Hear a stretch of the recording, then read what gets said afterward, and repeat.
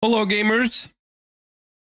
What's up on this wonderful Thursday morning, evening, afternoon, depending on where you're watching at or watching from? Yeah, we're checking it out today. It's been a couple of weeks. It's been a couple of weeks, and I have no idea how this is gonna go today. But we are. I did say a few weeks ago. I said when Mitsurugi's coming out, I'm gonna check out Master Duel because I'm a fan of Mitsurugi. So yeah, I mean we're taking a little look, and I guess the I know don't get me wrong. I know people are able to do a lot of very crazy stuff with Mitsurugi and Master Duel, which maybe we have to go up against. But that's not what I'm gonna do. I'm just gonna be playing pure Mitsurugi. I'm telling you. I'm telling you that much. I'm just gonna be playing Mitsurugi how it's supposed to be played, and you can't make me play it in another way. Even though it might be stronger than that, but yeah, we're gonna be playing ethical Mitsurugi today. But yeah, Dragon Rulers are out too. Dragon Rulers are out too. And I'm excited to eventually like maybe build my Genesis Dragon Ruler deck in Master Duel and then maybe play some Genesis in Master Duel. But to be honest with you, I'm planning to do some Genesis on the stream too as well. But I'm questioning whether Master Duel is the best place to play Genesis, even though I know you can emulate it to an extent on Master Duel, but it doesn't have all the newest cards. It's not the same card pool. And so I'm thinking, like, for Genesis, I should probably just do remote duels on stream, which I'm currently thinking about setting up for this upcoming Sunday. Maybe. So yeah, I don't know. I like, look, that's the thing with these kind of archetypes getting like their support super late in Master Duel, right? Like, I already know that at a competitive level, the deck is basically unplayable, right? Like Dragon Rulers. So because it's been out in the OCG forever, it's been out in the TCG forever, and in neither of those formats has it been able to do basically anything, which is discouraging when it comes to Master Duel, like half a year later or whatever, and then you already know it's basically doomed. It was the same with Necros, pretty much. But yeah, okay. Let's warm up real quick, and then we will check. Yes, I know there's new cards as well. We're gonna look at the new cards, and then we are going to take a look at Mitsurugi and Master Duel. But of course, we are going to be playing ethical Mitsurugi and not some crazy combo slop. All right, let us begin.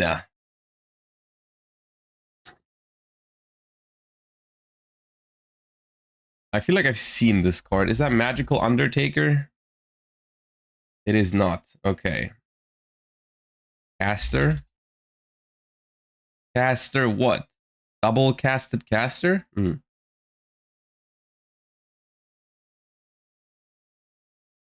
Kisai Tai?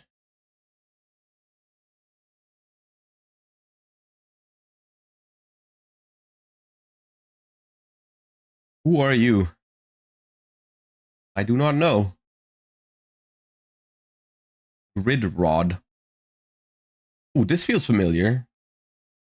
Dude.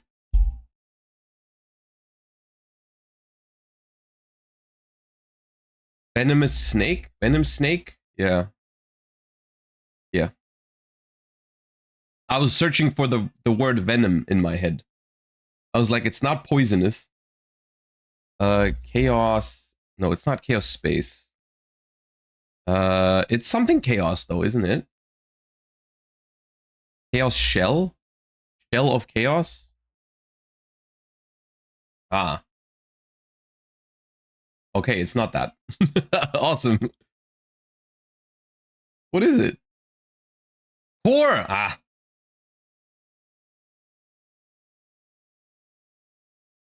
Josh looks shiny today. Yeah, there's it's a sunny day today.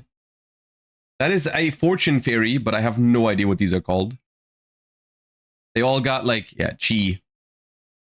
There's like chi and we and whatever. I don't know. That's one of the Numeron gates, isn't it? Numeron gate. Where's the number? I can't tell the which gate. C1, 4. Someone said 4. 4. Castle walls. No. Wait, I didn't click it. Oh, okay. I thought I was wrong, but I just didn't click it properly. This is a photon exceed monster, I think. Soul flare.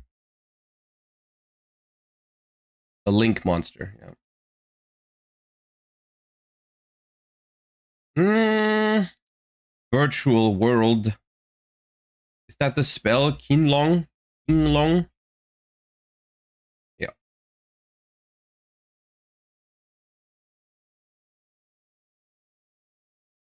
This is Ninja Grandmaster.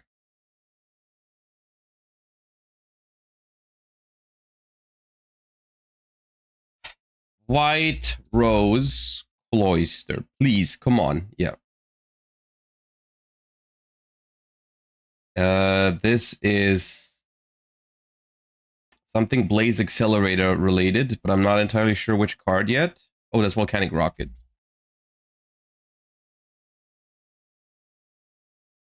Volcanic Rocket is such a cool card, man.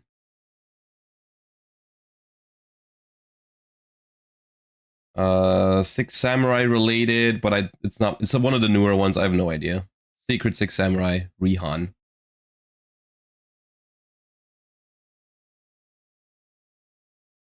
That is Slumber, I think.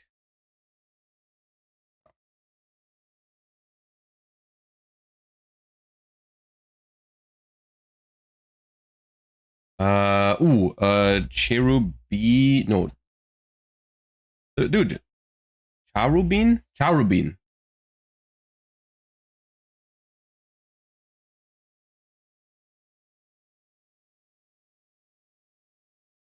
It could be Nightmare Shark. If it's not Nightmare Shark, I'm out of ideas.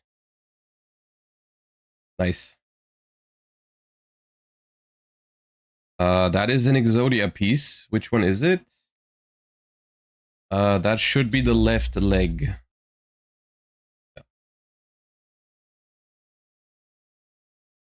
Oh god, Flower Cardian. No, not the Flower Cardian. Flower Cardian, something with Crane. Flower Cardian, Pine with Crane. Nice.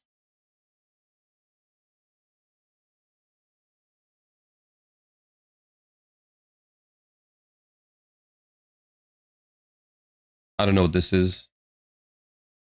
Pendulum Reborn.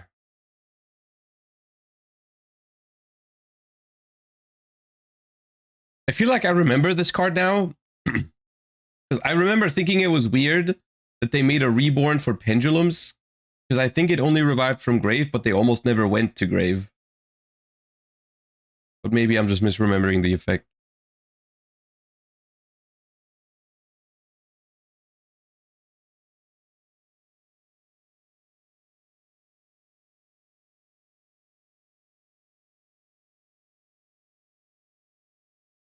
That is a Phantom Knight sword.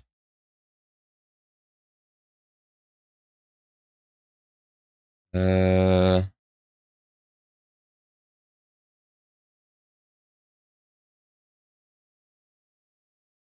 don't find it.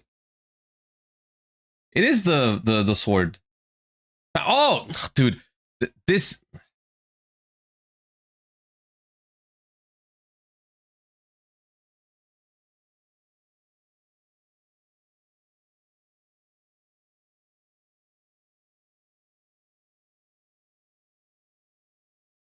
Bulldoze.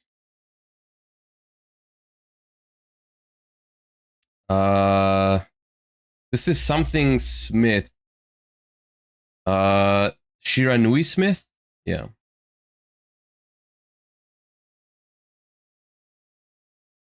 Who are you? I feel like I've seen this. It's rocket, right? It is a rocket. Oral cooling. That's a spell. Okay. Okay, this is more gusto. Is it a Winda? Could be this. No.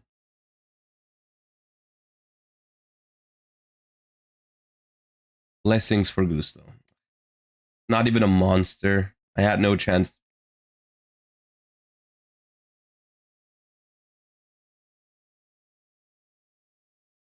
It's a rough sequence. The last 2 minutes have been pretty bad. Before then, we were doing fine, but right now, this is Lumirage, I think.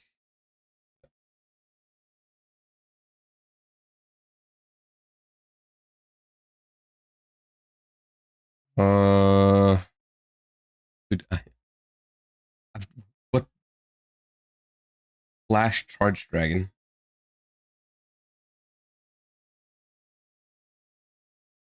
This is mass change. Is he mass change 1 or 2? 1. What's mass change 2 look like? I forgot.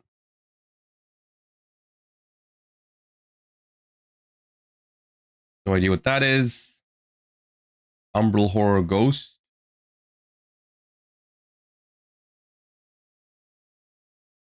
This could be Armored Bitron.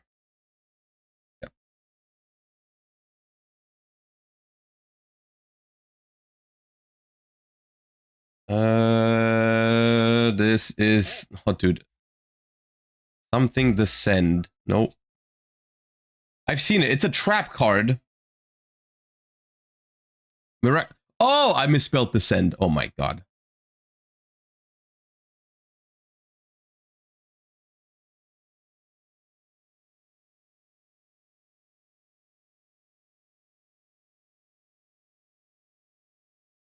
That's Parshath.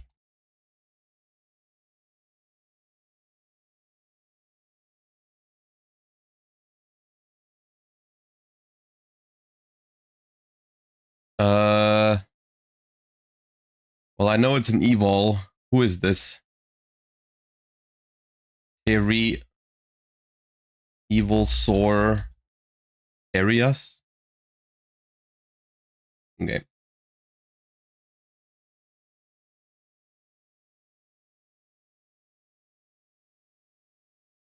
We had that. It's Gladiator Rejection. Yeah, that was like a few weeks ago. We had that one. I remember. That is heavy infantry.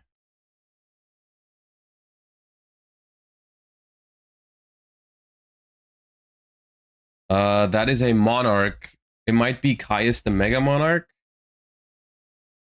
Or this is not Caius. This is it Caius? No, it's not Caius. No. Erebus. I don't think it's Erebus. No. It is a monarch though. Is it Angmarl or whatever it's called? Eh? Oh, it's Illusory Snatcher.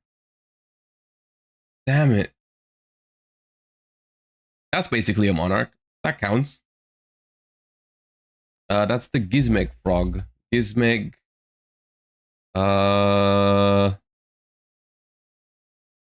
Gizmek. Aniguku?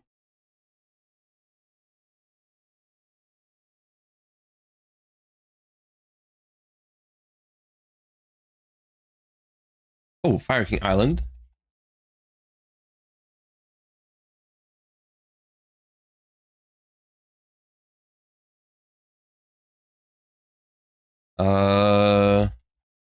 Wound defense? Yeah.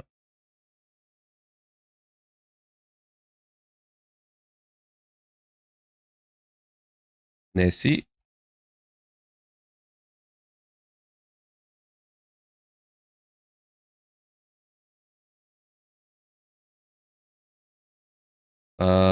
Is that no? It's not Fusion Destiny, is it? Oh, it is Fusion Destiny.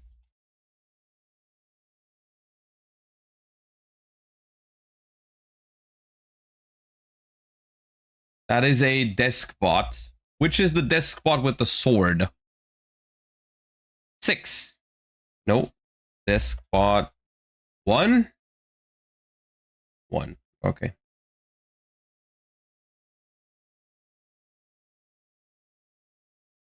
Looking virtual worldy again over here. But oh, it's Qinlong again. Just from a different angle. That is Cyber Phoenix. I love that card.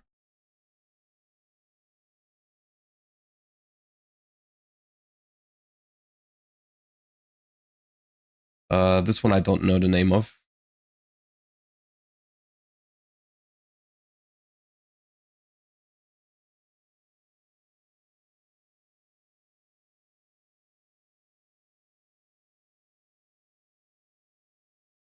I don't know what that's called. Gift of Greed.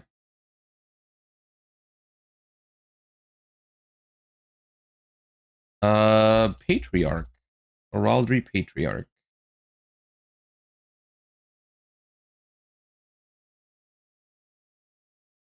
Ritual Beast. Ambush? No, Steeds. Ambush is the one that summons, is the one that pops.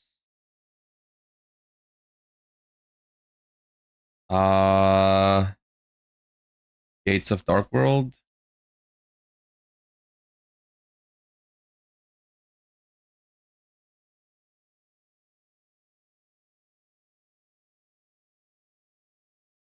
No idea. Gazer Shark.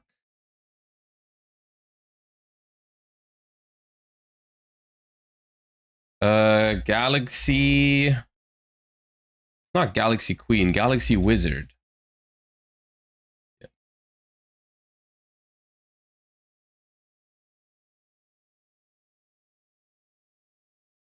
Dragon Maid.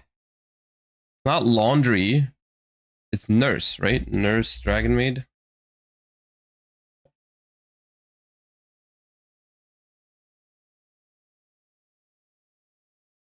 Grandmarg.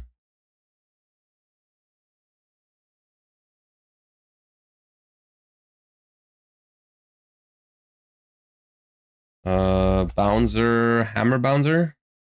No, it's a Bouncer though. Bouncer, Phantom Bouncer. Yep. Come on, for 800. What is this? Oh, big welcome. Easy. 801. My job is done. We are not washed today. That was close though. That was close. Woo. Hey Josh, really enjoyed your talk videos. Didn't expect they would force everyone to make a statement about the current state of the game though.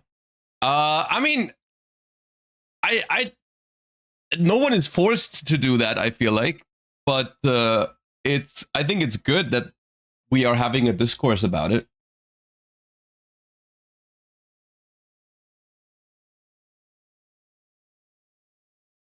Okay, we are looking for a non-dark, high-level monster but low stats. High level but low stats and newer than 2015. High level but low stats. A Time Lord? It could be a Time Lord. My first thought was raw sphere mode, but with raw sphere mode, we're not really checking for the most important attributes because we're just looking for divine. So I'm thinking, yeah, let's do a Time Lord. Let's do which one is Earth? Metaion is fire, right? Metaion is fire. Zaphion is water. What's the Earth Time Lord called? Because I want to check for Earth or Light. Is there a Light Time Lord? Sphere mode is also 20. Sphere mode is 2015?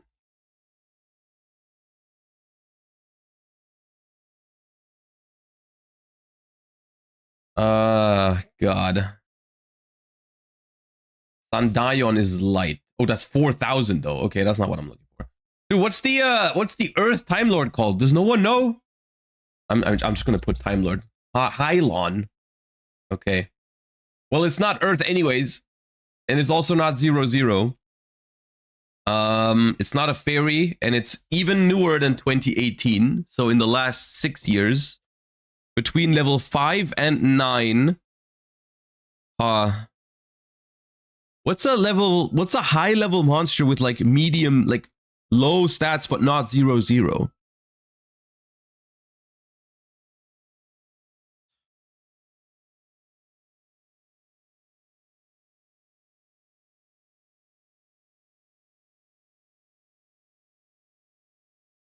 Artifacts? Is there an artifact with these stats? I feel like artifacts all have like decent defense for the most part, because it's both lower than 1500. Most artifacts have like one or the other stat. Yeah.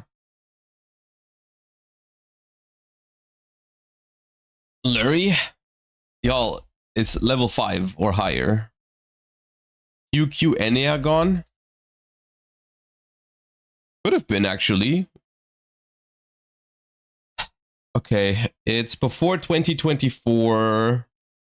It is lower than level 9, more than 900 attack, less than 900 defense. Ugh. I have a feeling this is a very, like, unknown card. I don't know. Ice Jade? Ice Jade?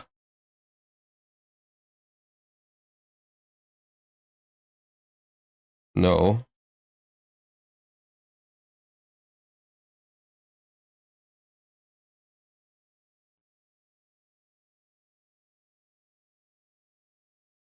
Flower Guardian? Wait, what year is it? No, it's not a Flower Guardian. Those are like ancient at this point. Nemlaria? No, they're all big. Level 5 Marincess? Sleepy Maiden? No. Gamers, it is over 900 attack, less than 900 defense, okay? Higher than level 4, lower than level 9. And the year is 2019 to 2023. Engraver, probably. Y'all. Engraver fits not the attack, not the defense, and not the year. So no, it is not Engraver, probably. Crystal Shark? Alright, Crystal Shark was it. I would have never guessed that, I'm not gonna lie. I have no idea. The shark territory is not my territory.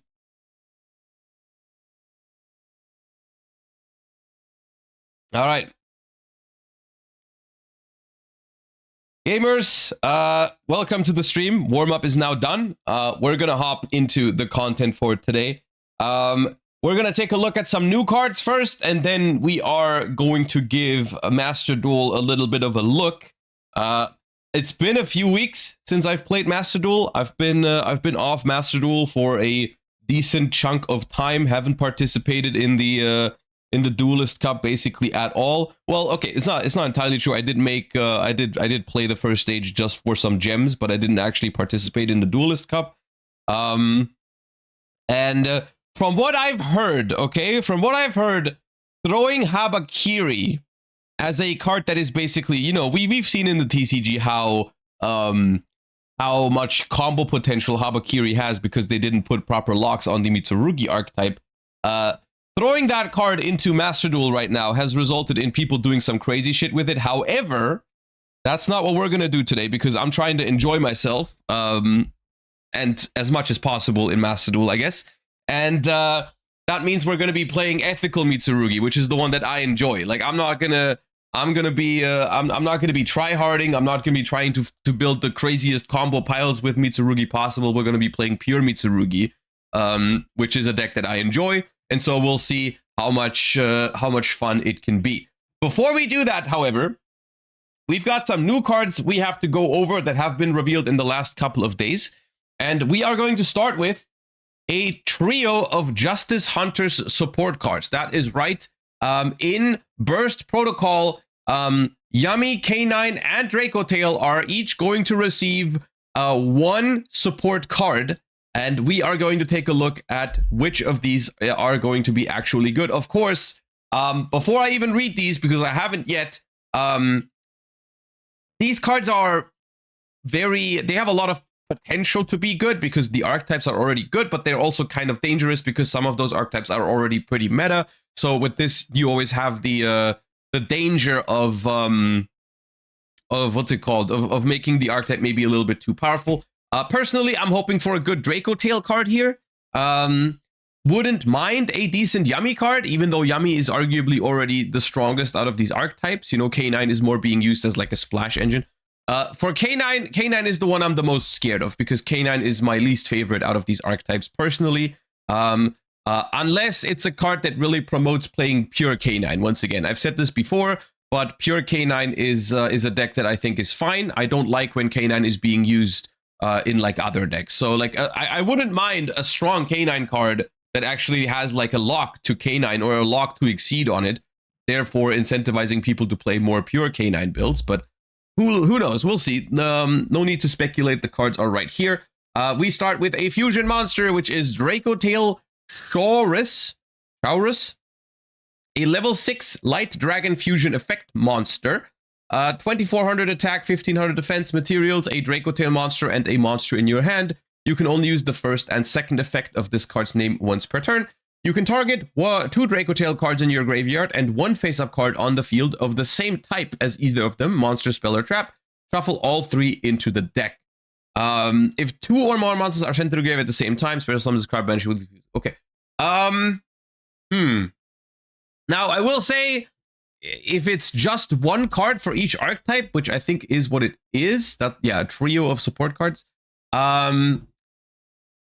it's not what I was hoping for Dracotail. I think what Dracotail really wanted would have been another spell card, to be honest with you, especially looking at it from the OCG perspective, where they limited K2 Dracotail. Another spell card would have been amazing for Dracotail. And I think something else that would have been really interesting, actually, that I would like to see eventually is a quick play spell for Dracotail. I think a quick play spell would be very interesting for the archetype because it would kind of get around the problem. Like, Dracotail has only 2 good spell cards, which means that on your own turn, your Dracotail effects only have limited impact. And if you give them more spell cards, then all of a sudden the deck might become way too broken and the ceiling might become way too high. But the problem with more trap cards is that they are painfully slow and bad when you draw them. A quick play spell, I think, would be a pretty elegant solution to this, because if you draw it, you can actually use it even when you're going second. But if you set it off of a Dracotail effect, it's still slow and doesn't increase your ceiling in that fashion. So I would be a fan of a Dracotail quick spell. Unfortunately, we get another fusion monster here, which isn't terrible. It solves one problem for Dracotail here, which is the fact that it gives you recycling on something that isn't a trap, which is good, right? Like we have a way to shuffle back a trap card after we've been ghost spelled or ash blossomed on one of them, which obviously helps the deck. I think in some ways this is also kind of boring. Now hear me out. I actually believe that certain Yu-Gi-Oh decks, I think it's fun when they have a certain weakness. Like, for example, again, playing against Dracotail, I thought it was fun that sometimes it was a realistic win condition to outgrind them by negating one of their trap cards to stop them from shuffling back the other trap card, and then you can, what's it called? You can outgrind them in that fashion because they are out of trap cards that recycle each other, right? And this is basically just printing a card that completely invalidates that strategy. You know what I mean? So now Dracotail has infinite recycling no matter what you do to it, basically, which I think is, I mean, good, but I also think it's kind of weird to take away that weakness. It's kind of when they print Marshmallow Yummy, which basically eliminates a weakness from Yummy by giving them a free extender, even when they have no monster on the board, or when they make Star Ryziel, which is taking away the one weakness that Ryziel had, which was the choke point on Duo Drive. And I personally think these kind of weaknesses are what makes certain decks interesting. And when you print a card that patches the only real weakness that a deck has, I think it, from my perspective, sometimes it makes the dynamics in the game less interesting. But it's a solid card. I'm not going to complain about this card because it's not super powerful. It basically just gives the deck infinite recursion, which is something that, let's be real, Draco Tail was already a pretty good grind game deck. So just making the deck even better at grinding is not necessarily like terrible for like the game or anything like that. So it's okay. Also, it's very easy for this to recycle trap cards because all you have to do is like target one monster and one trap. And then you shuffle a monster back from your opponent's field and you get the recycling on the trap card for free, basically. Yeah, it's decent, but it's not like crazy. I don't know if level 6 is something that Draco Tail can work with. I think none of the Draco Tails are level 6, so you can't really be setting up rank 6 plays that way. Having a third fusion in rotation, I guess, could be nice, because it makes it harder to kill Draco Tail when they have 3 fusions that can come back out of the grave. Oh, Urgula is level 6, really? I thought it was 7 for some reason. Okay, Urgula is 6. Okay, but how often do you have an Urgula on your board? I guess not very often. But I guess you could now. Maybe there's some rank 6 potential here. Oh, Pan is 7, Urgula is 6. Okay, I thought they had the same level for whatever reason, but okay. Yeah, okay. Draco Tail card is fine, I guess, especially in the OCG because they have recycling for K2 now, easier recycling for K2, which is okay. But nothing too crazy. But that's okay. I think Draco Tail is already in a pretty fine spot power level wise. It's okay. K9 EX Ripper. All right, more Rippers. Let's go. Rank 9 Wind Beast. Materials, 2 level 9 monsters. You can only use the first and third effect of this card's name each once per turn. If this card is special summoned by a K9 spell or trap effect, you can target up to 2 cards in your opponent's grave and or banishment. Shuffle them into the deck. If this card attacks a defense position monster, inflict piercing battle damage. When your opponent activates a monster effect, quick effect, you can detach 2 materials from this card, negate that effect, then destroy all cards on the field. Oh my god. Okay. You can only use the first... So, what you're telling me is that the entire sequence of summoning Ripper, and then searching for forced release, and then negating a hand trap or other monster effect with Ripper, and then ranking it up into Werewolf was not good enough yet. We need another option. And I understand that this is not always better than Werewolf because it destroys all cards on the field. So not only your opponent's cards, but also your own cards. So basically resetting everything. But still, man, monster effect negate and then wipe everything. It seems also like a very good card for going second sometimes because you put this onto the field somehow. And then it's very hard for your opponent to do anything without losing their entire board. So I don't know. I'm definitely biased here because I'm like I said earlier, I don't like K9. However, I'm not sure how much this is going to be used by K9 hybrid decks, which I guess is what I wanted. Like, I feel like this is something that you would... I don't know if it's not always better than Werewolf, and some of the hybrid versions of K9 decks, they don't always play Forced Release. If you don't play Forced Release, you probably won't play this in any K9 hybrids. And if you play pure K9, then I guess I think it's fine for you to have this card. It is a generic rank 9, which is worth mentioning. You don't get the first effect, but you do get this effect on a generic rank 9. It is wind, so you can make it in You can make it in Radiant Typhoon, I guess. They have level 9 monsters. I've been looking into that for Genesis format, and I've been looking for rank 9 wind monsters because you are locked into wind sometimes in Radiant Typhoon. Okay, if I'm looking at this through the lens of a generic card, if they make a generic rank 9 monster that says when a monster effect is activated, detach to, negate, then destroy all cards on the field, would that be, is that, I mean, it's good. Am I a fan of that design? Because normally I hate,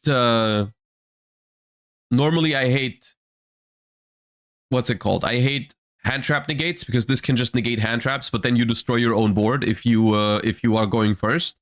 So it's not actually useful as a hand trap negate, right? And it's also not as good of an endboard piece for most decks because it's an endboard piece that destroys your own board, right? This is not at all comparable with Varudras because Varudras does not destroy your own board, right? So in that sense, yes, I think it is more interesting than Varudras for sure. I guess we'll see how this plays out. I'm willing to give this one a chance and not call it badly designed from the start. I think this one's maybe fine. It gives K9 access to Harpy's Featherstorm. No, it's not a winged beast. It is a wind beast, but not a wind-winged beast. This does not enable Featherstorm.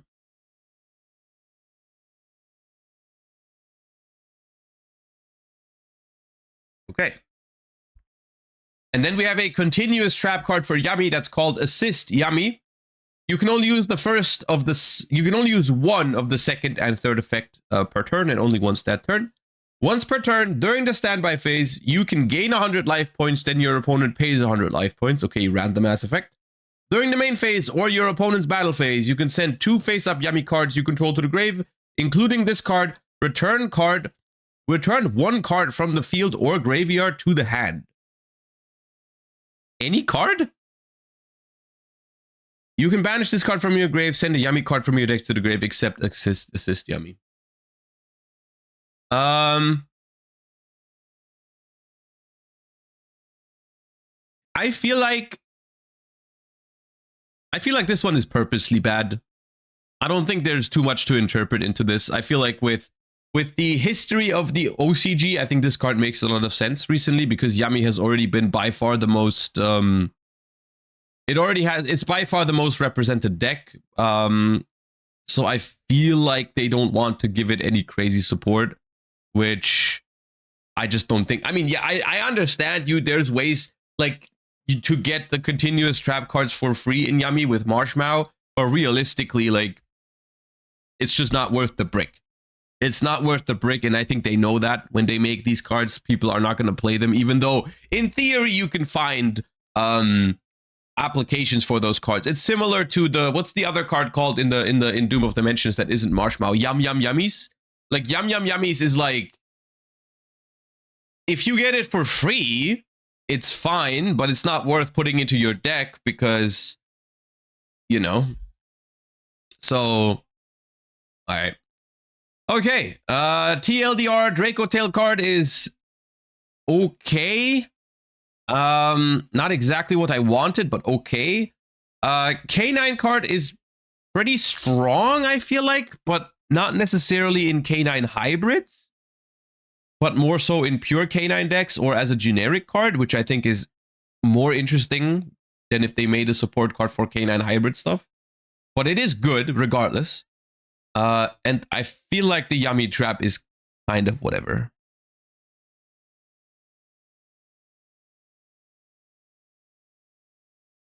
All right. I'll be right back. Quick toilet break.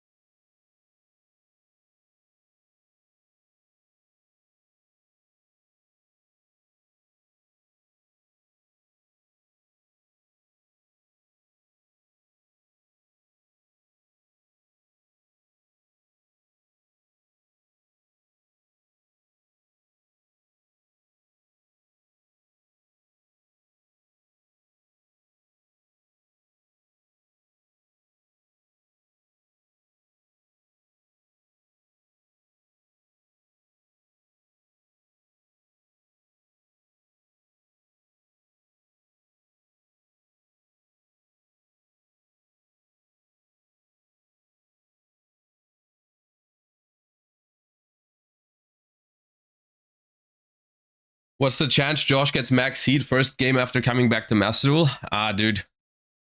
Stay tuned and find out. I think the odds are pretty high.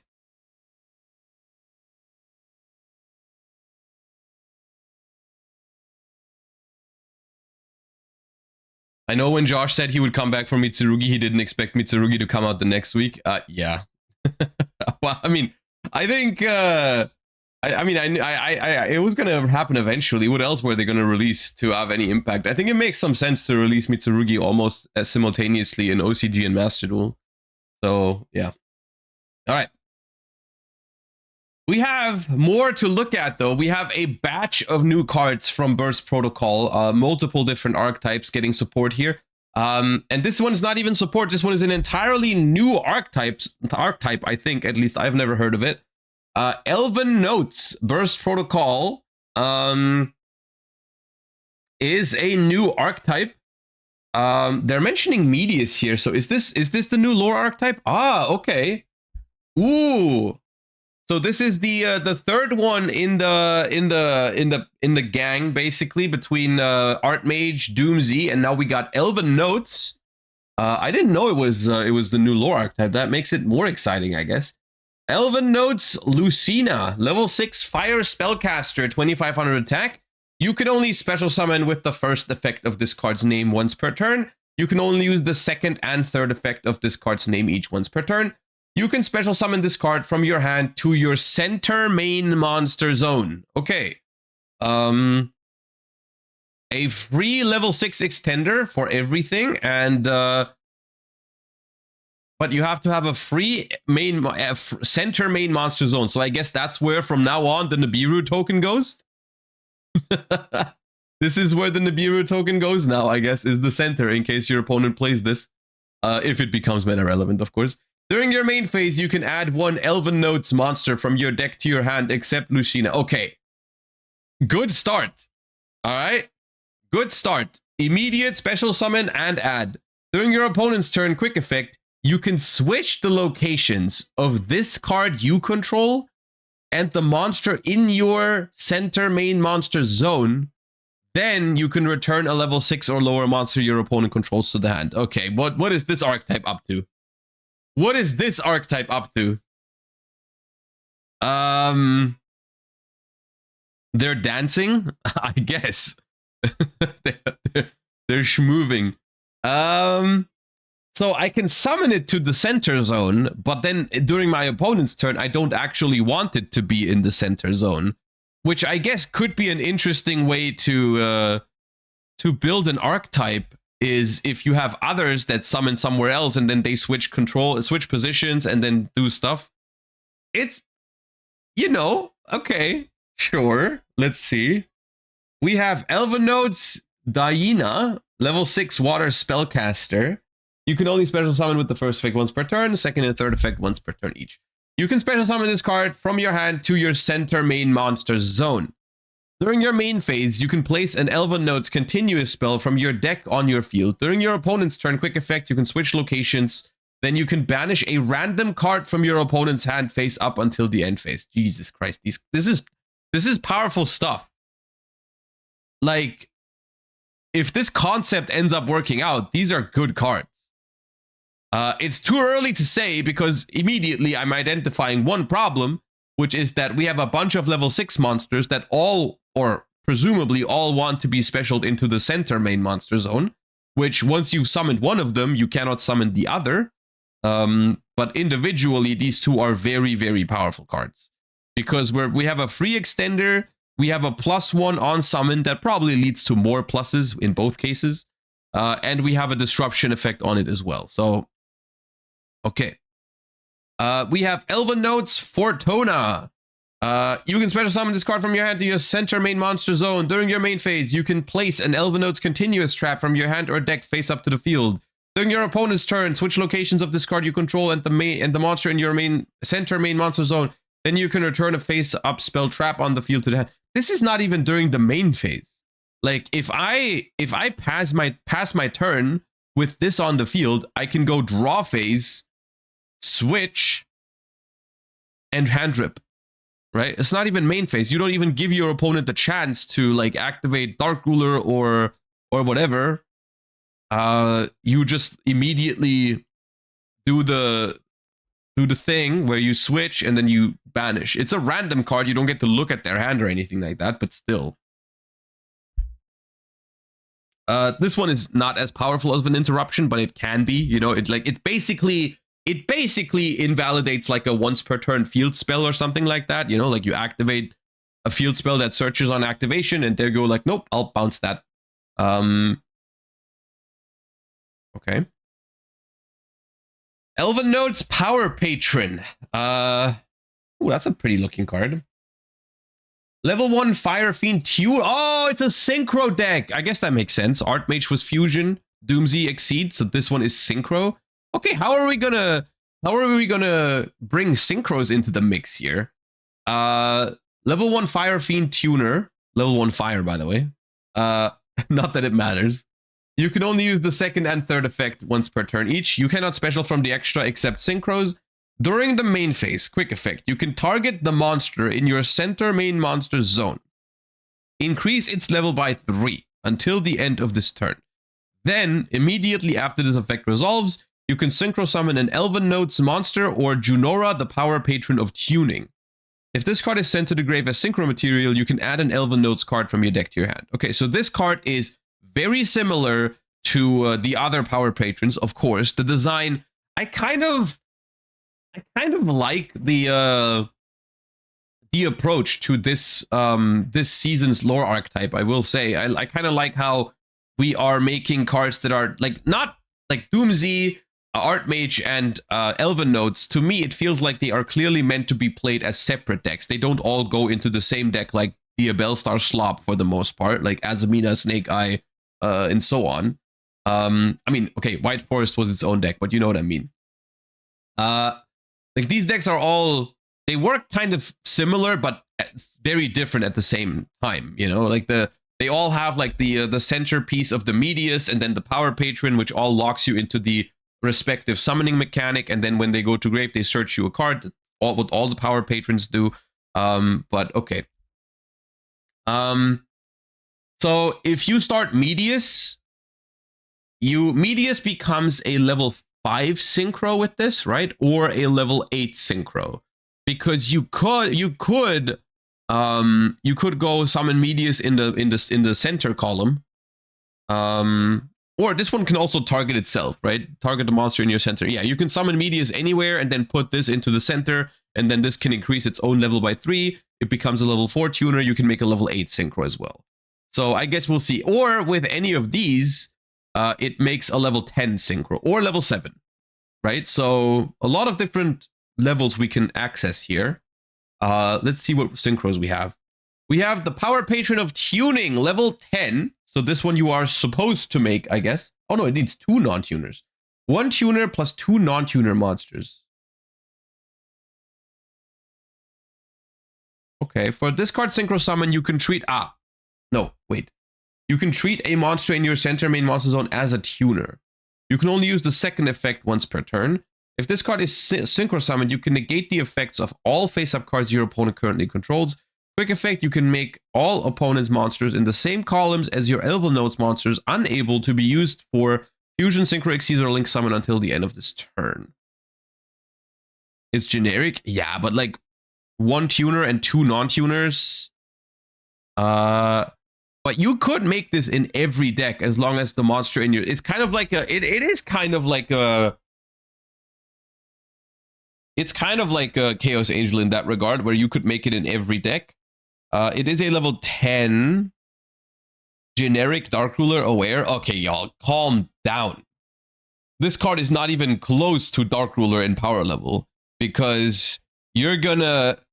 It's like a Dark Ruler that you can respond to, and that your opponent has to wait for you to put 3 monsters onto the board that equal level 10. And then you can negate their monsters, which, let me tell you, you're not going to get that far. Dark Ruler is good because you start with Dark Ruler and they can't do shit about it. That's what it's good. We can quick summon it with the Power Patron. Yeah, but it's one of those interactions where...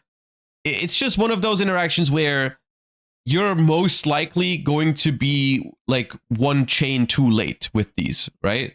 Like, yes, you can summon it on the opponent's turn, but not in response to something that you want to negate, because you're gonna have to chain your effect to synchro summon, then their thing is gonna resolve, then you're gonna summon this, and then you're gonna negate, which sometimes is gonna work out fine, but it's not easy and broken. This is like fine.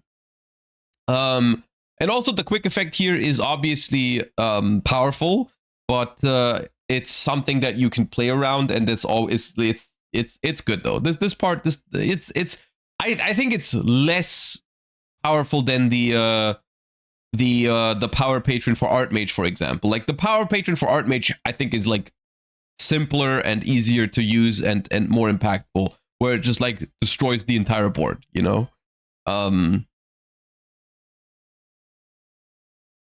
Yeah, it's like detonator detaching aggregator to negate something. It's like sometimes it works out in your favor, but usually it's pretty hard to use.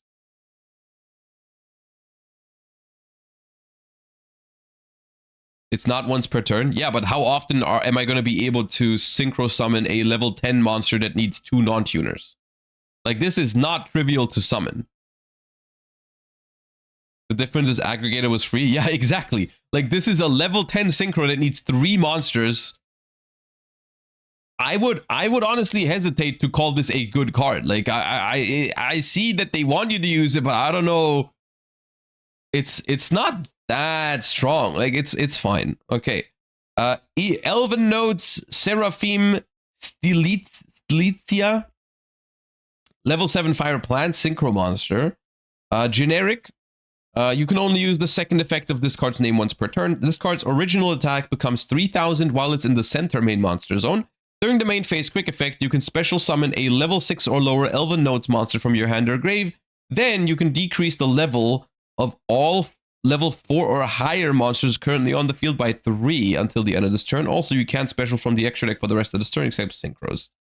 Okay. During the main phase quick effect, special level 6 or lower Elvennotes from your hand or grave. Okay.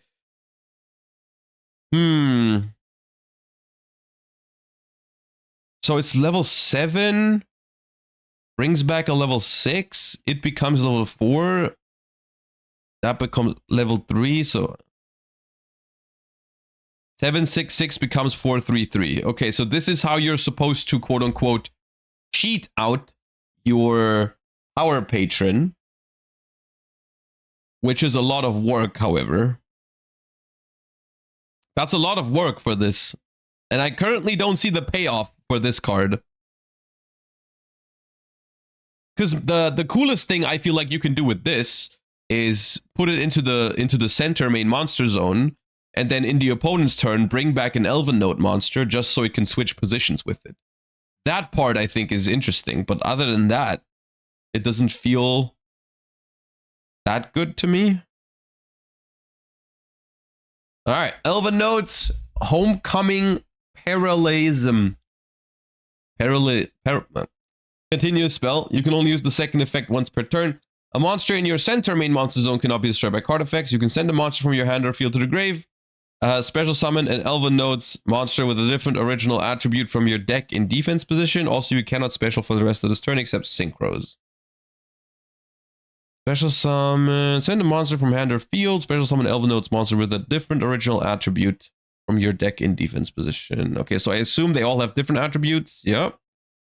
So that helps you summon Elvennotes from your deck in a different zone so that they can swap, right?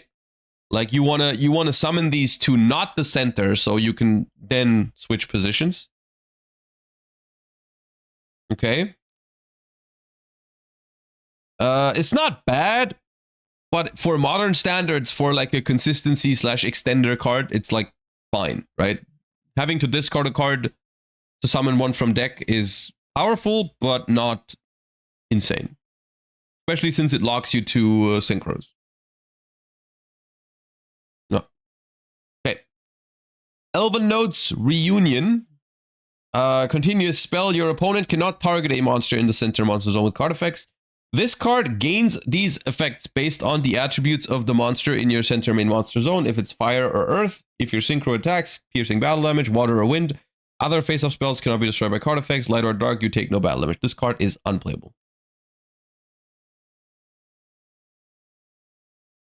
This card does nothing.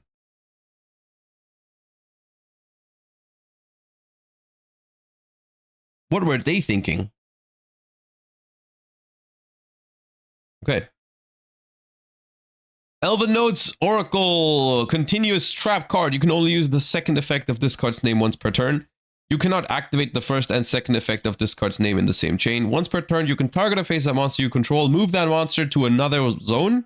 When your opponent activates a spell trap, if you control 3 or more Elvennotes monsters, you can negate that effect. Then if you control a synchro monster, you can destroy that card.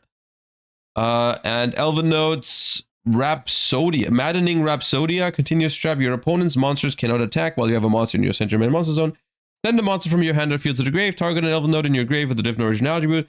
Spell summon it. Then if you control a synchro monster, you can negate the effects of one face-up card your opponent controls until the end of this turn. This is good. Because it can negate spell cards. Like, that's a powerful trap effect. Giving you back an Elvennotes monster in the process. You do have to control a synchro monster for that turn. Yeah. Oh, there's more support for the other archetypes here too. Okay, before I read those, Elvennotes.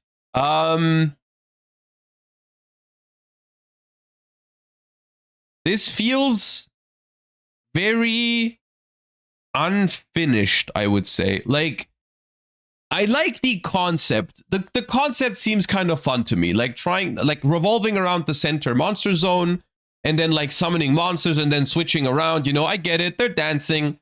That's kind of like a cool idea, but it doesn't feel fully fleshed out. And I also don't really see how the synchros play a role here, because what I'm seeing here is that everything revolves around trying to get the main deck monsters onto the field. I personally see no reason to turn these main deck monsters into this thing. I currently just don't see an incentive to summon this card. Why would I send 3 monsters from my field to the graveyard just to do this? And then once this is on the field, all of my other things basically don't really work anymore, right? Like, I want to have 3 Elvennotes monsters to use my trap card to negate a spell trap, and so on and so forth. The idea is you use the main monsters and then power patron when they're spent. Yeah, I guess. Yeah, maybe they wanted them to have like one more play after you've done all your dancing, you know?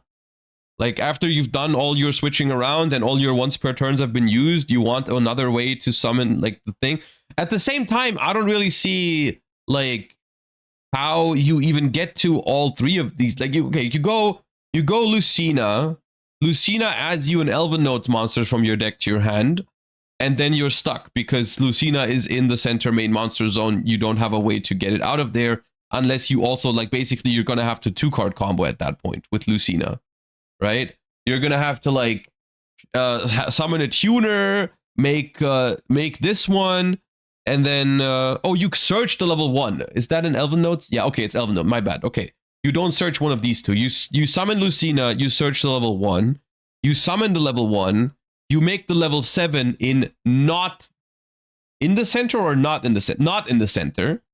Then your power patron searches you this one. Okay, no, this does get you to all 3 names. Yeah, it does get you to all 3 names. It does, because this one brings back the one that you use for it. This one would, in this case, bring back the fire one.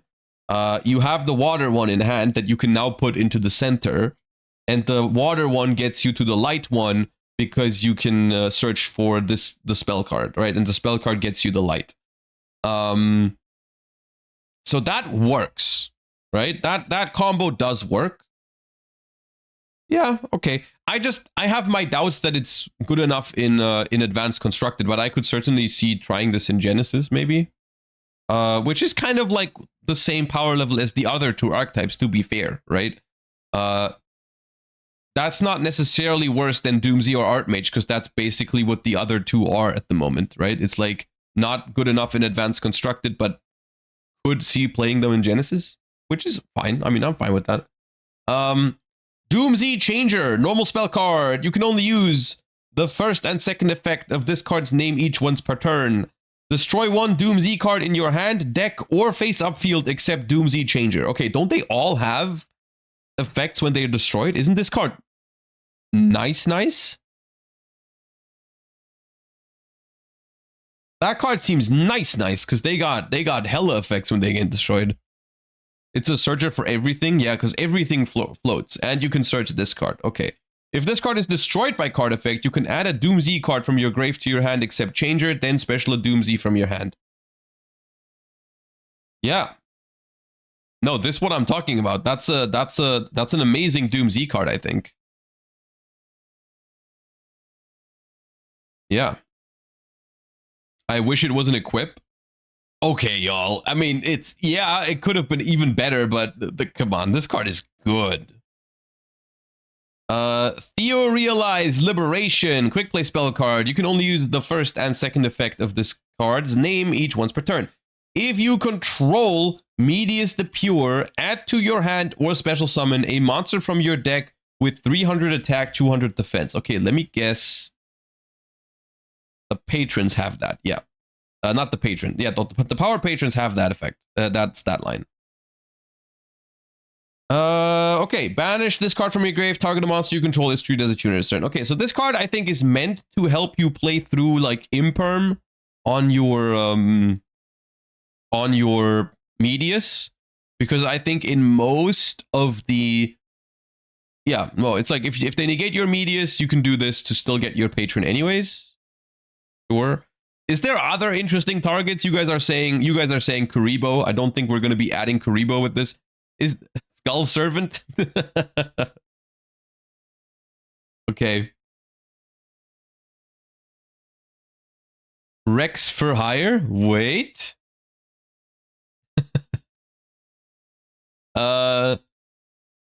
This card seems awkward to me, and I'll tell you why. Because I feel like the only purpose of this card is to extend through a hand trap when your Medius gets interrupted. But when I draw this card with Medius, and then my Medius doesn't get interrupted, this card seems kind of mediocre to me. Right? Like, and that is, to be fair, that is a trend with the Theo Realize cards. Most of them have been kind of mediocre, I feel like.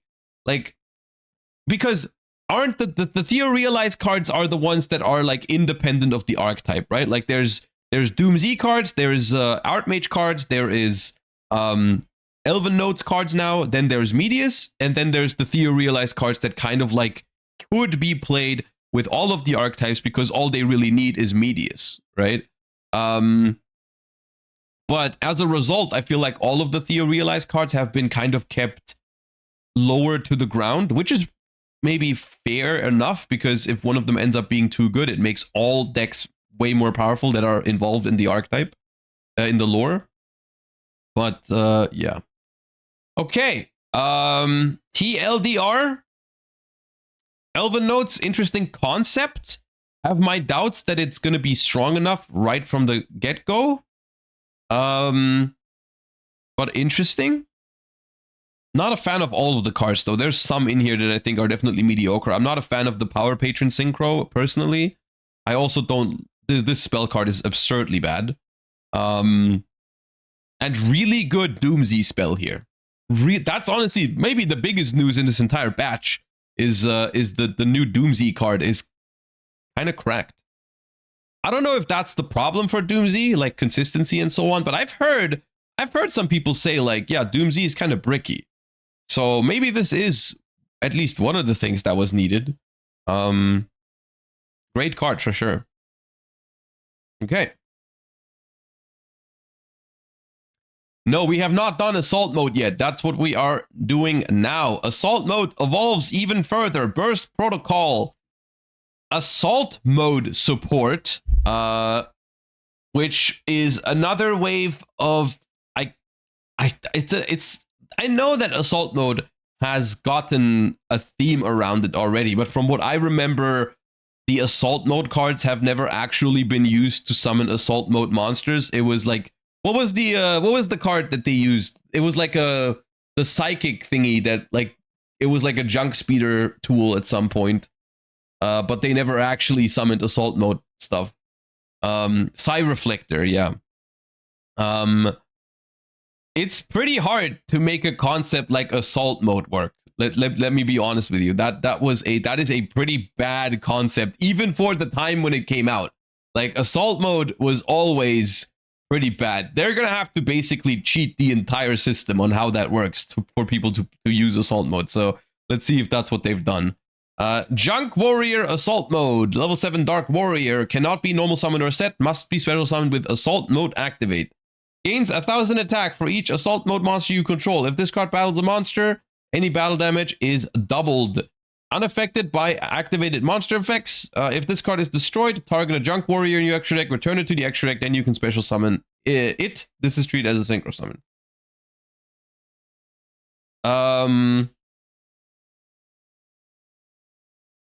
They've achieved something truly magical here, because they've printed an assault mode monster in 2025 that is worse than the assault mode monsters they've printed in 2009 or whenever it was. Which is impressive. Yeah, no, I'm not going to be playing that card, thank you. Unless, literally, I'm going to be saying that, and then the next card says, like, if you control Junk Warrior Assault Mode, inflict 16,000 damage to your opponent. But nah, this card is ass. Jesus Christ. Crimson Blader Assault Mode. Okay, hold up. Level 10 Fire Warrior. Cannot be normal summoned or set. Must be special summoned with Assault Mode activate. You can only use the first effect once per turn. You can reveal this card in your hand, add an Assault Mode activate, or one card that mentions it from your deck to your hand, then shuffle this card into the deck. Okay, now we're talking. That's a good effect. Your opponent cannot activate the effects of level 5 or higher monsters special summoned from the extra deck. Alright, Floodgate. Awesome. If this card is destroyed, you can special a Crimson Blader from your graveyard. Okay, yeah, no, it's in. Why does this one not have this? Because one of the core problems of all of the assault mode monsters used to be, at least the ones in the extra deck, in the main deck, I mean, they're all main deck monsters, aren't they? The assault modes. I don't think there's extra deck ones. The problem is always that they are absolute bricks when you draw them. So the ability to put them back is good. Why does this one not have that? Anyways. Even though this is a floodgate and that's cringe, I don't know how good this is. Like, it's just a big, I mean, it's a searcher basically, but I don't even know how often you want to summon it. But okay. Assault Lich. Level 4 Dark Zombie Tuner. You can only use the first and third effect once per turn. If this card is normal or special, you can special summon a monster that mentions Assault Mode activate, or a level 4 or lower zombie from your grave. Oh, from your grave. If this card you control will be used as synchro material, you can treat it as a non-tuner. If this card is sent to the grave as synchro material, you can add Assault Slash or Assault Counter from your deck to your hand. Are these new cards or old cards? Are these later down the line, or do I have to look them up now? They're old cards? Okay. Assault Slash. That's a bad sign, by the way. Oh, God. Oh, God. It's a trap card from Crimson Crisis.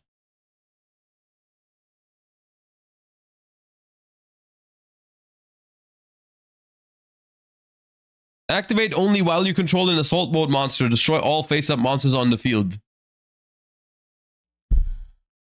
Assault Counter.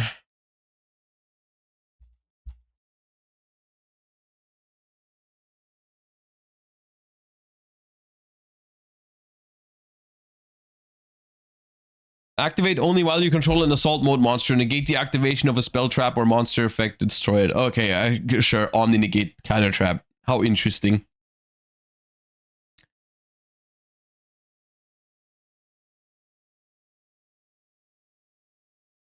All right. Nightwing Priestess. A level 8 wind spellcaster.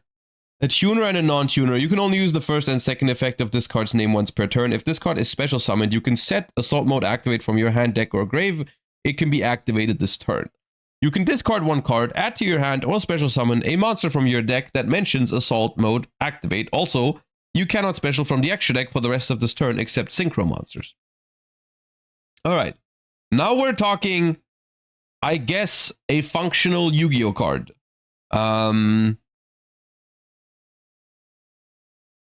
You know, I guess that's fine. That's a good card, isn't it? That's a good card. So, okay, sure. That's a good. It is generic, so you can basically turn any synchro combo slop deck into an assault mode slop deck, which I suppose is what it's always supposed to be.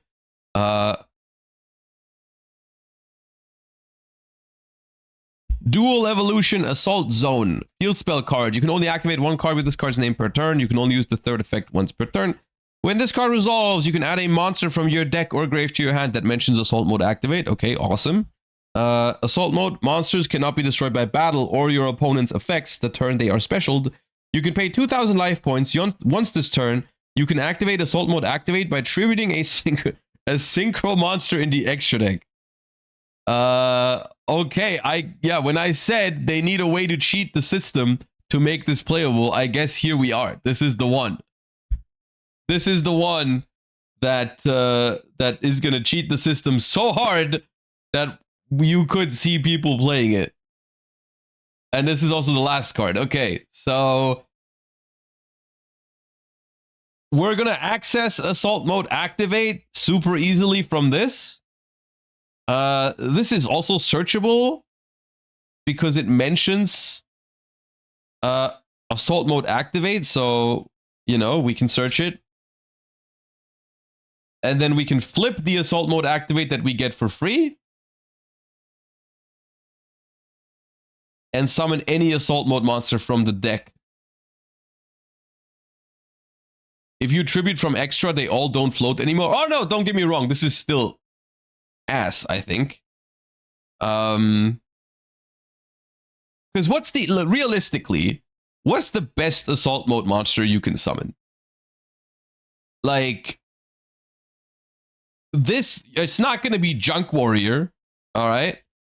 It's probably not Crimson Blader. Like, don't get me wrong, you play Crimson Blader Assault Mode because of the search effect, but this is not like the thing I want all my combos to lead to a monster that just gets SP Little Knighted.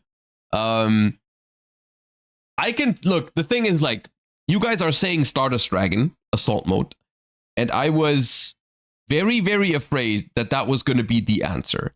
Because if the best thing we can do is summon Stardust Dragon Assault Mode, I'm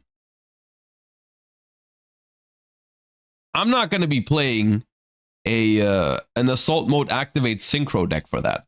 Because even though we have ways to search these cards, all of this is still bricks, you know? Assault Mode activate is still going to be a horrible draw. Stardust Dragon Assault Mode is still going to be a horrible draw. You're still going to have all of these problems that this deck always had. And I don't think you're getting a better combo deck than other combo decks in Yu-Gi-Oh! Here. This is not it, I don't think. Just don't draw the bad cards. That, yes, fair enough. Okay, I don't have anything to say to that. Yeah, just don't draw the bad cards, right?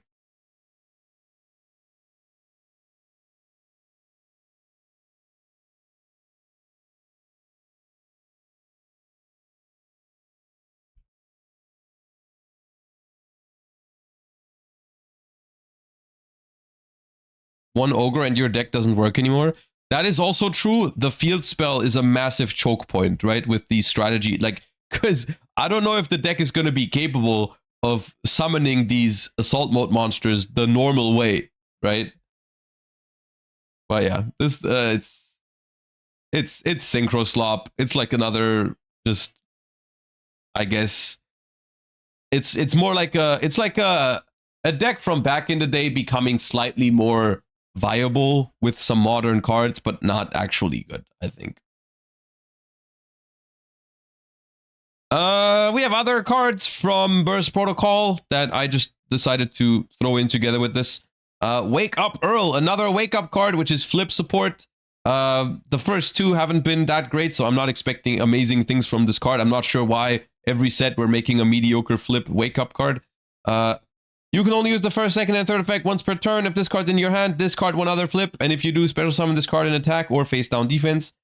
Flip, you can send face-up cards your opponent controls to the grave up to the number of flip monsters you control. During the end phase, target a flip in your grave, special summon it in face-down defense position.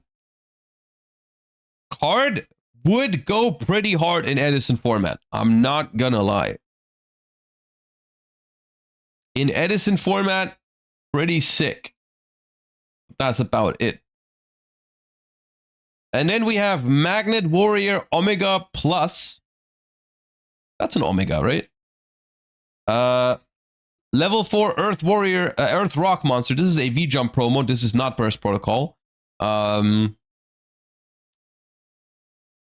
attack, 1900 defense. You can only use the first and second effect of this card's name each once per turn. If this card is in your hand or grave, destroy one other rock in your hand or face-up field. And if you do, special summon this card, but banish it when it leaves the field. Okay.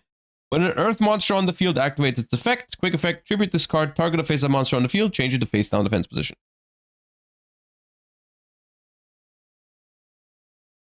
Is there...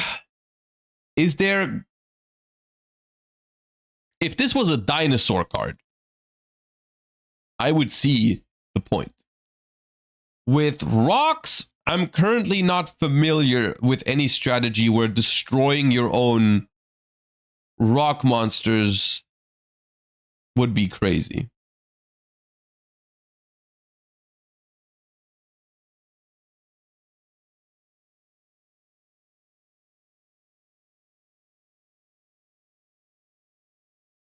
Someone said Morphing Jar support, which I think is very funny because technically it's true.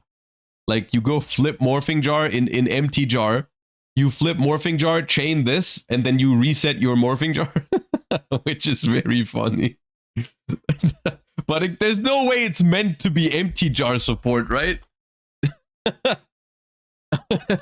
mean, but I guess it has synergy with all the jar flip monsters. But I don't know if that's it.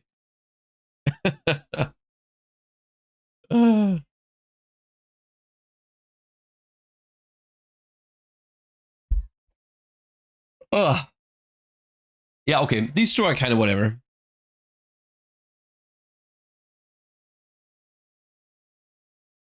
All right. And that's all the new cards. I have seen the Radiant Typhoon cards. Don't worry. I have seen the new Radiant Typhoons. We've looked at those last weekend, I believe. I'm afraid of what's going to happen now, chat. I'm afraid. Because I'm opening Master Duel right now. And it's been a while. It's been a while. How could you betray Farfa like that? Oh.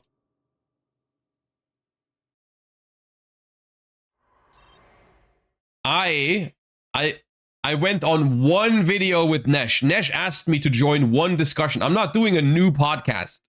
I didn't tell Farfa I don't have time for the podcast anymore and then started another podcast with Nesh. Okay, calm down. It was just Nesh asked me after I made my video on Monday. He asked me, "Do you want to go on a discussion with me to talk about things?" And I said, "Sure, why not?" And that's all that happened. That's all there is. Calm down. Ooh, I need to do some downloading. Now I've already logged in yesterday and I've already built the deck because I just want to play. I didn't want to do the pack opening and stuff on stream today, so we have more time to actually play.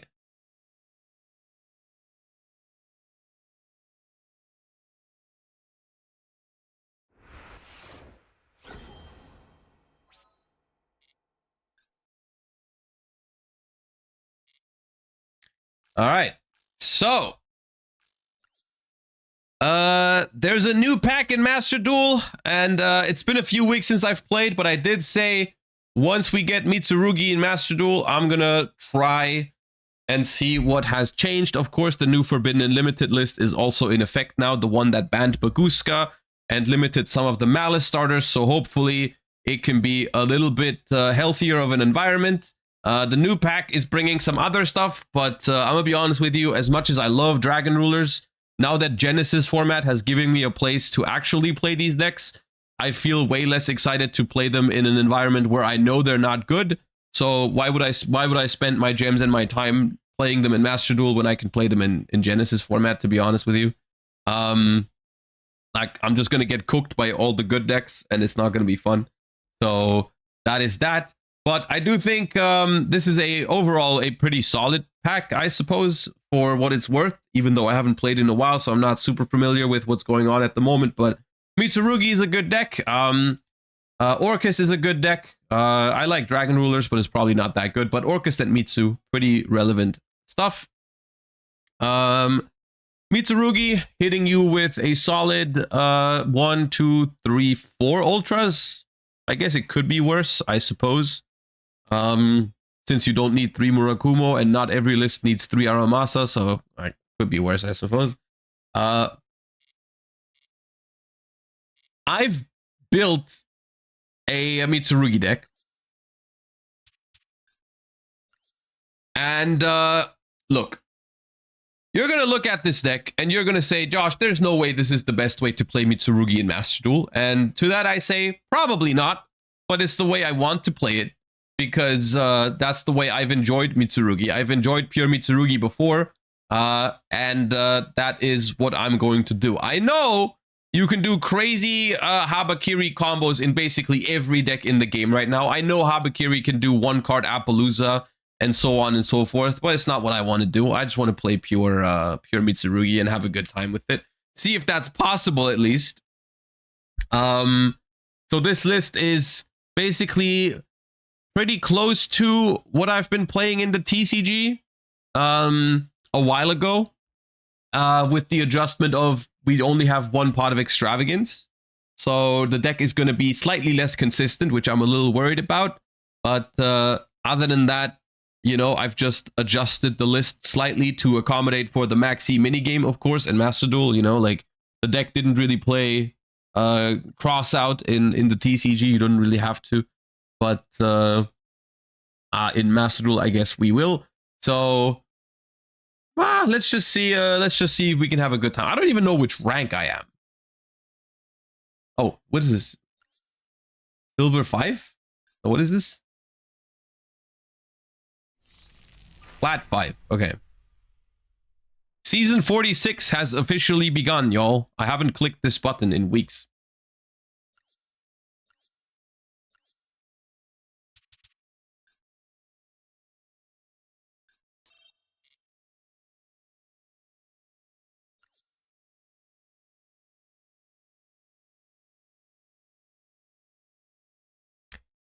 Alright, will I get max seed in my first game?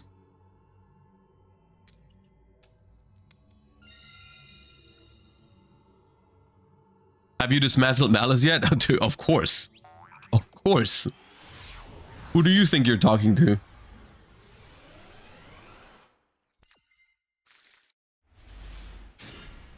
Okay, we have not bricked, even though the hand is not amazing.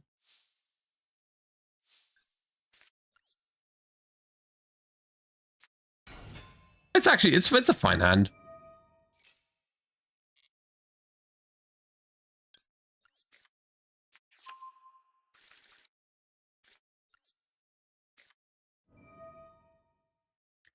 I'm gonna summon from hand.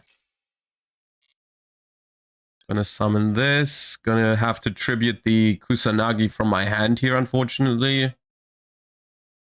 I mean, I don't have to tribute it. I guess I could tribute a ritual mod. No, I want to tribute it. Fine.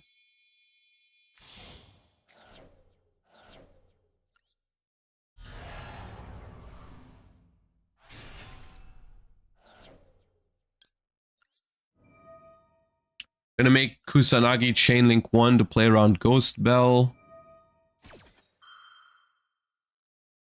Didn't get max seed. Awesome. Instead, I'm gonna max seed my opponent. Feels good, man. Gonna get Mitsu Ritual back to hand. Gonna make my Gallant Granite.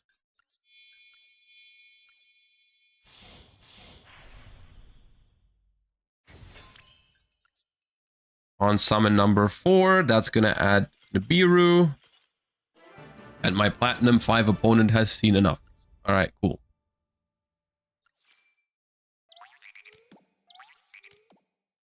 What were they playing?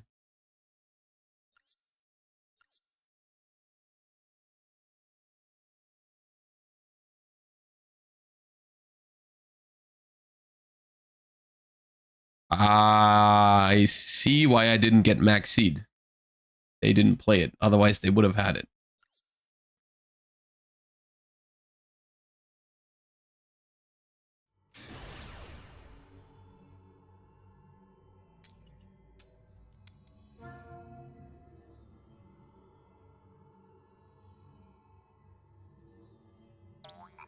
Ooh, someone blinding second here. I don't know what that means in Platinum 5.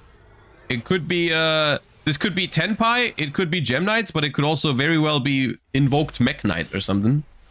Don't negate my pre-prep, please. It's my only play.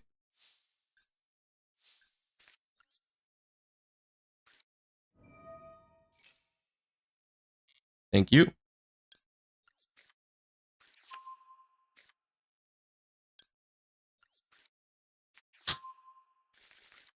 So here... Wow, I thought we were gonna get drolled. The Fuva is fine here.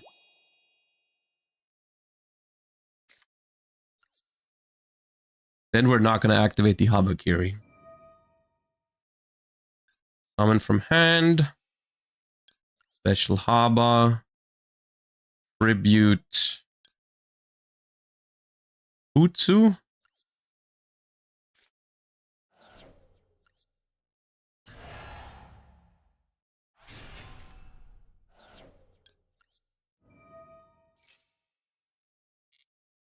Utsu is going to add, let me think, prayers.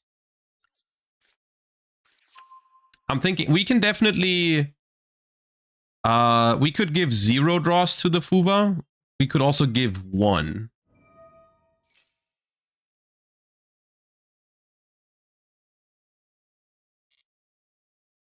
They have something else. Don't know what that is.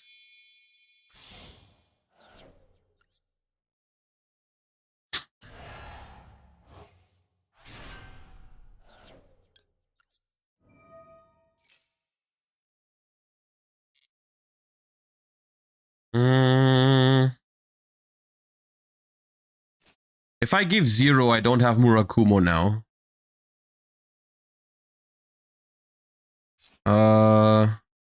Because if I add Magatama,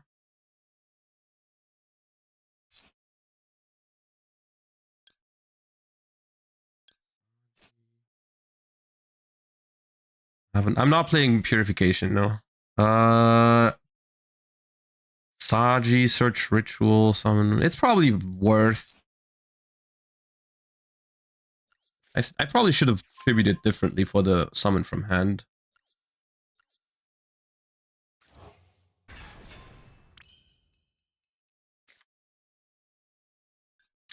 Prayers, Tribute, Saji, Search Aramasa.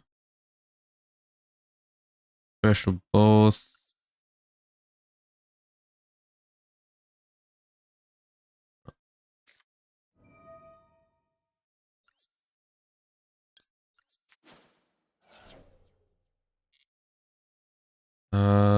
Both effects.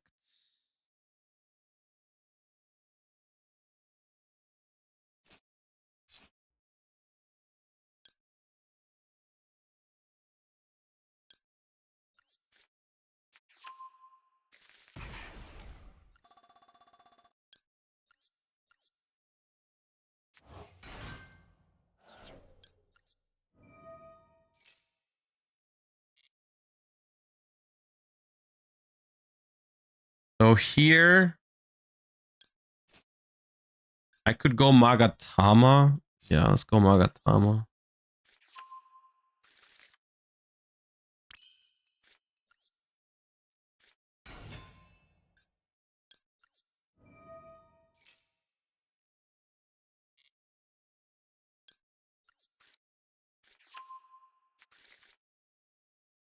This could have been done better, I'm pretty sure. I could have probably gotten...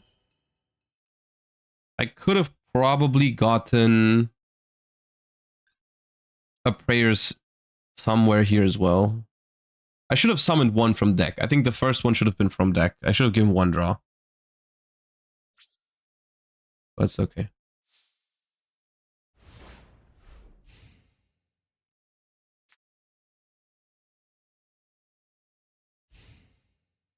No Granite.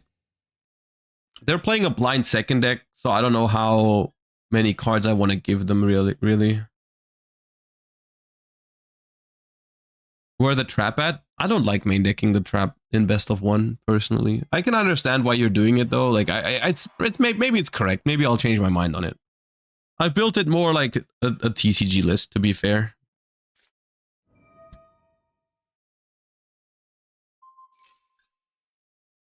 Sure, that has no targets right now. Yeah, the trap graveyard effect is good. Oh, Jesus Christ.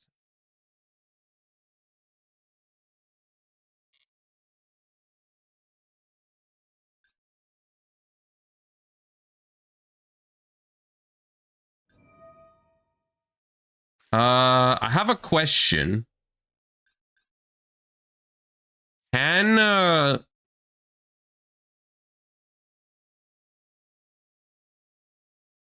Can they be destroyed?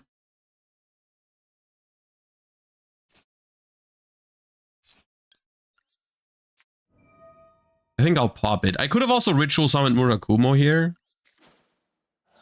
but I think I'll just pop it. Bro, I am in plat right now, let me tell you.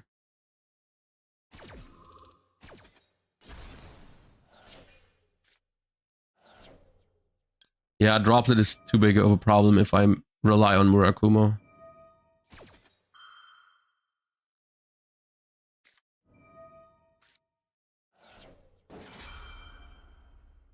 Okay, I'll just not special summon the Futsu.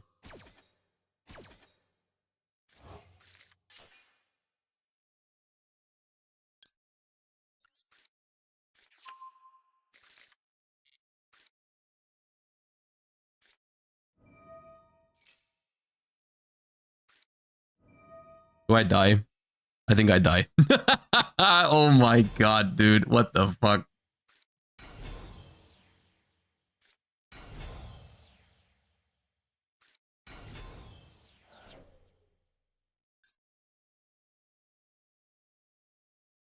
Should have waited for battle phase. During the main phase, activate one of these effects. Oh.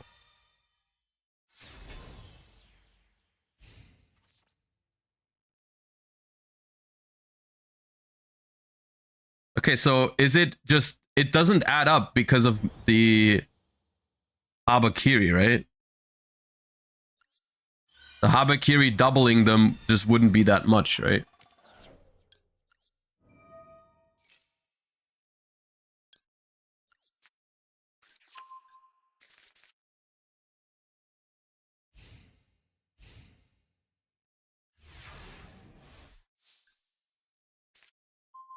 So this is not a problem because it wasn't made with IP, right? So I can just Murakumo it, right?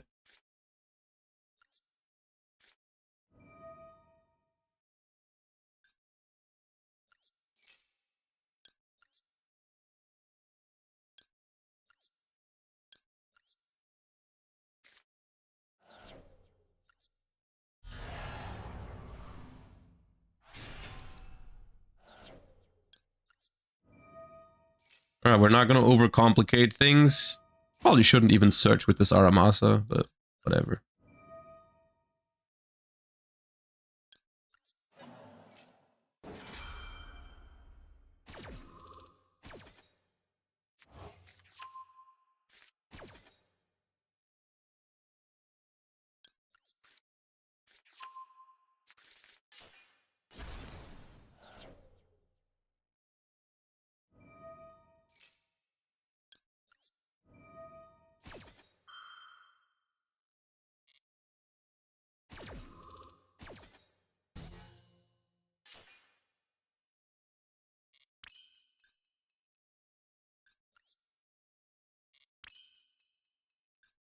66. Do I have a 2400? 23, 23, 19. Why do you all have 23? Okay.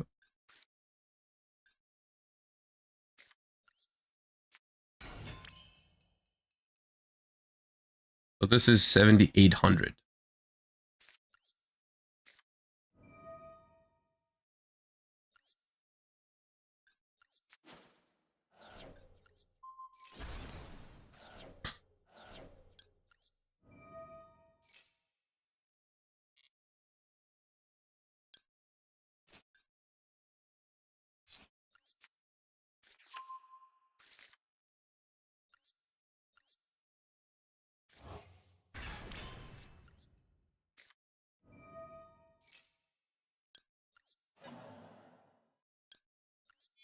Magatama is a ritual spell? Yeah, I mean, it doesn't matter, does it?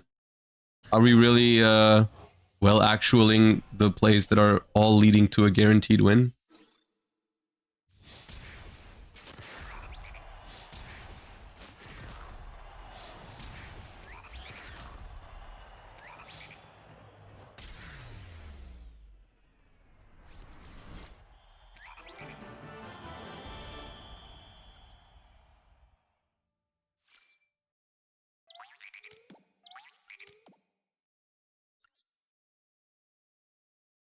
All right. Platinum 5 is going well. I'm happy to report.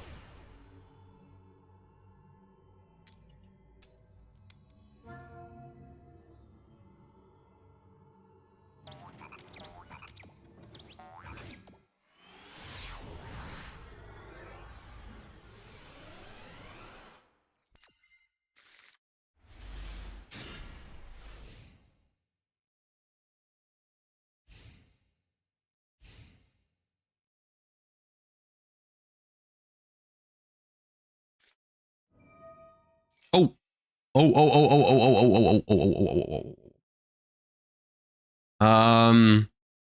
Limited, by the way. I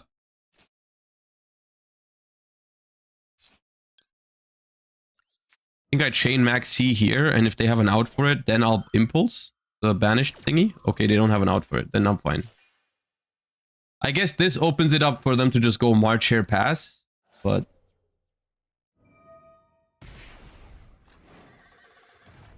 Chessy Cat though. I hate Chessy Cat. I hate Chessy Cat. Now let me impulse that. I don't want them to draw non-engine because my hand right now passes to one Ash Blossom. And they don't have Ash right now. So I don't want them to be able to find Ash. If they can still play, then, I mean, I have Maxi active. That's fine. EB11. Okay, go in, King. Go in. Do it. Ah, that's what I thought.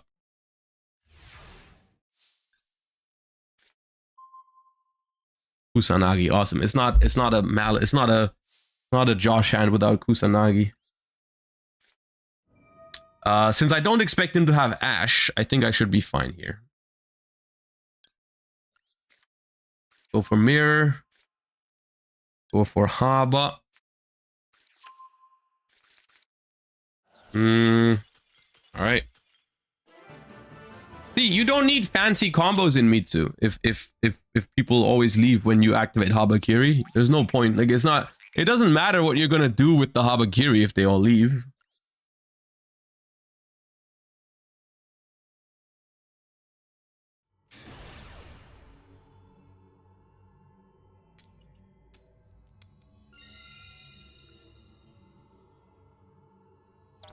And just resolve Maxi, yeah. That's also very crucial against Malice.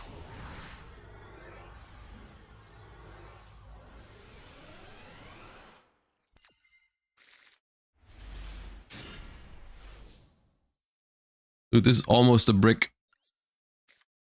The Kusanagi is always here, by the way. Always.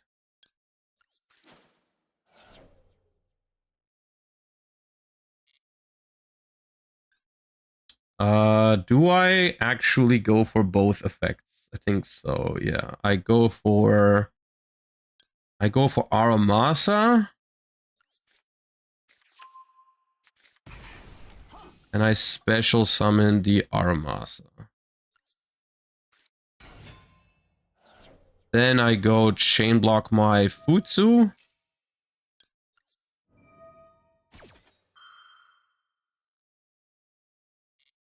Resolve. So my Aramasa adds Habakiri. I could also start with Ritual first action. Kind of nice actually, maybe. I don't really need to go through Habakiri here. If I search Ritual here, it's not even weak to Impulse because I have Kusanagi in hand. Yeah. So let me grab Ritual.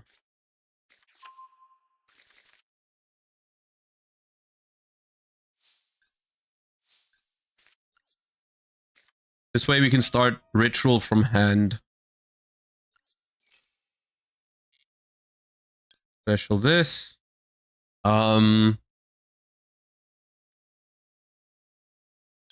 Serpent. Saji. Yeah.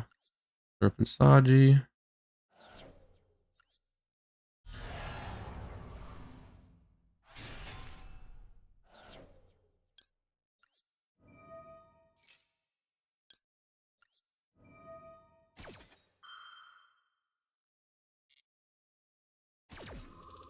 I could have chain blocked this Saji from Ash, but I don't really mind if they Ash because I still play and I forced them to discard another card with it.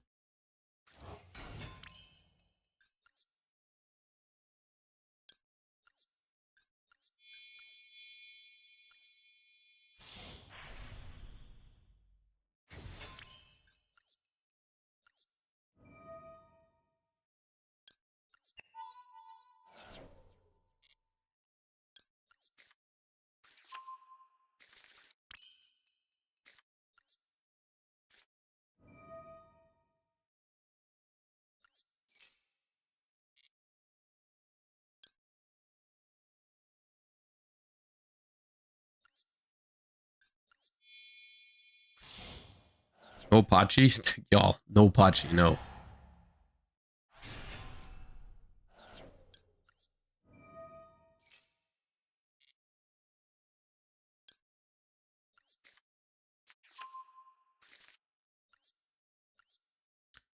This line is going to be weak to Nibiru because I started with the one of Futsu.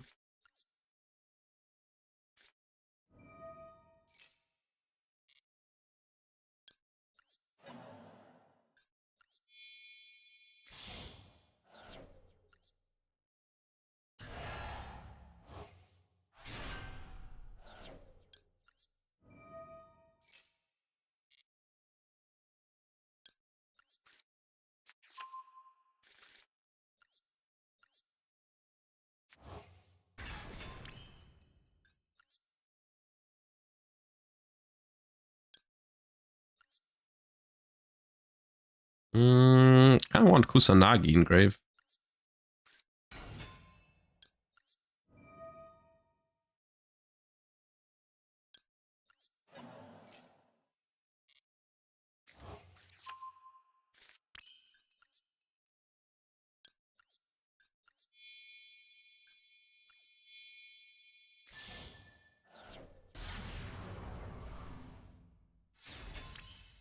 Format Apple? I didn't even put Apple in the deck. Honestly, I'm just trying to play the TCG version of the deck. You could make a rank 8 here, but I don't play any. I don't know if it's worth making IP plus Dynamondo. Maybe it is, actually. I would have to be careful to use my Dynamondo before Impulse. But could be worth, because then I have the freedom to go IP into SP.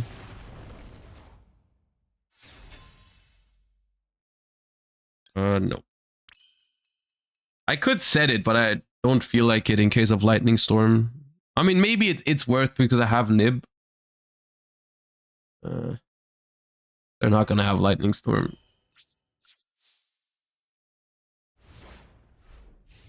I wanted to keep it because now I saw they play 50 cards, so it's probably not Tenpai or something. But if they have Lightning Storm, I'm gonna regret that.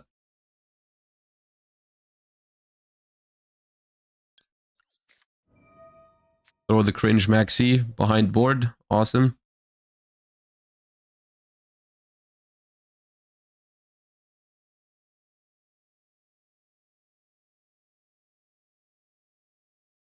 Honestly, it's branded. Okay. If they have called by, like, it's not even a good called by onto the maxi because the called by is so much better on something else. Going second branded. Oh yeah, they did send me first. Dude, Plaid is a wild place.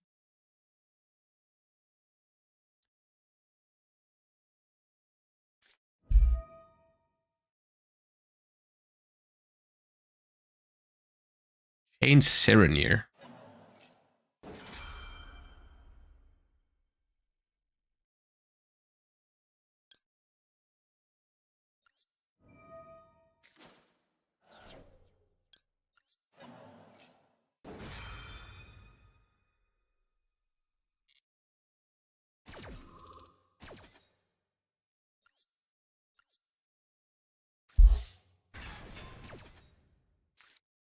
The problem now is, I mean, not really a problem, but slightly annoying is that they have a really good discard for my Murakumo now. Oh, never mind. They discard the Serenir for opening. Okay.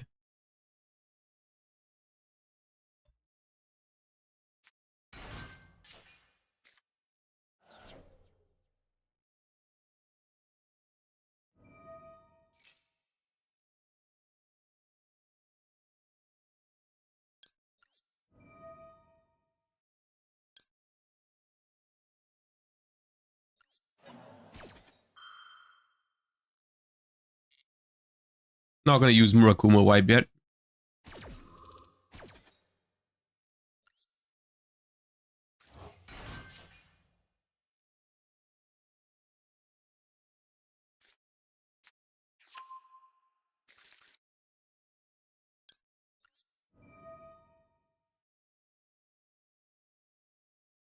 I haven't used Tabakiri's hand effect, right? So adding this back is really good. Oh.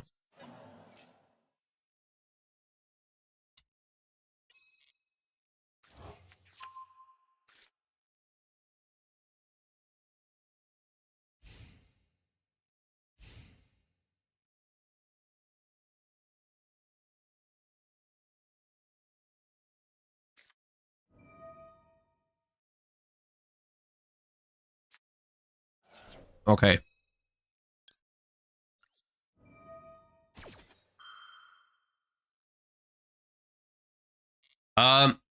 Basically, with Murakumo's negation effect, or I mean, it's not really a negation effect. You basically just force your opponent to discard.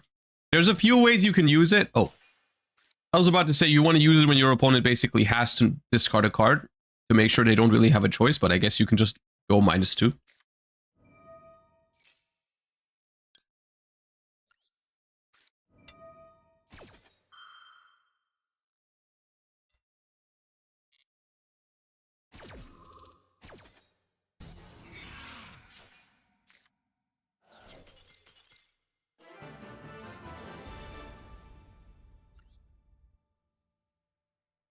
So blind second, blue eyes branded, yeah? Is that the plat 5 meta?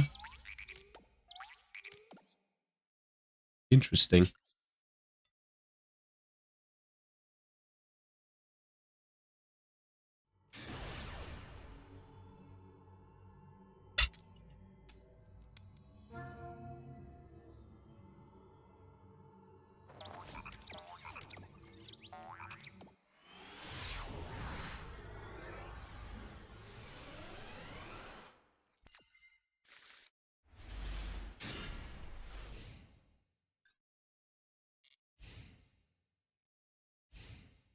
It's always Kusanagi.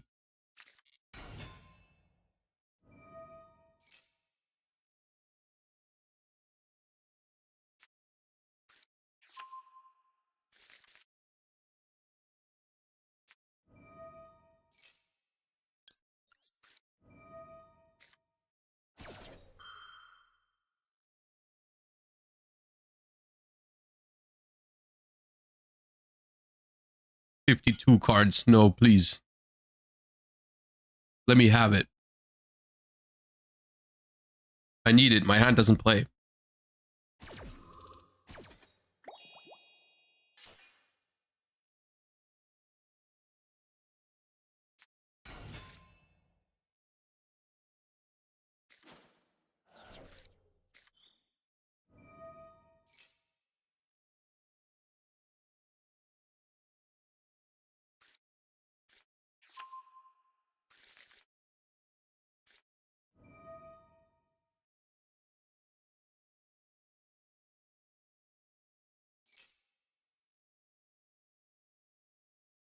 So the way I like to play Impulse Nib in the mirror is I want to nib and then Impulse the graveyard effect after.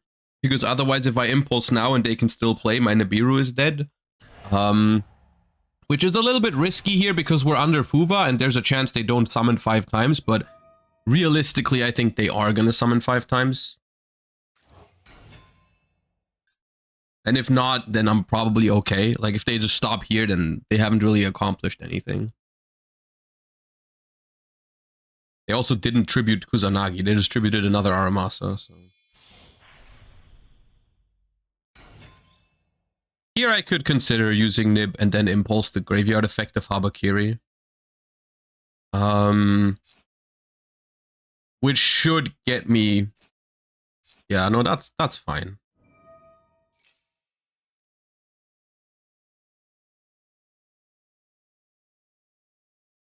This is not a good Nib if I didn't have Impulse with it. How big is this? 36, 3,000.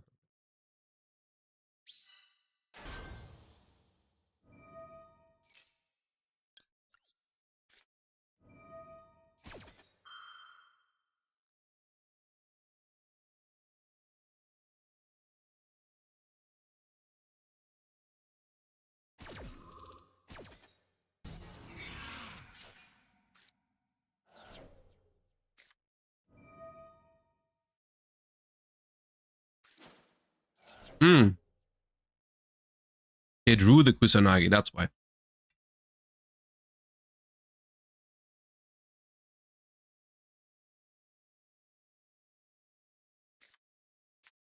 Honestly, same, bestie.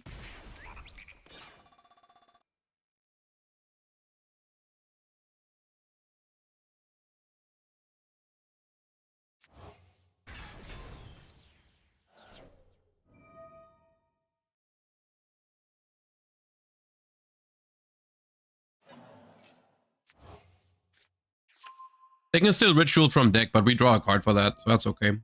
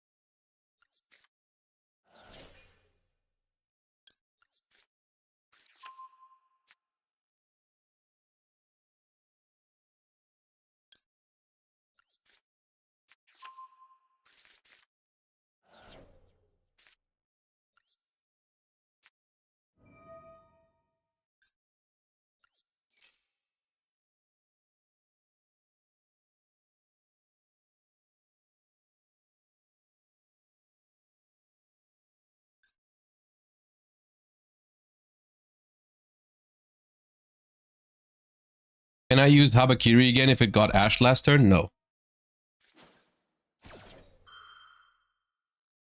Okay, so that's good for them. That's really good, but that also tells me what the other set was. They have Magatama and this.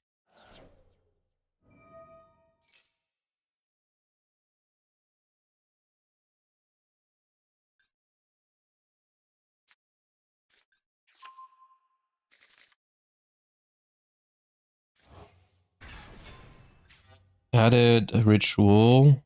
Okay. I think I did impulse.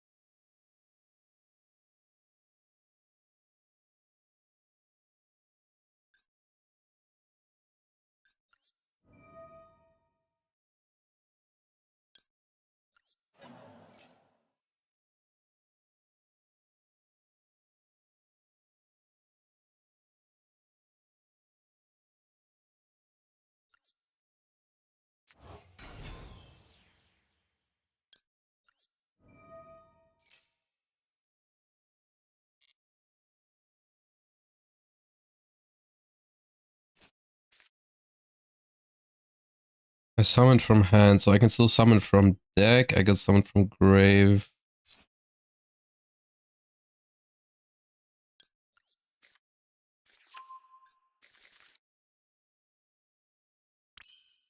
The problem is if I SP here, which was I was hoping they were gonna destroy the dark with Magatama. If I SP here, I cannot go for game this turn, which is pretty bad, I think. But do I have game? I don't have game if I go Magatama here to try and pop the Murakumo. I guess they have to chain their Magatama. And then I have Mirror, bring back Murakumo, that's 32. Ritual, I have normal summon, that's also not game, so I might as well go for the SP.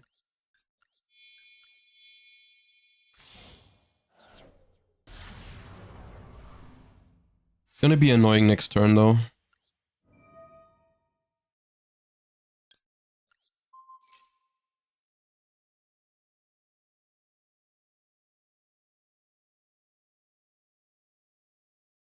I don't play the trap card. That would obviously be really good here.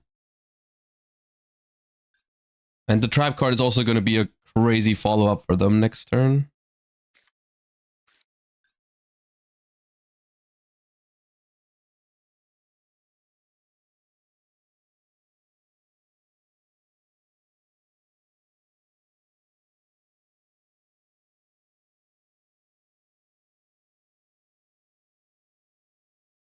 Will Mitsu save Master Duel or make it worse?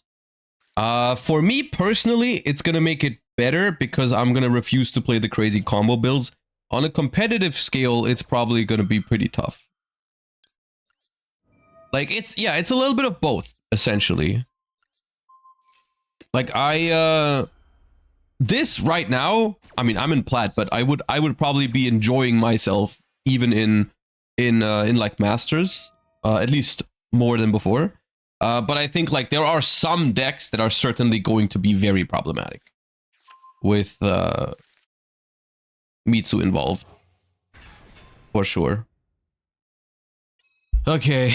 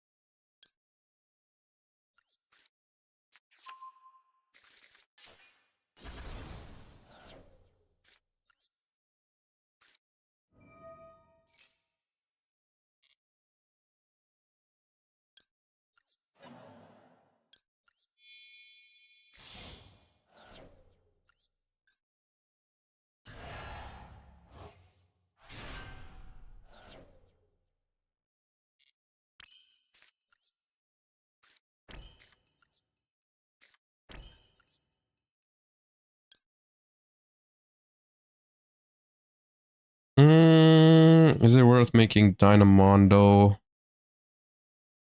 Dynamondo. What's in their hand? Ritual spell Aramasa.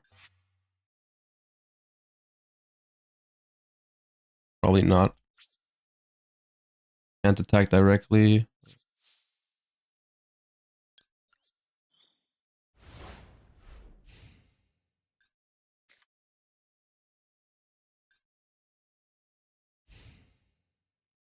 This is pure Mitsu.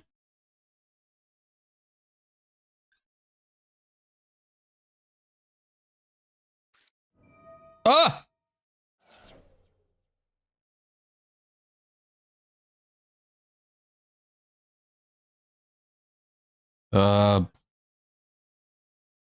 Sure.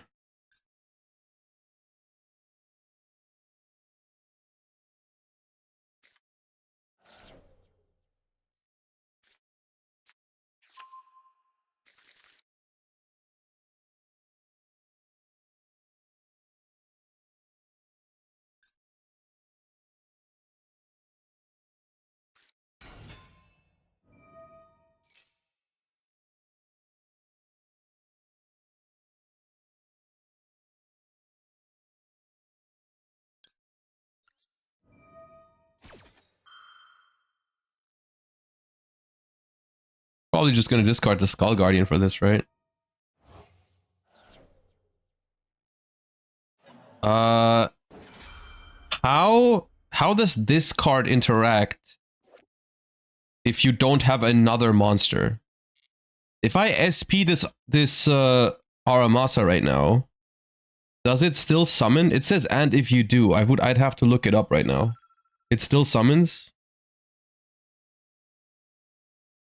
Okay.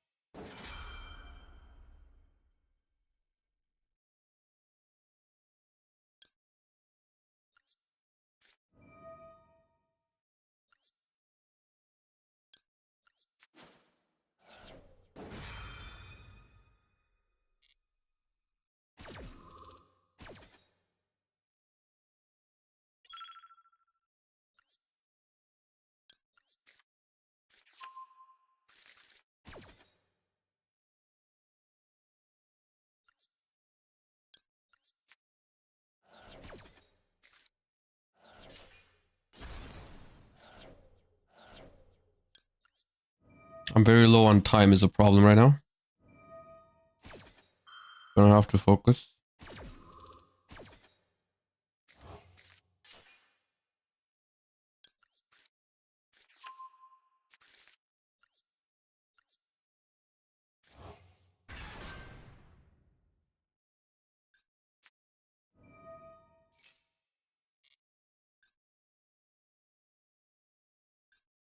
Has a Skull Guardian and a Mitsu Ritual in hand, right?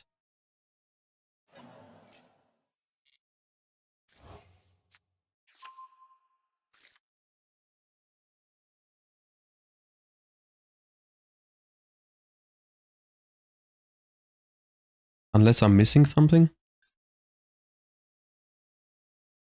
Yeah. Doesn't play.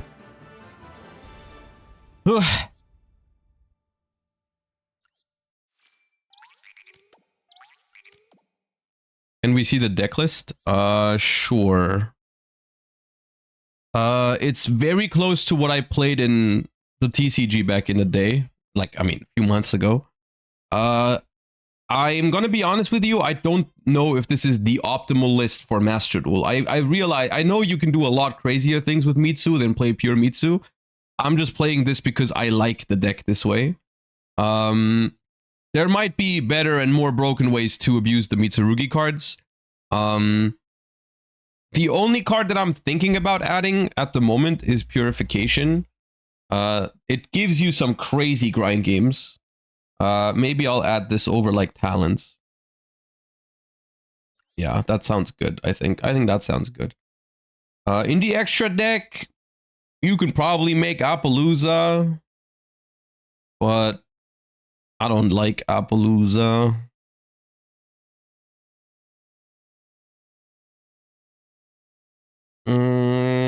What else is there? Hope Harbinger. If anything, if any rank 8, I would play Photon Lord. Because Photon Lord actually makes some sense in this deck sometimes, because you want to play around Nibiru with it. I don't like making Harbinger, because then your board loses even harder to Nibiru. So yes, you could play one Harbinger over like Code Igniter, or Tornado Dragon, or Rhapsody, or King of the Pharaoh Limbs. I'll play it over Code Igniter.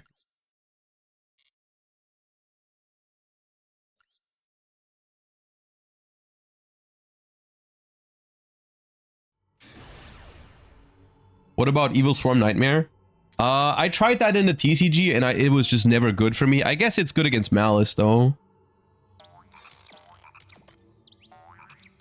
Yeah.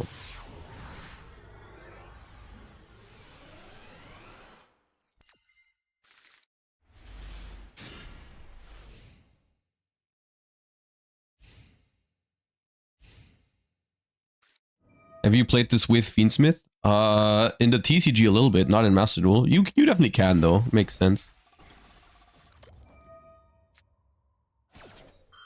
So they don't have the Millennium Ankh yet, so I'm negating the shield because that gets them the Millennium Ankh. So even if they have more Millennium cards or not, okay, cool. Plat 5 against 1 Ash or Plat 4.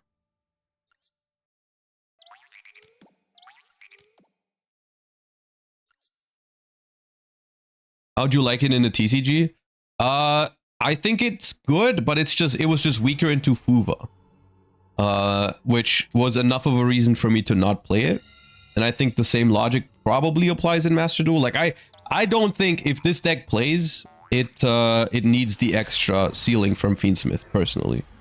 So yeah.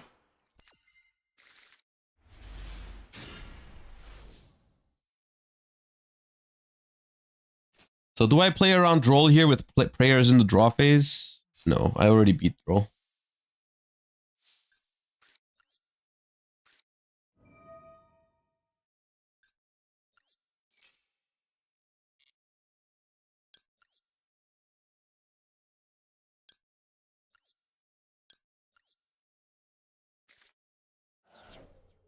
How well does Pure play into Droll? It's fine. Not every hand is good into it, but in usually it's okay.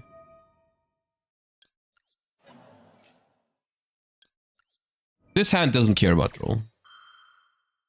For example.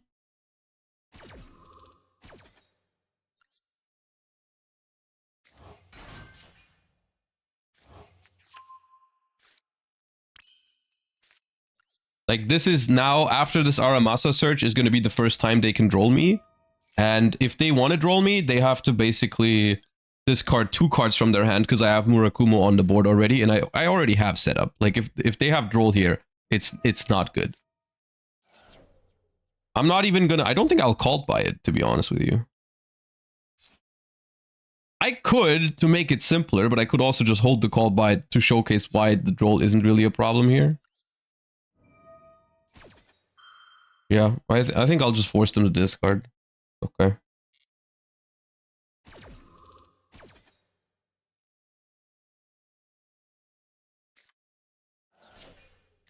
The Argo Star's Fierce Parth, yeah. Yeah. I don't think the droll is a problem here, to be honest with you.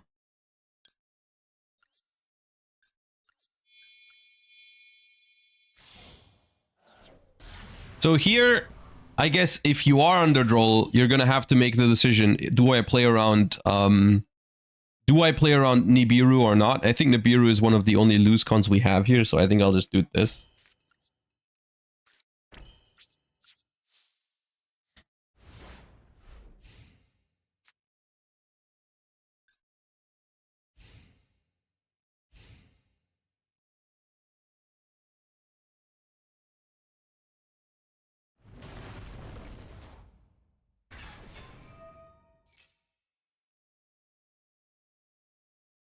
Okay.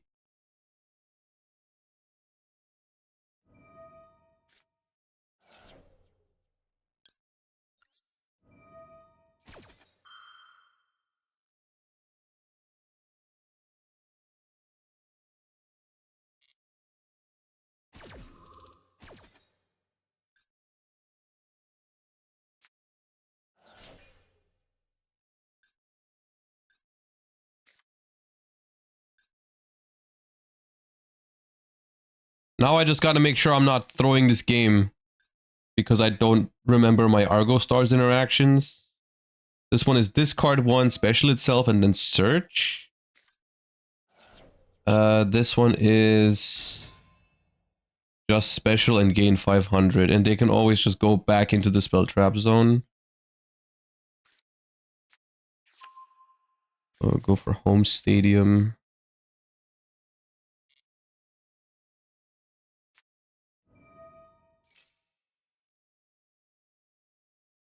Add an Argo Stars card. Okay, so I just go...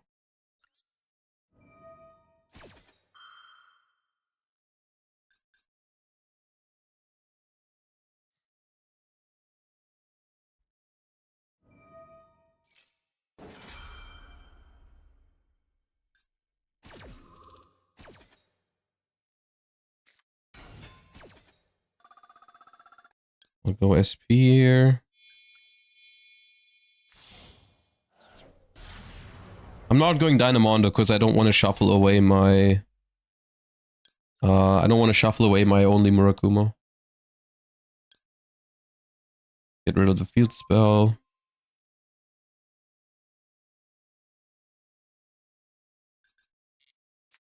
As a dedicated fan, I think you liking that comment was crazy. What, the one where someone said Josh saw Peeps agreed with him, so he had to make a video reverting? I thought it was funny. That's why I liked it. I thought it was very funny.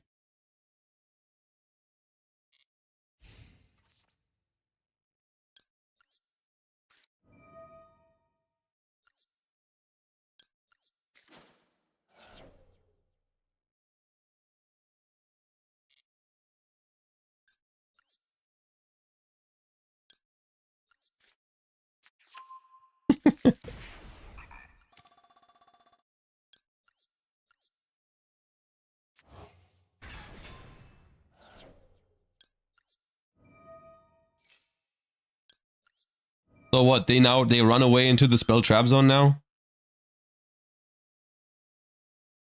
What happens if one of these gets banished temporarily by SP? I guess I'm gonna do it for signs.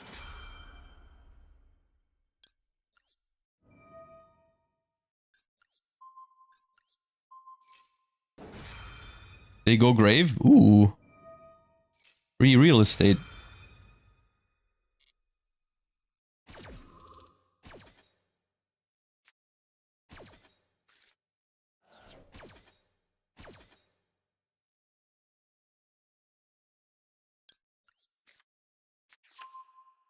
It is so dangerous to not to misclick. What's it called? Prayers and Ritual. They look so similar.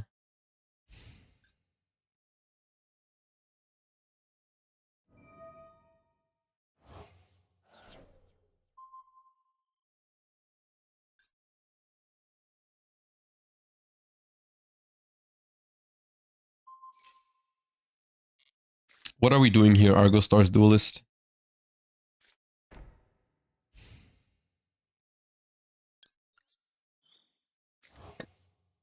Alright, science!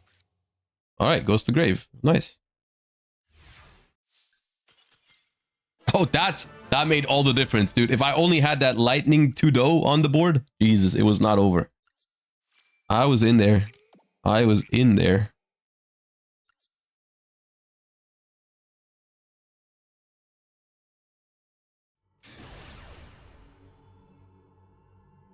I didn't know it actually hits the field first. Yeah, those kind of rulings are weird because I think it also depends on the kind of trap cards. Like there are some trap cards that summon themselves as monsters. And then there are some trap cards that summon themselves as monsters but are still treated as a trap too. And I think there's a difference between those two. Yeah. Kusanagi in my hand, my day one.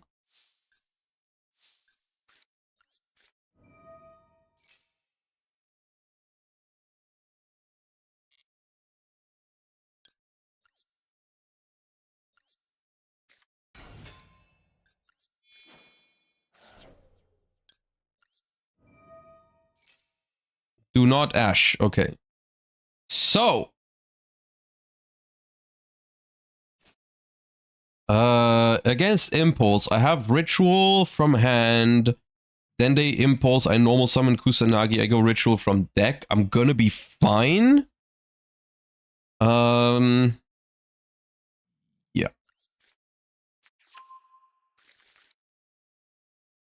Droll here would have been a little bit worse than last game for us.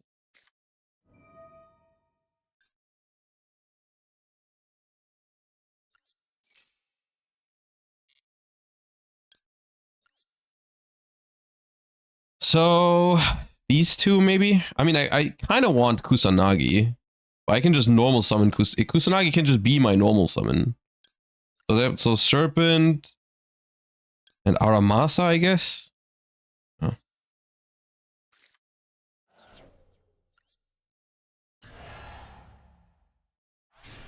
Since you quit TCG, will you go pro in League of Legends with Farfa? Bro, you haven't seen me play, you haven't seen me play my, what's it called? What's the one I played last time? Not like, dude, Zeri. You haven't seen my Zeri. You wouldn't be talking like that.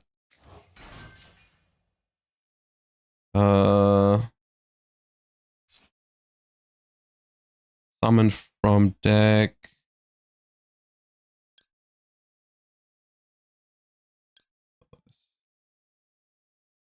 From deck, tribute this.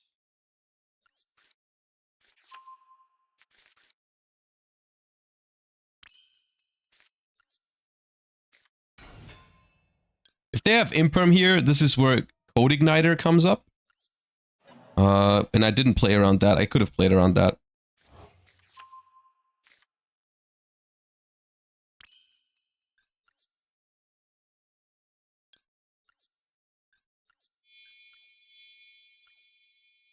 They got Malice sleeves, so I'm assuming it's just March Hare. Honestly, wait, this was 5? Oh, because I started Habakiri, right. Well, that's fine. Yeah.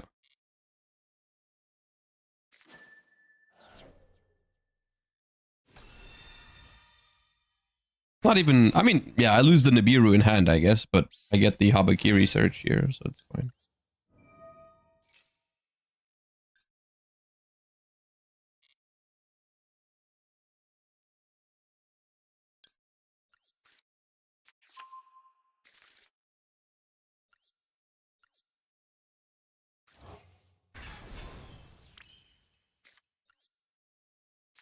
Alright, summon from deck. Special Futsu, Tribute Mura. Don't have to worry about another Nibiru.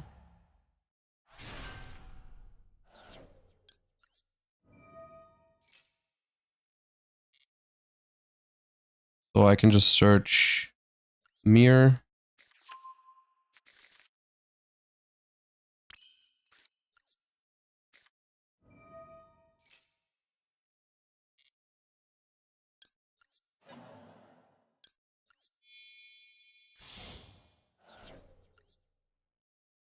This hand I could make Photon Lord. But I think I'm still gonna prefer... IP.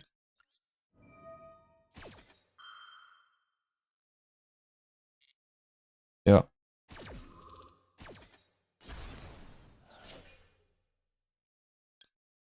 I guess now that I'm going first, I'm getting this trap.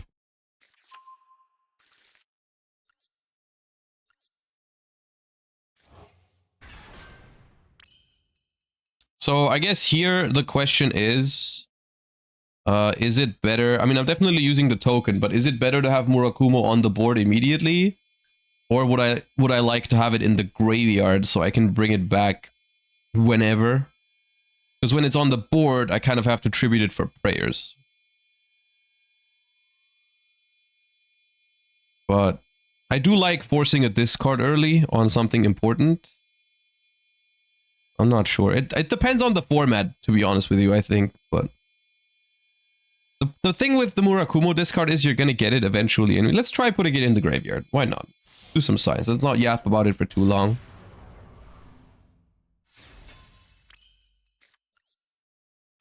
We have 3 ways of summoning Murakumo back. We have prayers, we have Futsu, and we have IP into Dynamondo. So, like, it's not going to stay in the graveyard.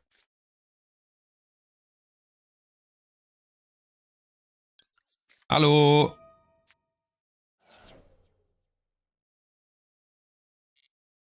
Awesome.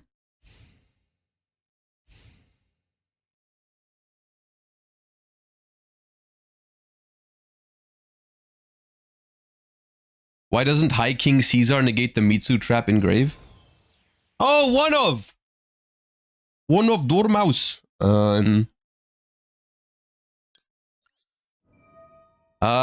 Because Caesar only negates card activations, not effect activations for spell traps. No, that card is limited. It's not supposed to be in your hand. It's supposed to be in your deck. You're not supposed to draw it. Let me correct that for you. It's supposed to be there.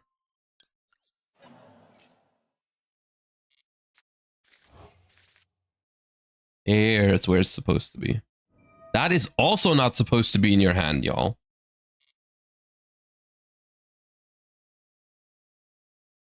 Look at this new ban list. Look at how much it has changed the experience of playing against Malice. Awesome.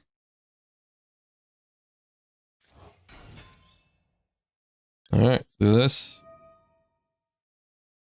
Let me guess, gold sarcophagus? Next? Huh? Gold sarcophagus?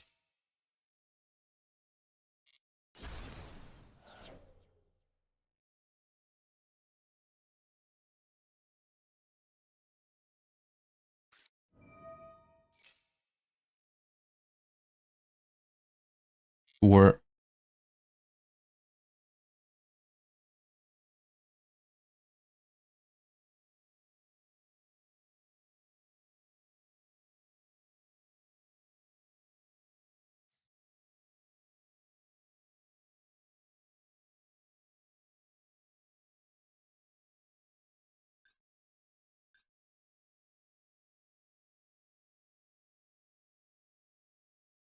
win con located? What do you mean win con located? This game is unlosable.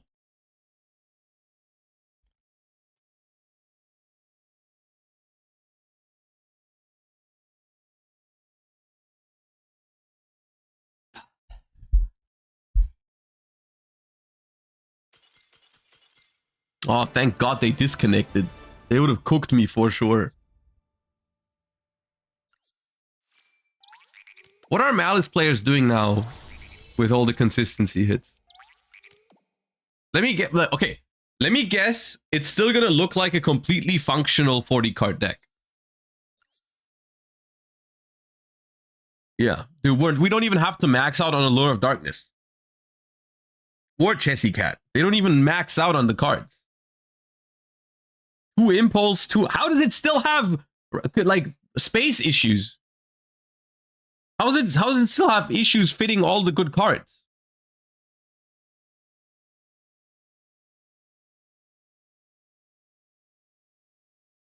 That list is kind of bad, though. Yeah, it's not the point. They are a huge fan of 2-ofs, by the way. 2 Droll, 2 Fuba, 2 Allure, 2 Imperm, 2 Impulse, 2 Lancea. You can never draw 3, though. Have you ever thought about that?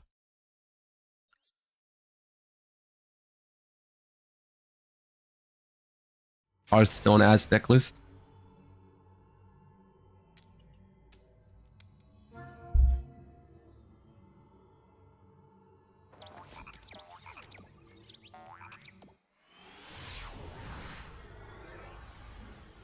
Have you showed the Yummy Locals POV?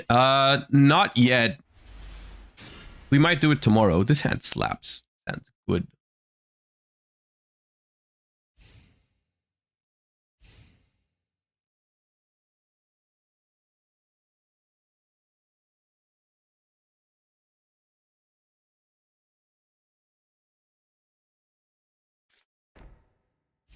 Oh.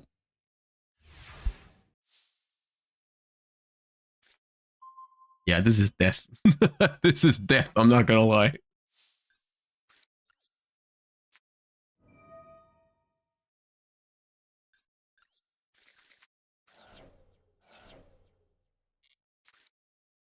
Jesus Christ.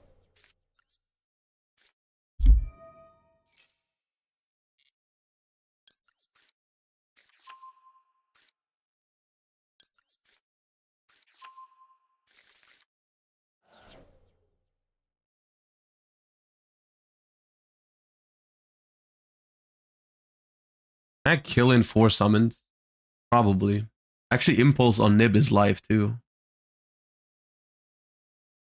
If I go Ritual... Aramasa plus 3 Ritual summons should do it.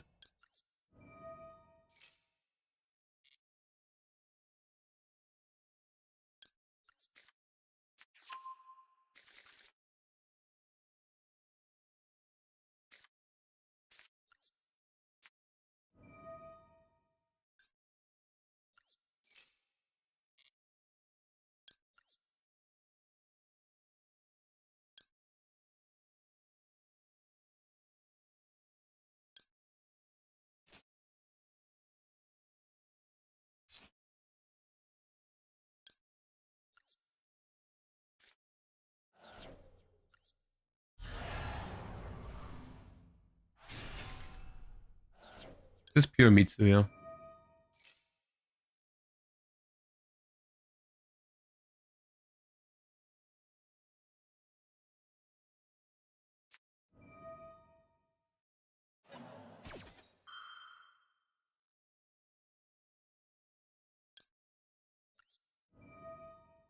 So the thing that they can do here with Baldrake is they can just discard the Baldrake.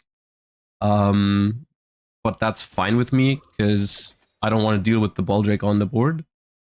Because what happens if you discard the Baldrake is you still actually banish. You just don't summon the body. But that would have been fine with me. And if they discard something else, that's also fine with me. Okay, add from my deck to my hand. Dude, I have so much. This is one of those hands where I'm probably going to misplay because I have everything.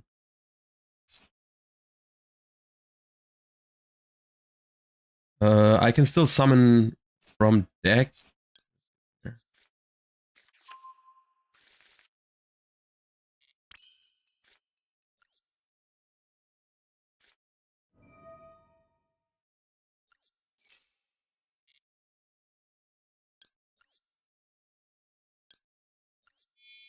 Load this Baldrake up.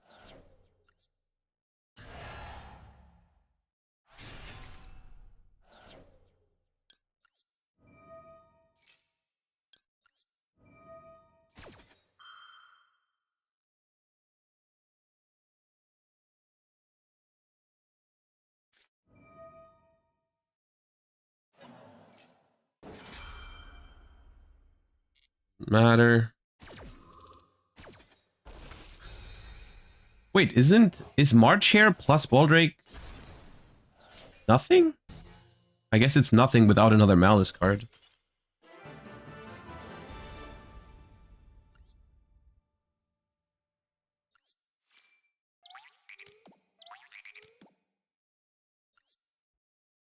It isn't, yeah. Because the Baldrake... Oh, yeah, because the Baldrake isn't a Cyberse, so it doesn't make Splash Mage. Yeah.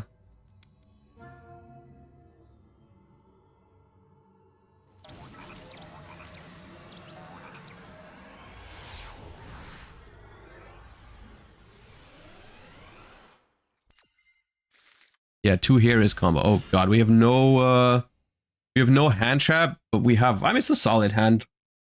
Not complaining about this hand. Okay. Depending on the board that's being made, it's going to be fine. Okay, against anything that plays in the Dear Servant, we can probably play the game, at least.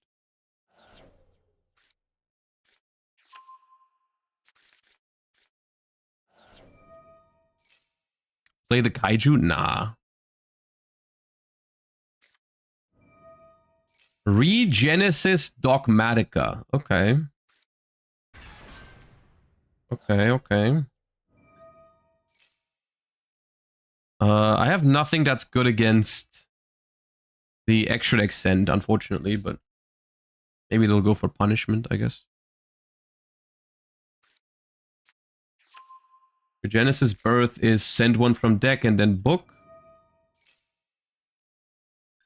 I feel like their hand is good. I feel like if there's any hand that if there's any hand that Regenesis can win with, it's probably this hand. And stun for sure. Well, yeah, stun would be a problem if they have a floodgate next to this. It depends on which kind of floodgate. We can deal with Dimensional Fissure or Macro, but that's probably not what they're playing, right, at the moment. Does this go for punishment or does this go for a monster? It goes for punishment. Okay. So punishment, Regenesis Birth. How many? 3, 4. Okay. All right. Awesome. Run out an Aramasa. They have a summon stopper. That's not good news.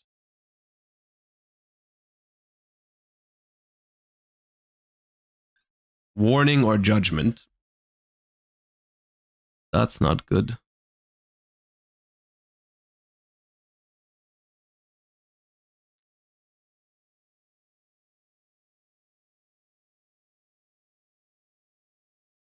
I think this deck has no win cons going second to their deck. I don't see it beating any modern archetype going second. Which is smart of them to win the coin toss then.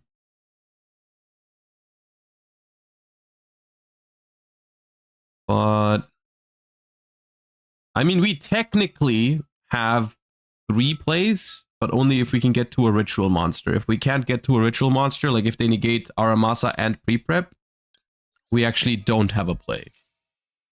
Because the ritual is only a play if we get to a monster.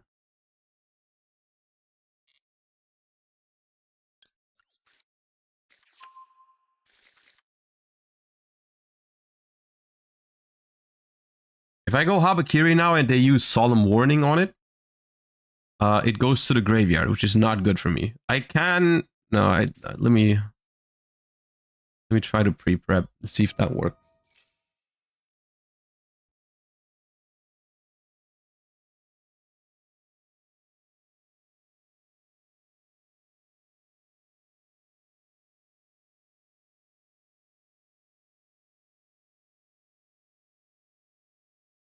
Pre-prep into Imperm column. I was thinking more about what's it called? I was thinking about Iron Thunder, but yeah, I guess Imperm. I'm not sure if I'm expecting this deck to play Imperm, but that was a little risky, yeah. But I was thinking about Iron Thunder. Okay. This is also negate the activation, and if you do, destroy that card. which means I kind of have to do this.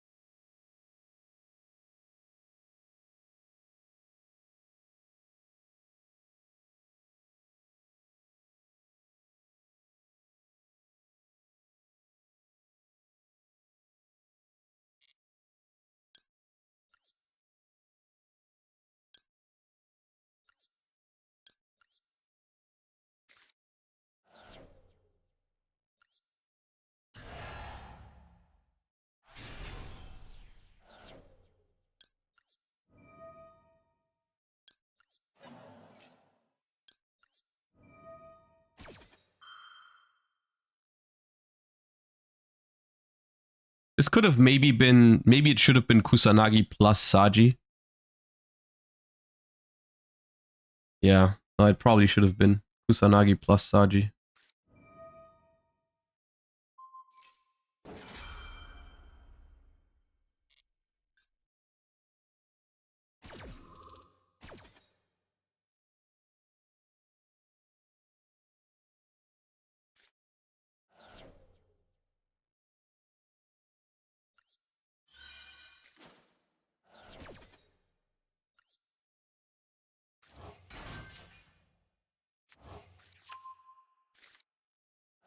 If this was Saji to search prayers now, I think I would be better off.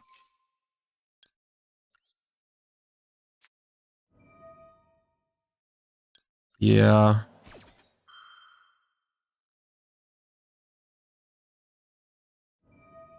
Yeah.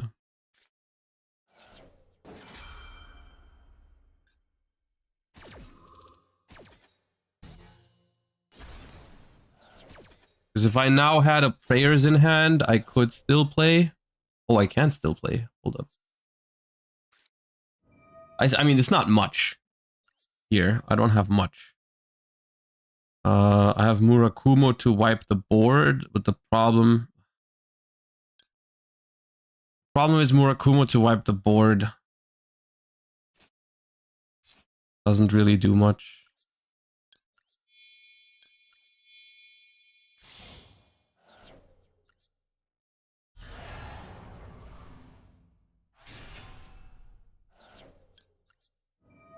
Because they have Regenesis Birth to book this.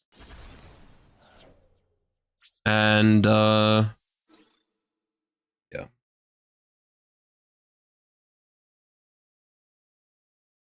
That deck is toxic as fuck. I mean, as long as they don't activate floodgates, I don't actually think it's toxic. I don't think it's very interesting, but I don't think it's toxic personally. I mean, they probably have floodgates somewhere in the deck, but this game in general, like, that wasn't that toxic. People love Regenesis. It's easy.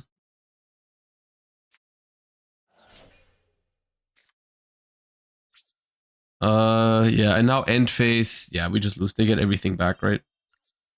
Could have played this better, though, I think. Shouldn't have gone for Serpent.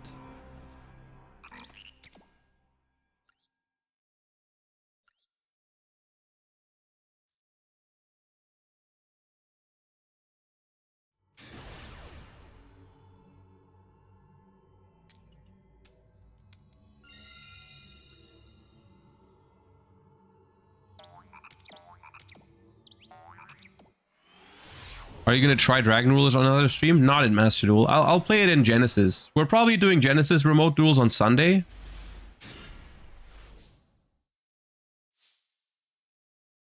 This plays through Ash because I have crossout, but I don't have imperm for crossout. So if there's imperm, I wouldn't play.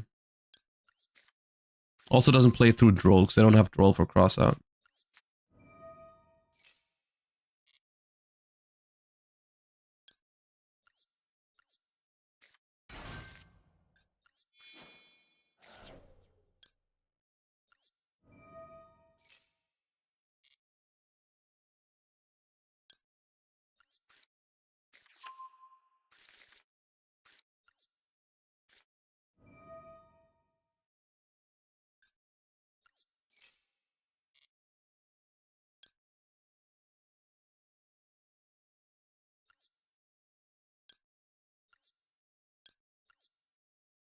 I have my Nibiru in hand. In which case... Oh, I forgot to put Dugaris in the extra deck. I forgot to put Dugaris, so I don't really have anything to make out of those two level 4s now. I guess... Oh, okay, they bell my Night Sword Serpent anyways. That's awesome. 3+1. Take those.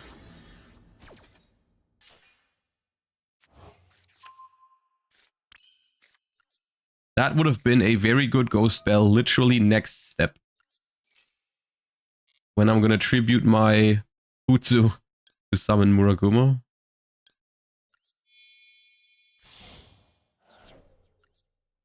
It'd be a very good bell right here.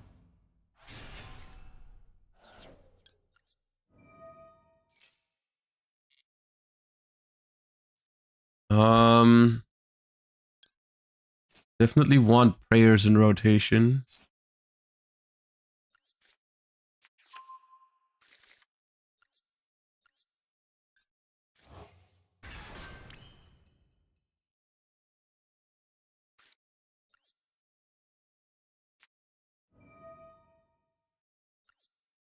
If I tribute my Murakumo here, I play into Nibiru a little harder. I could tribute from hand. Doesn't really hurt me.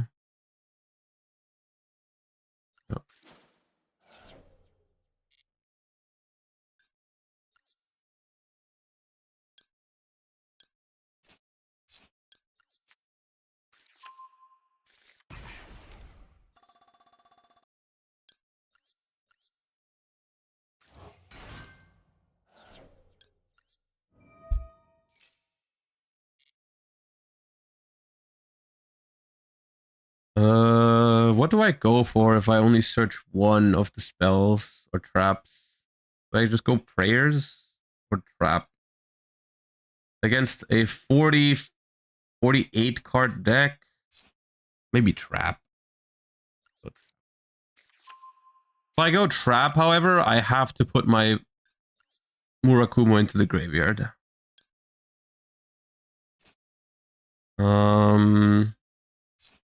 Yeah, Dugaris would be really nice here. Is it even IP here or Dynamondo? I think it's IP.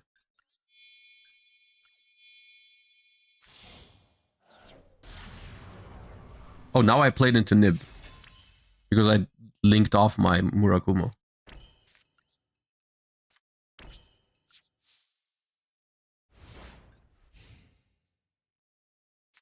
Can't you just tribute Murakumo? Yes, but then you are restricted on when you Raigeki the board. Then you have to Raigeki the board when you tribute the Murakumo for the purification, right? Like you have to be using the Raigeki exactly then, because that's your only way to summon. Oh my god. I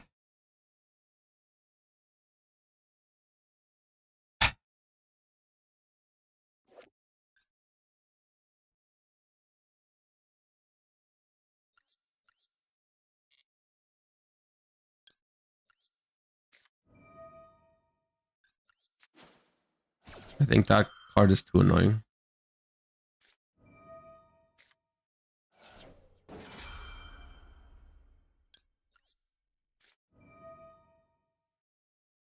I'm happy to get value from cross out here.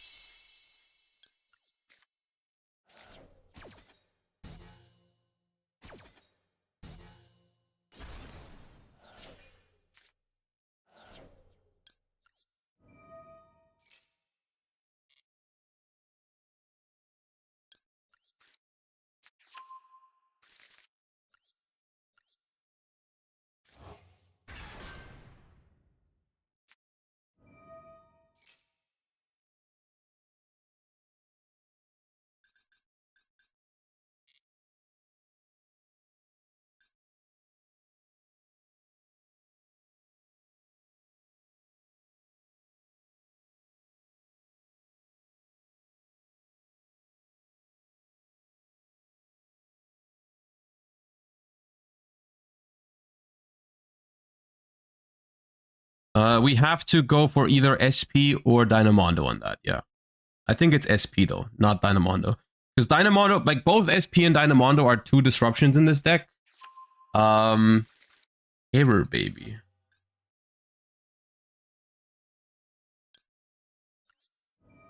I think it's SP.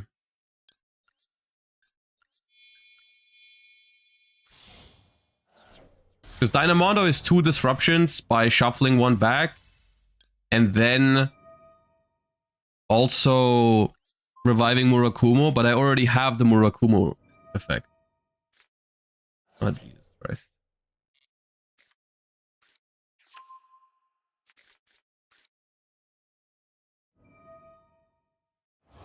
Cannot activate cards or effects in response. Nice. Awesome.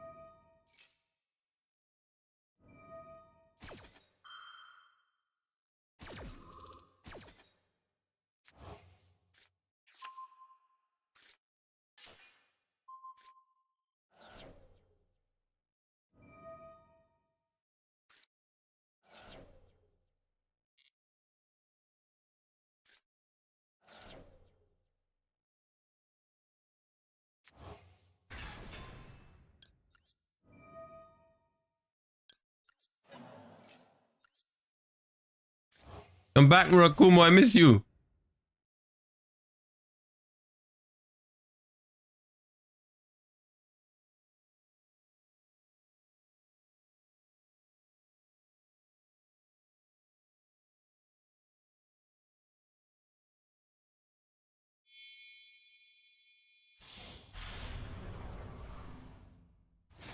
Oh, that card is generic.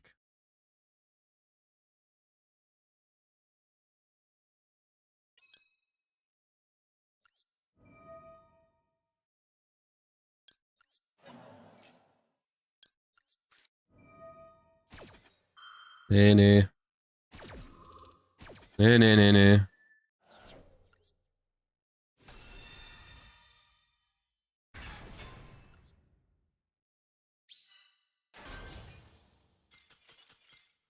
Dude, the chain that would have started after this would have been awesome. Because of all the Mitsus being tributed and Murakumo coming back once again.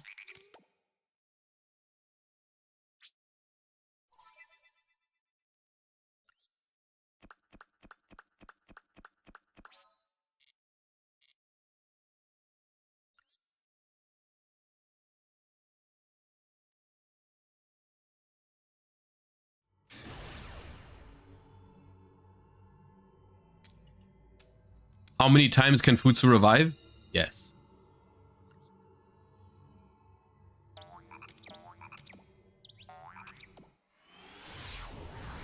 Are you having a fun time so far? I mean, I'm in plat. I'm not playing against a lot of meta decks. Also, I now bricked for the first time. Thank you for asking.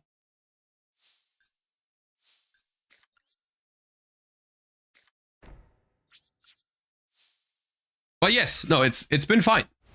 It's been fine. The problem is basically, or like the thing with Master Duel is not that it's not fun when you play it casually, because it is.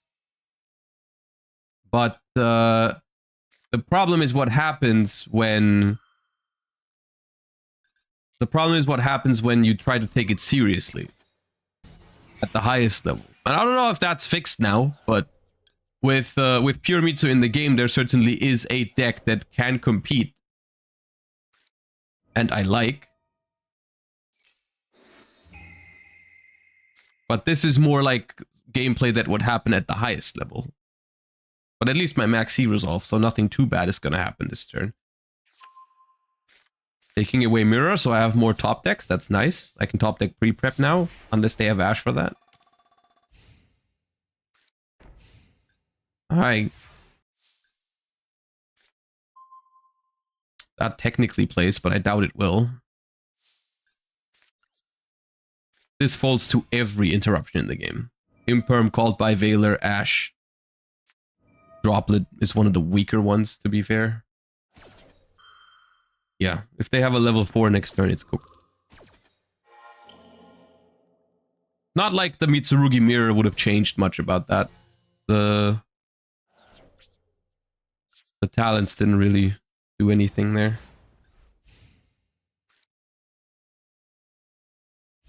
Alright, no level 4.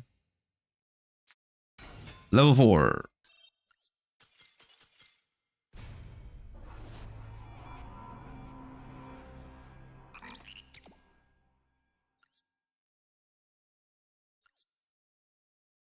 Will you try Orchest Mitsu? Not today. I'm not sure how often we're gonna play Master Duel. But now that Malice has been at least a little weakened and Mitsu is in there, I can see myself playing it maybe like once a week or something.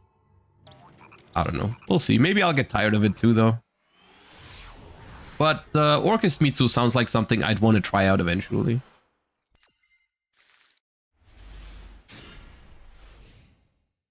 Okay.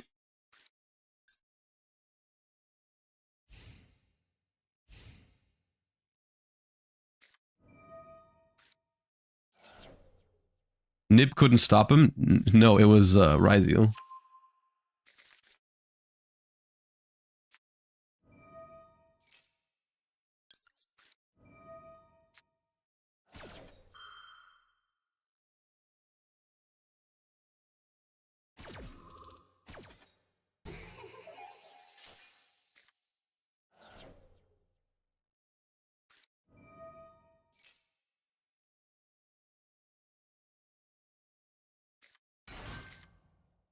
Alright, we'll see what they're up to, I guess. I'll grab some water real quick.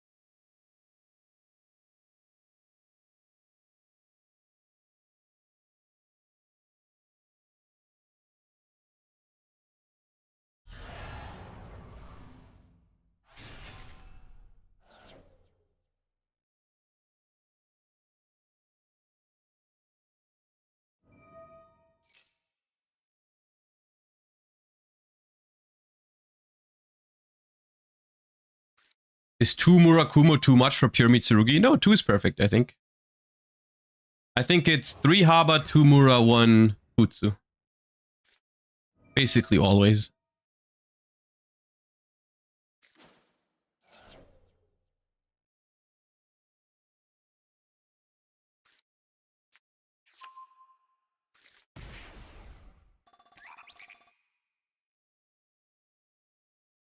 With Ryziel having Eclipse Twins, I think it's only fair that Sprite gets back Elf. Wait. They didn't add Eclipse Twin to Master Duel, did they? There's no way, right? Not yet. Okay. I was about to say.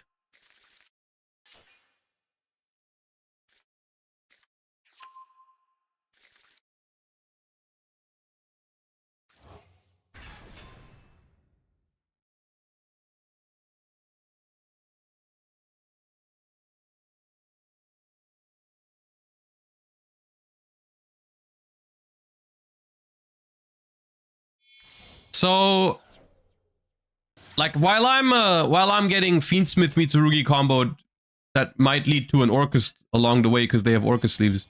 What are people actually playing in like high ranked, like Master 1, rated duels and stuff like that? Like, how's the meta been since Mitsurugi's come out? Serious question, because I would like to know. Mitsuryziel, Magistus Mitsurugi, Gem Knights. How is the Malice situation? Is there still a lot of Malice? Mitsu is everywhere. Decent amount of Malice. Okay.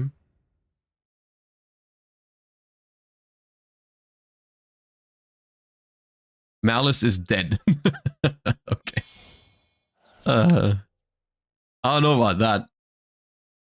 Is this where we make a nightmare or whatever? No, sequence first. I feel like that part, it might just be a new toy syndrome where people want to try the Mitsurugi stuff first and then over time they might go back to Malice, because Malice is not dead. There's no way. As much as I would like to believe that, that's not the case. But like, everyone wants to try out their Mitsu stuff. And don't get me wrong, Mitsurugi is going to be meta. I'm not saying people are only playing it because it's new, but there's certainly more people playing it right now because it's new and they want to try different versions of it, like Pure Mitsu, Mitsu Orchist, Mitsu whatever, Mitsu Fiendsmith.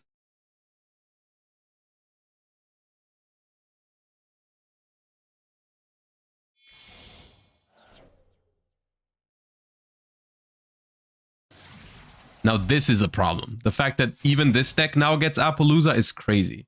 Like, we are now reaching a timeline that is basically unprecedented in OCG or TCG, because a bunch of decks are now releasing that were completely designed without Appaloosa in mind, because Appaloosa was banned in OCG and TCG when these decks came out. So it's like, we're gonna see some of these combo decks at power levels that we couldn't even imagine. Oh yeah, now we're doing, yep, okay. Yep. Mm-hmm.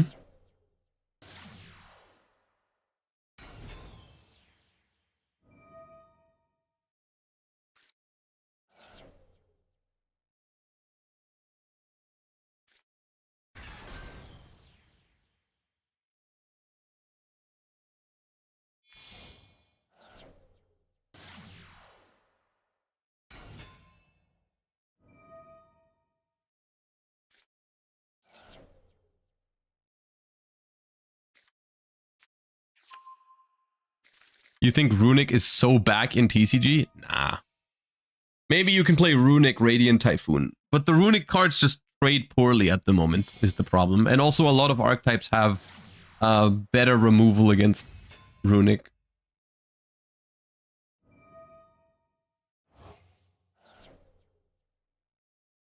Maybe they will use Orcus Crescendo on my pre-prep.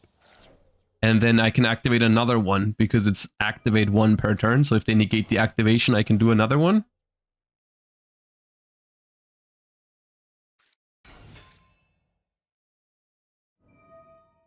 Or they will time out because they've done the full Mitsu combo, they've done the full Fiendsmith line, they've made Appo, and now they're doing Orcust. This is getting out of hand, I feel like. There's the counter trap.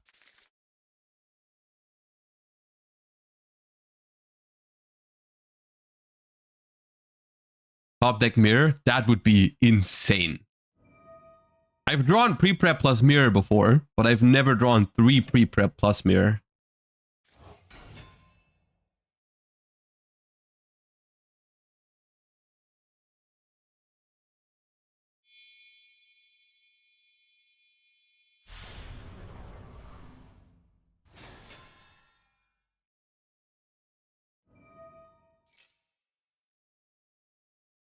Now do full Ryzeal. They're locked into darks. If anything, what could they do now that they're locked into darks? What combo can you do now?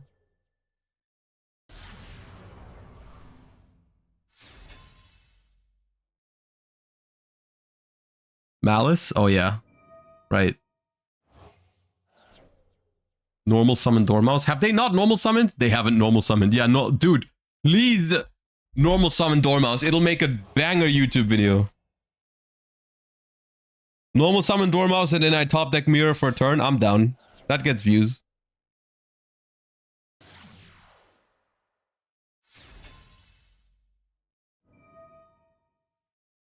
Five cards left in extra.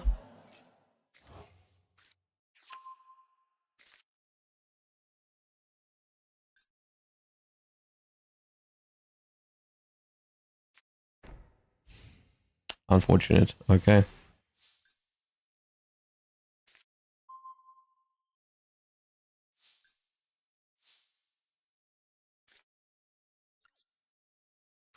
Please negate. Please crescendo. Please.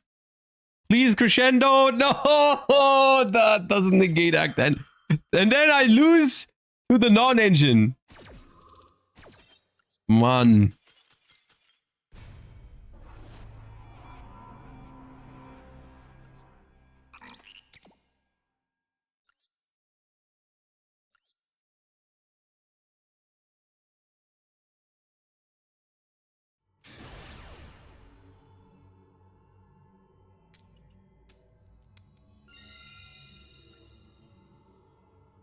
Awesome. Yeah, I guess that's the duality of Mitsurugi cards being added, right?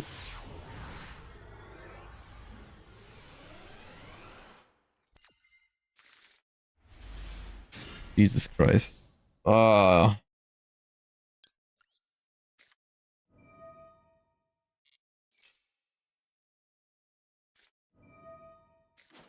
Okay.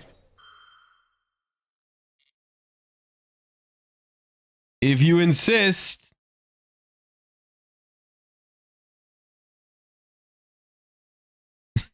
What do you mean? You're gonna activate Lancia in draw phase against my Mitsurugi pairs and then disconnect?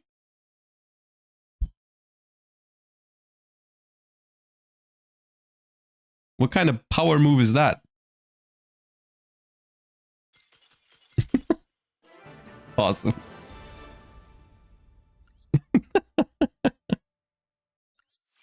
Activate Lancia and close the game.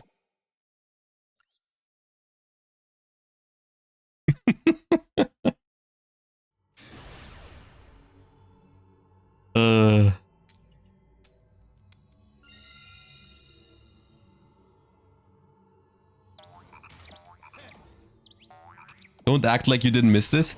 I enjoy streaming it. But would I enjoy participating in a Duelist Cup right now? I don't know. I feel like that's a different story.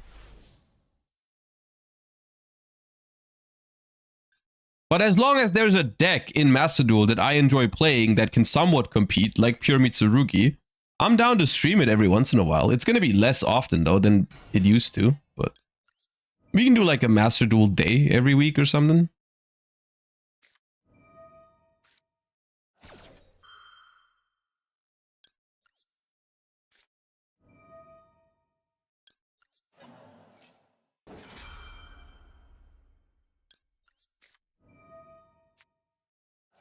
I'll chain it just in case I get nibbed later down the line. The problem with this entire sequence is that I still pass to 1 Ash Blossom here, but there's no point in holding my maxi because, you know, it's dead next turn anyways. And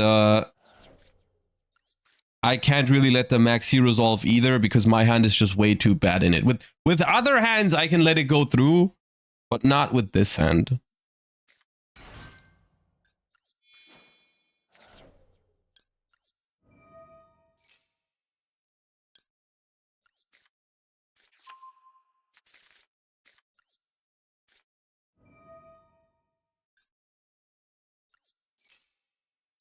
Also because it was maxi. If it was Fuva, maybe I could have considered letting it go through, but not with maxi.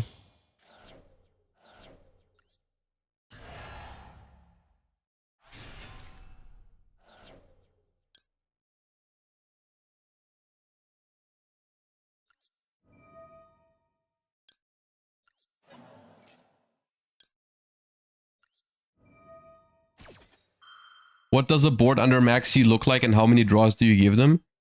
I haven't really thought about it much, but I guess it really depends on what you open with.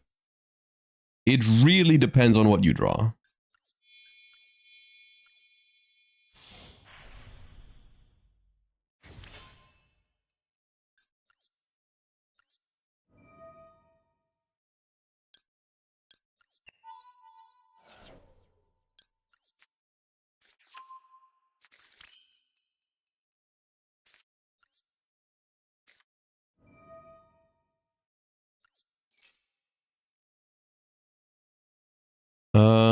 Summon Futsu from deck. Bring back. How do I get to Futsu plus? Let me think. Special Murakumo tributing Habakiri. Habakiri adds prayers. Prayers tributes Murakumo, searches Futsu? No.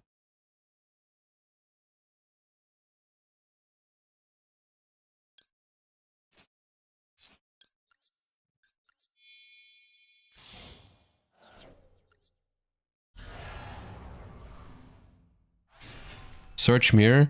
Yeah, but if I search mirror, I won't be summoning a Futsu with it, is the problem here. But I guess there's no way around that. Yeah, maybe this is just a non-Futsu end board. Wait. Special, yeah, special, fine. Make IP.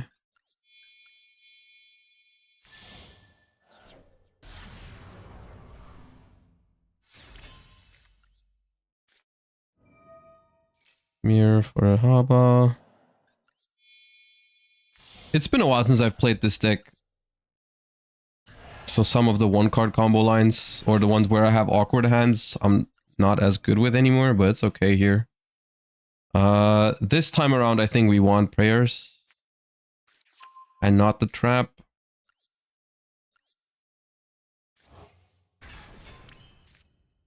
Could activate this, but there's really no point. Do this and pass. What does Pure Mitsu do under Fuva? Is it usually Murakumo IP pass? I try to not go into the extra deck very often under Fuva. You can do one IP, and then sometimes I try to just not use Mirror to summon from deck. Set 1. Is it Malice? No. It is Madolche Saloon.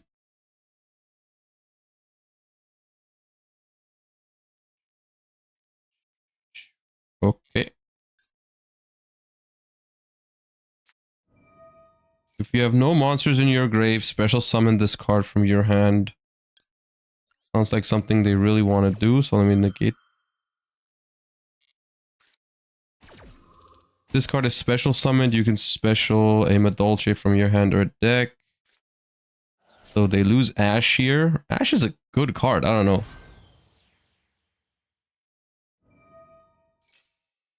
Special summon a Madolche from your deck. Is this deck playable in Genesis? Probably, yeah. This card is destroyed after damage calc. Okay.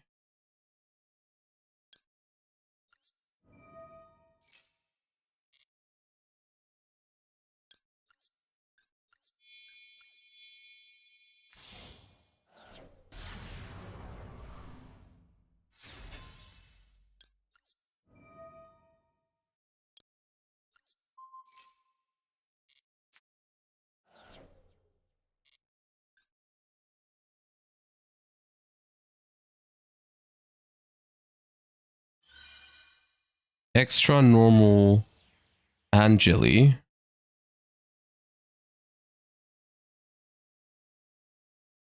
So if I go Murakumo Revive now, they're gonna get to set any Medolce spell trap from the deck. How bad is that for me? I guess we'll find out. I guess we will find out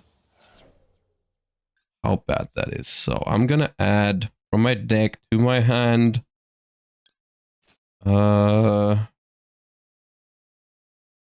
Murakumo.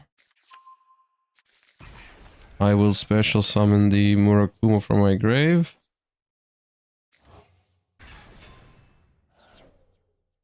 Effect. Effect. And effect.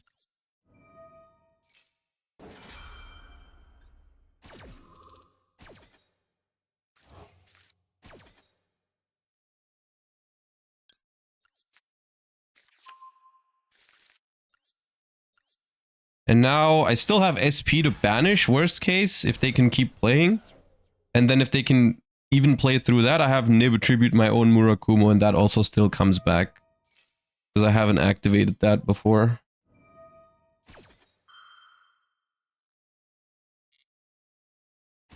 Or I can use SP on my own cards and then Nibiru.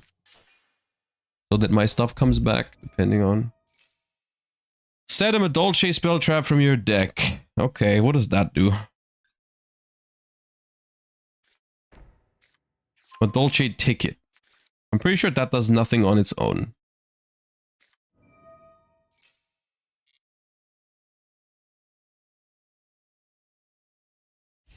Yeah.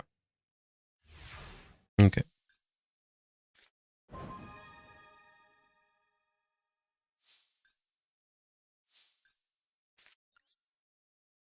So I gotta remember this Murakumo cannot attack directly because it's from prayers. So we still have to put up some damage here, but it shouldn't be a problem. Especially since... I have another Omni. I mean, I'll just tribute it to summon the other one and then bring it back and then it can attack. So.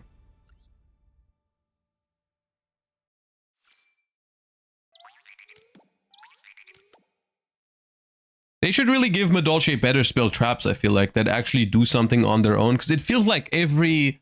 Like, the Medolce spell traps aren't bricks. Because they do something if you can play, but they don't actually help you playing, I feel like, a lot of the times. Which is awkward, because they're kind of like... They're soft bricks, you know? You can use them if your hand's good. But if your hand's bad, then they won't help you with that. Oh, Jesus. I thought it was a brick, but then I saw the pre-prep. Pure Mitsu is so fragile in Master Duel. It's always like one card away from bricking. If you can... It's rare that you have multiple card combos. Usually it's just one card combos. And here if they have Ash, I need the Cult Buy for it too. For it to work.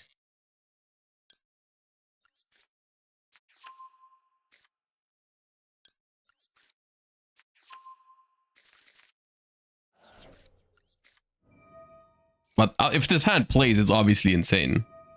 Okay, wrong Ash, but I have to Cult Buy it anyways. You don't want to Ash Habakiri in hand, you want to Ash Saji in the graveyard. So that that once per turn has been used.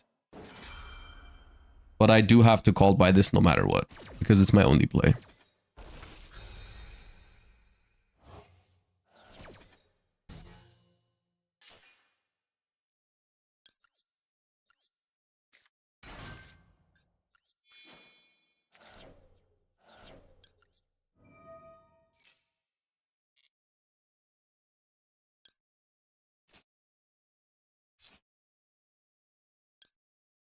Thinking about going prayers.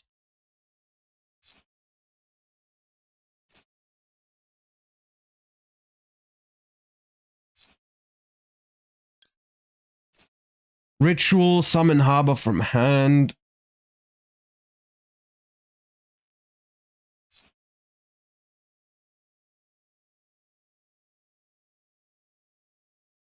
I still haven't put the Dugaris in, I keep forgetting that. Is it better to go prayers?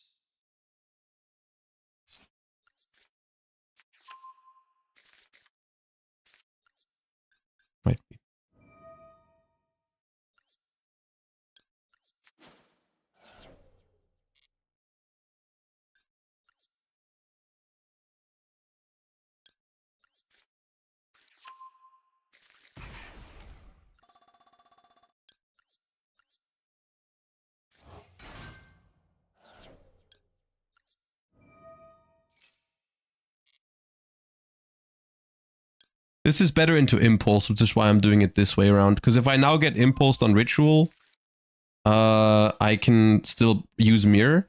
And if I got Impulsed on Prayers, I would have still had the Habakiri search for a monster too.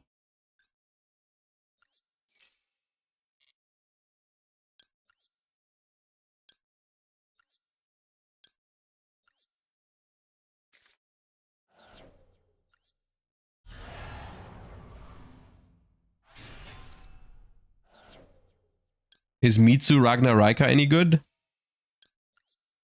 Maybe. I don't know it well enough.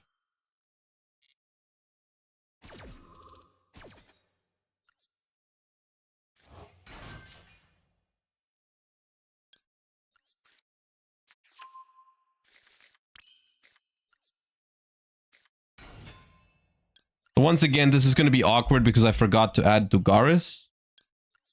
But I don't have any good rank force to make here, I guess. They're still just link fodder, so it's not like the end of the world.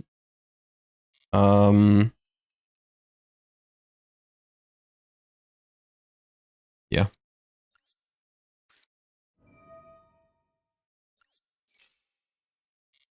Make Baguska. Yeah, that's what you would probably would do if it was still legal. Thank God it's not though.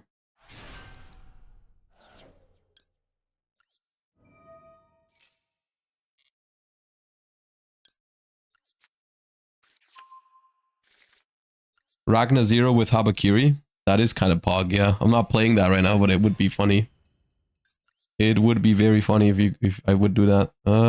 IP.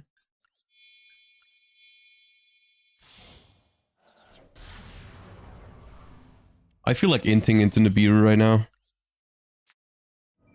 It's not inting, it's probably still winning into Nib, so it's fine.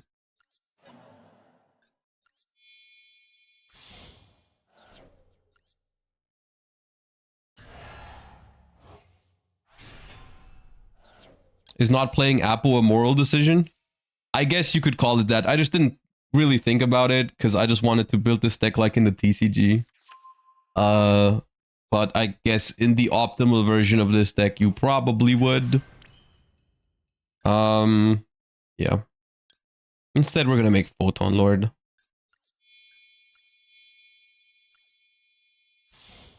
Which is a little bit awkward here, actually. Because now I don't have Murakumo in my graveyard until I negate with Photon Lord. But probably fine. Because I have a lot of other disruptions that probably forces them to, at some point, play into Photon Lord. But in theory, if they never activate a monster effect here, I don't have a way to summon Murakumo, but... I guess I could link off the Photon Lord, too, with the IP if I really wanted to.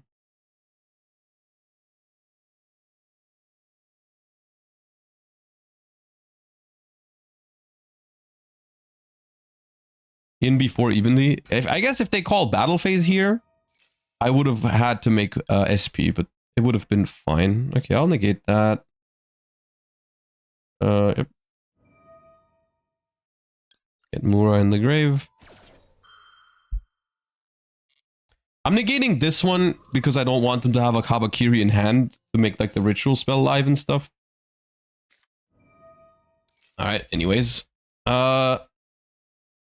Habakiri in hand. If I purification, that destroys that, which would be really nice. I think it's safer to just negate both halves of the ritual here, though. Like, if I negate the one to summon from deck with purification and the one to summon from hand with impulse, I think I just have to be fine.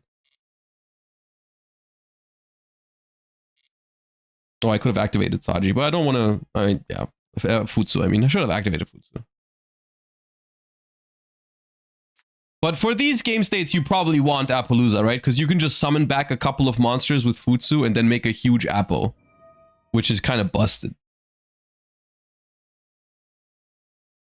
Right? Forgore Maxi. Oh yeah, I forgot to Maxi as well. I'm yapping too much is the problem.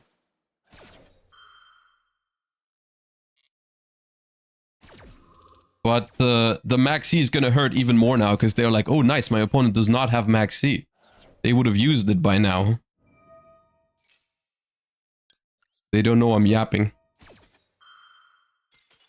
And they will never find out.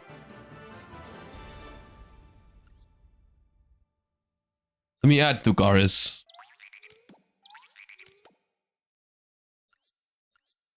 Realistically, you probably don't have to build your extra deck around Extravagance so much because Extravagance is just a one-of.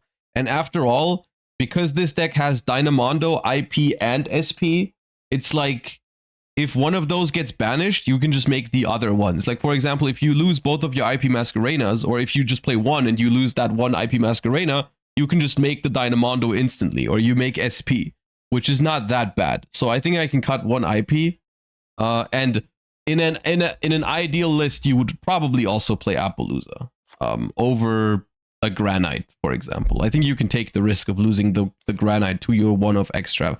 So ideally, I think this would be your extra deck. The only ones that are worth taking the second copy for the Extrav is like SP and Dynamondo, because those are really important.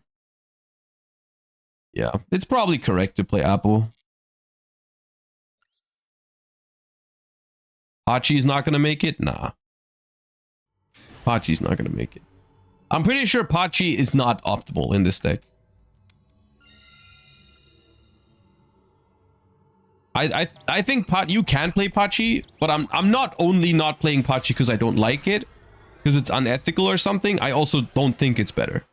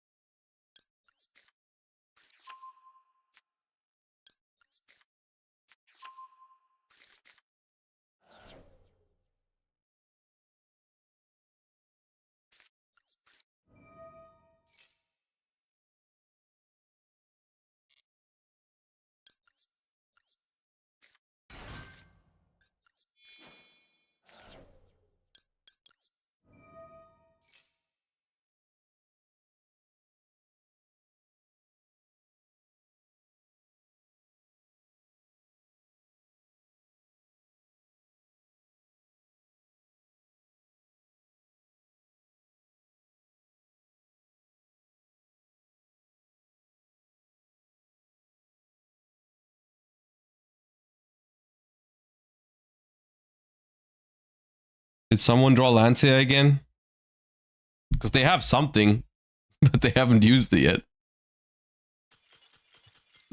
Let me just check if Lancia was in their deck.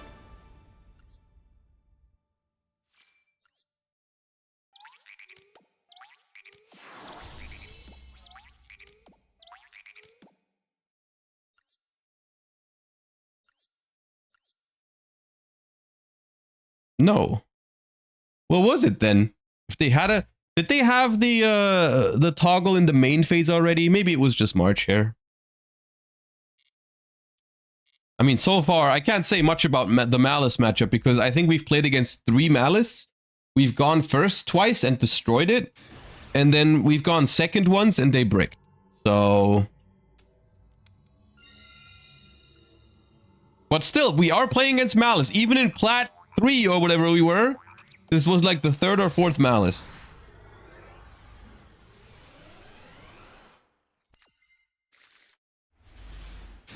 Oh no, not the pre-prep mirror combo. 60 card plant sleeves. Alright, I'm scared.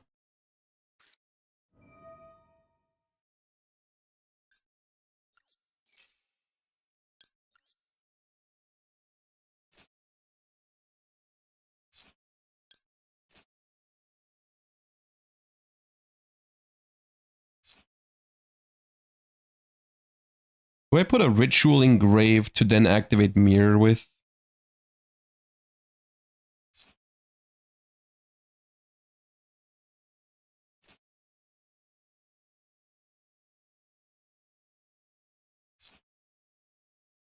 Not, no, I don't think so. I think it's Aramasa and Serpent.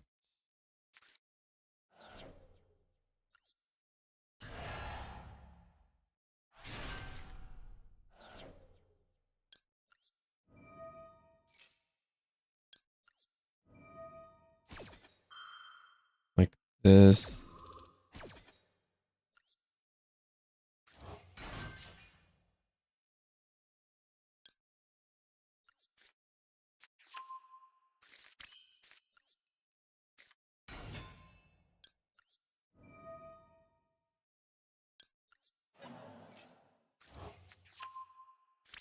Do this. What's the name of the song? Dangerous from Big Data.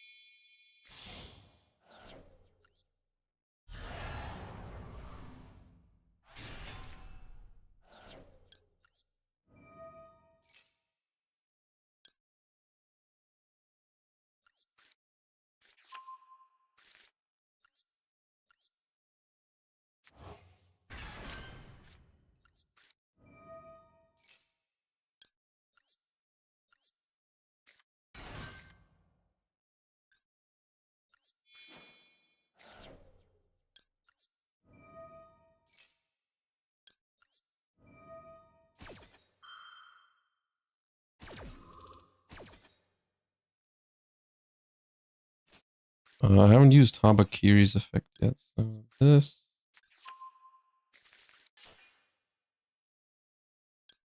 This. To here.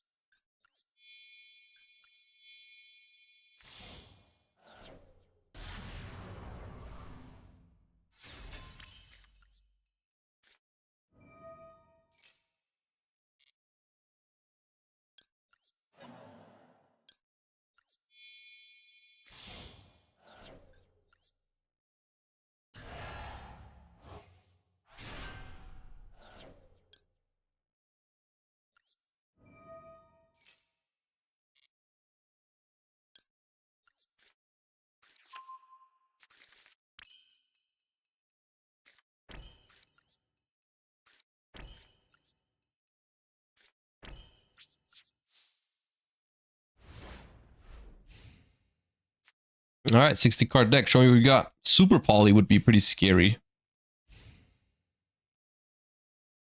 but still beatable, I think.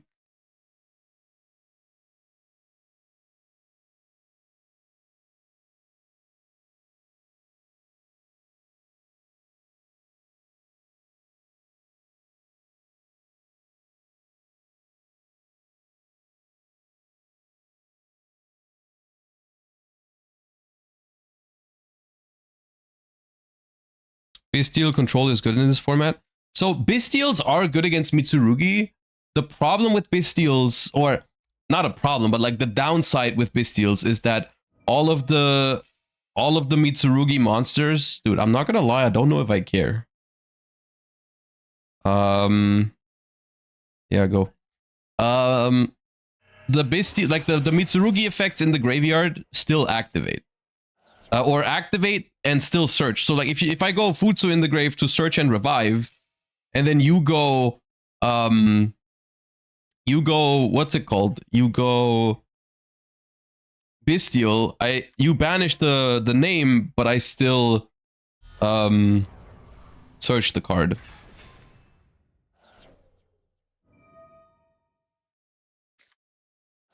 Branded Retribution.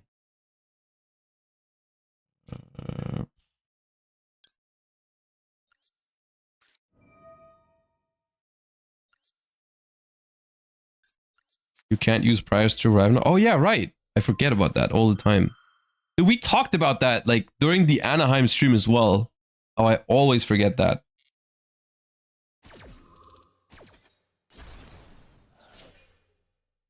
But yeah, I guess if my Futsu comes back, I'm okay here. If they have called back for the Futsu now, I'm in trouble. Or a Bestial, I guess, would really hurt now. Yeah, uh-oh. Yep. I cannot dodge that now because I can't take damage. I guess I should have negated Dark Ruler then.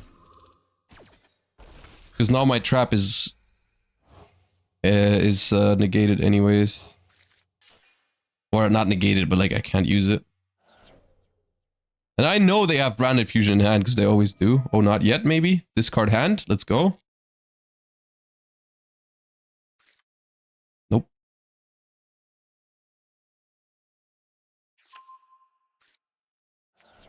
Serenir. Okay. Okay.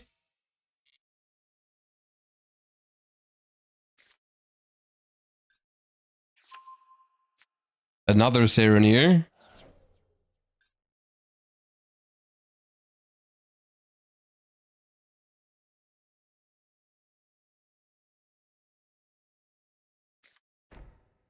Ah, see, I knew it wasn't a problem, y'all. Calm down, okay? Calm down. I have everything under control.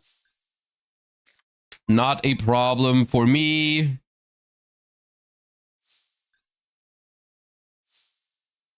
I didn't forget that I couldn't use prayers. I just knew that I wouldn't need to, you know?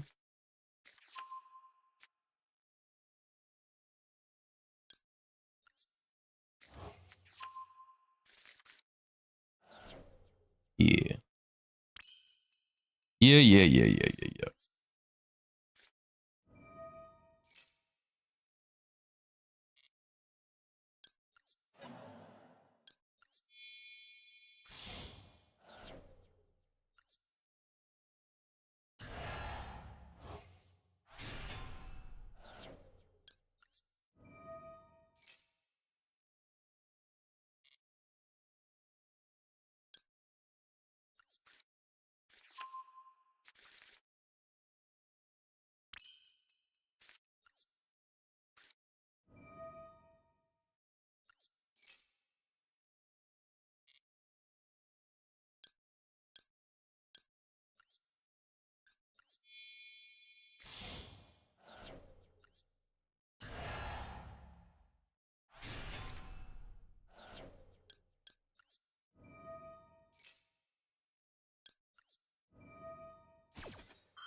Could be a super poly, which maybe we can't kill through, but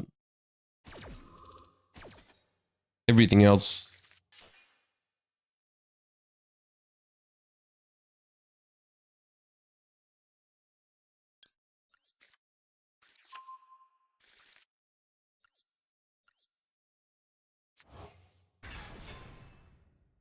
It is 8,000 now. If I have to negate,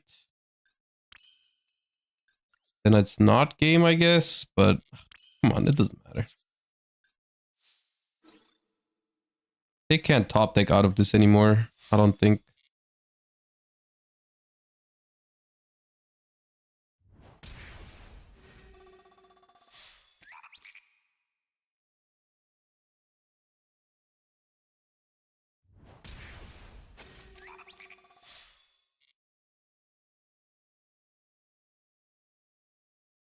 I could see it being droplet, which would be even worse than super poly, because at this point super poly should have been activated already.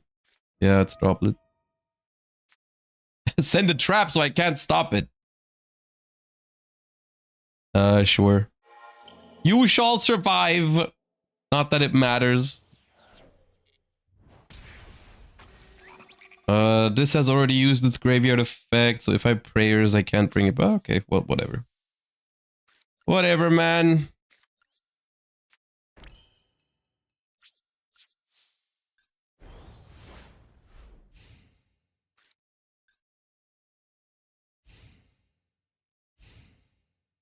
Murakumo negate? Oh yeah, I didn't think of it. Like, y'all, the game is over. I'm not concentrated right now.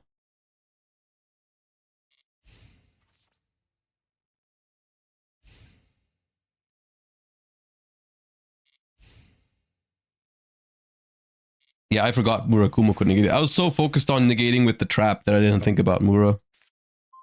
But yeah.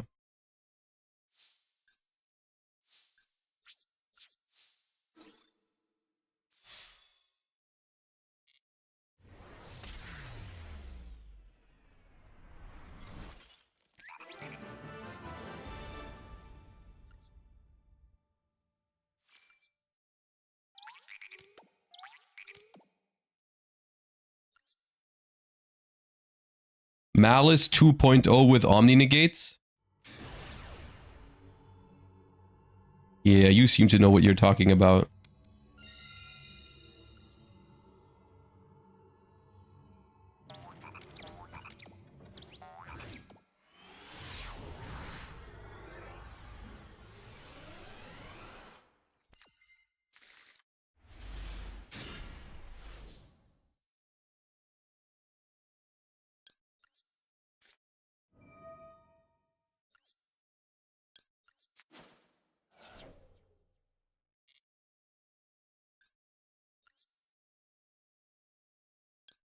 Hmm.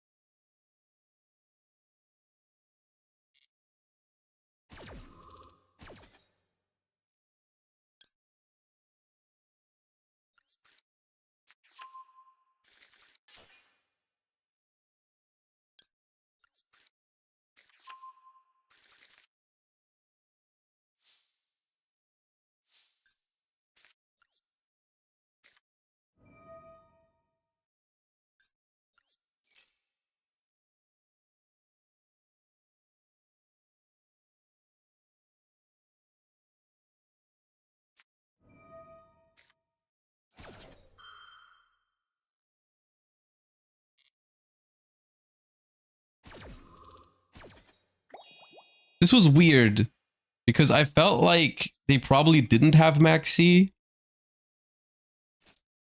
but at the same time, I also don't think this Fuba is that bad for me.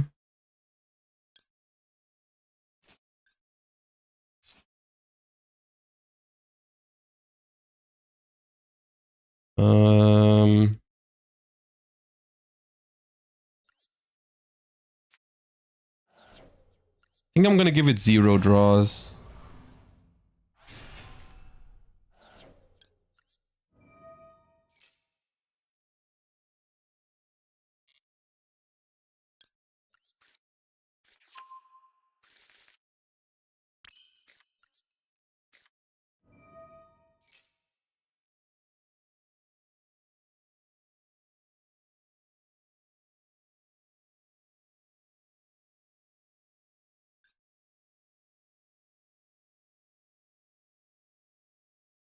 What do they have?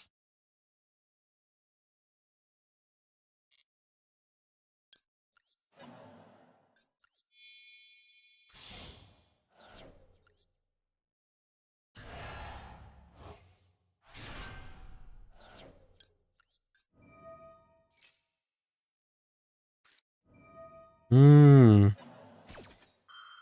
Okay. That's not that bad. It's annoying. It's annoying for sure. This might change my plans here. Because now I don't have a Murakumo in rotation. I might wanna ritual summon one from the deck. Yeah. Yeah.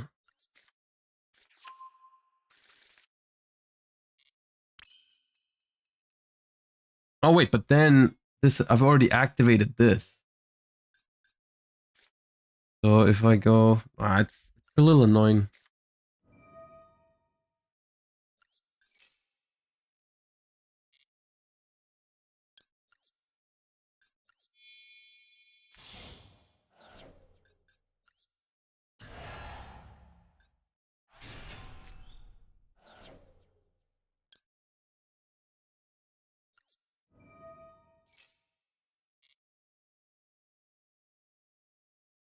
Would just make Dynamondo. I mean, I'm gonna make Dynamondo now anyway, so they're gonna be on 5 cards. But yeah, I think like I should have probably just ashed the Puva because after they let prayers go through, there's a good chance they don't have Maxi. I was a little too scared of the Maxi there, maybe. Like, especially with double Ash in hand. Like, if it's TCG, I always Ash that Fuva. Even though, if it was just the Fuva, it wouldn't have been a problem. But Fuva plus Bestial was pretty annoying here. So now my end board is pretty bad. But if, against 5 cards, it's still okay. I can still Dynamondo, bring back Futsu or Murakumo.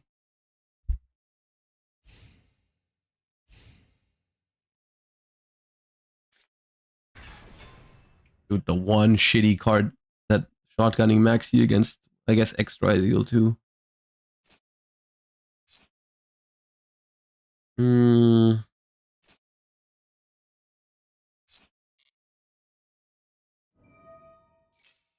mean, I don't really care about the extra deck banish, is the good thing, I suppose.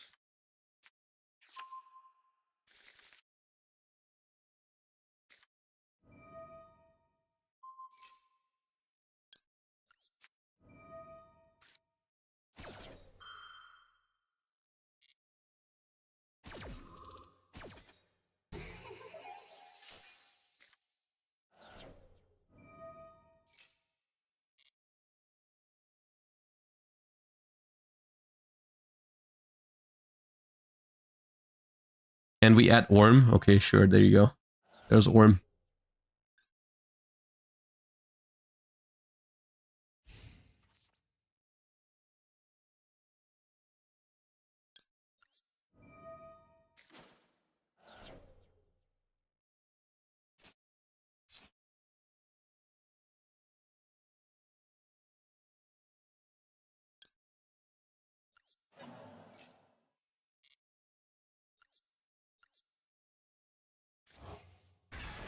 Problem is that I don't really have follow-up either. If they just don't play, but... Oh, God.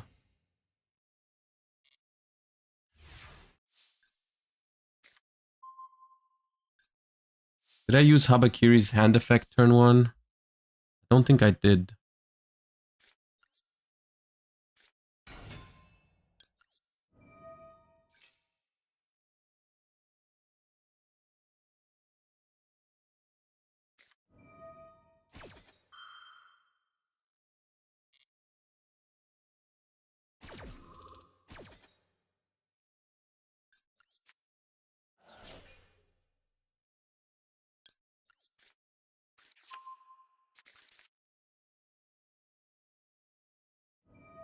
I guess against that card, the Murakuma would have been a lot better.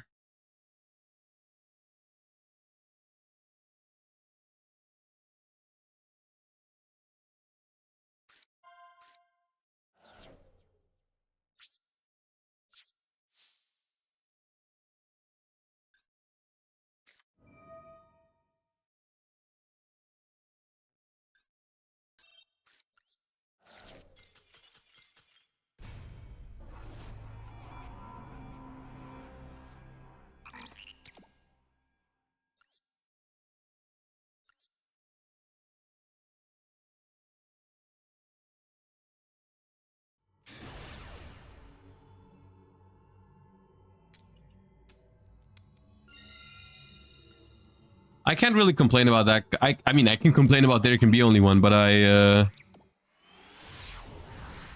did kind of mess up my first turn. That should have been better.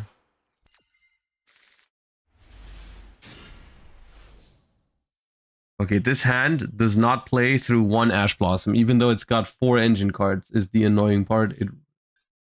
So if I start with Habakiri, I play into Ash Blossom the hardest. If I start Aramasa, I play into Impulse on Habakiri, but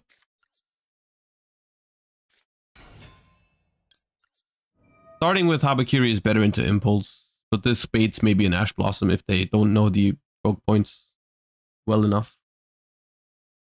Droll time, it's also worse into Droll, that's true. Yeah, it's worse into Droll for sure.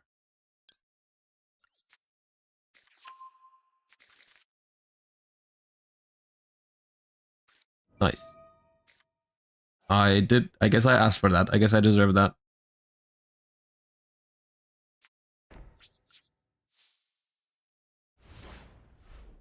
If I start Haba for Saji, that Droll does not hit me nearly as hard.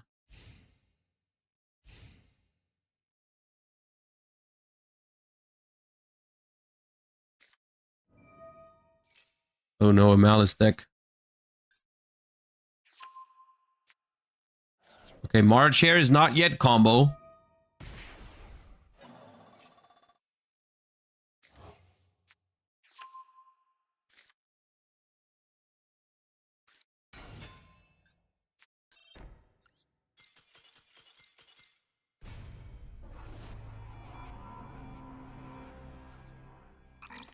Yeah, the one of Dormouse feels even better to face, I feel like.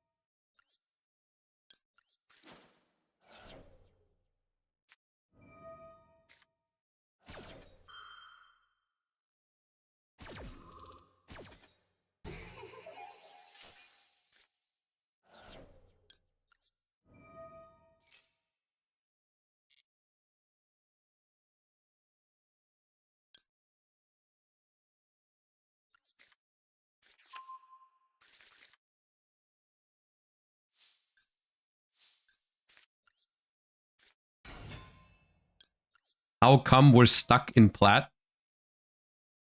We are not stuck in plat. I just haven't played the game in weeks.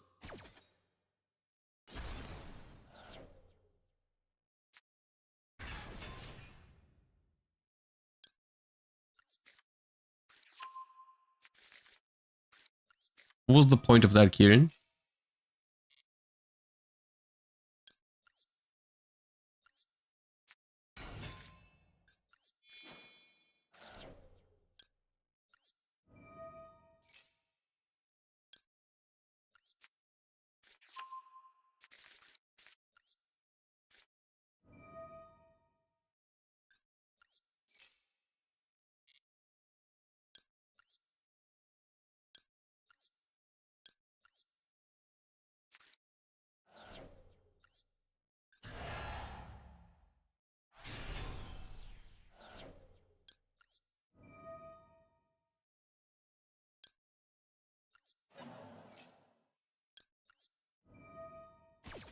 Wanted to make sure you can get impulsed on Nibiru.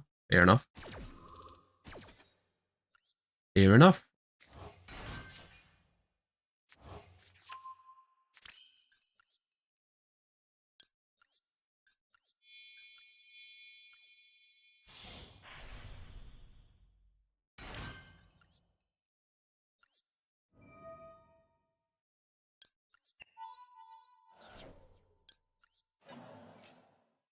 Goodbye.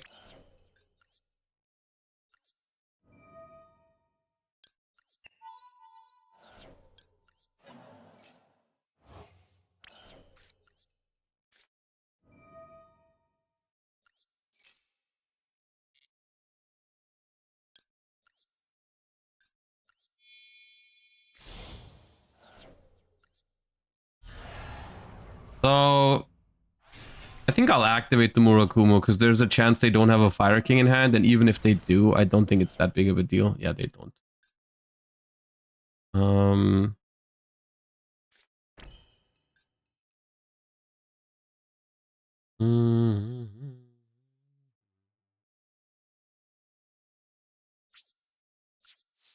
I should have played this differently. I forgot I already tributed Habakiri in the beginning of the turn, but whatever.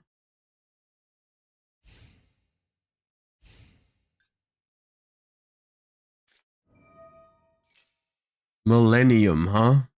Millennium Fire. Is it Snake Eyes?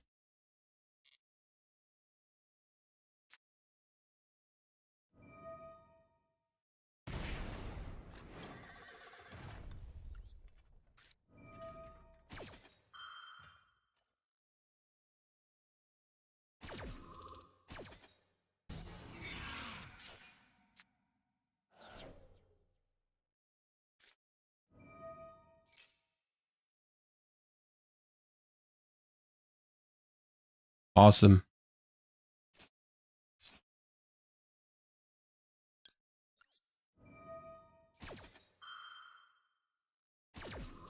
Negate? I can't negate it. They just discard.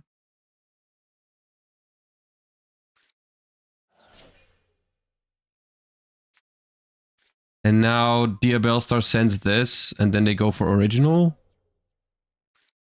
But does the Diabellstar 1-card combo play around Nibiru? I was kind of hoping it doesn't.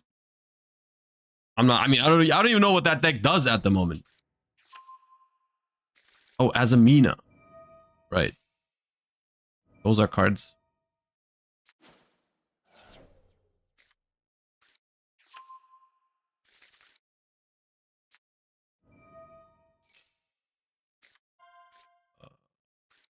This. Right. Murcielago.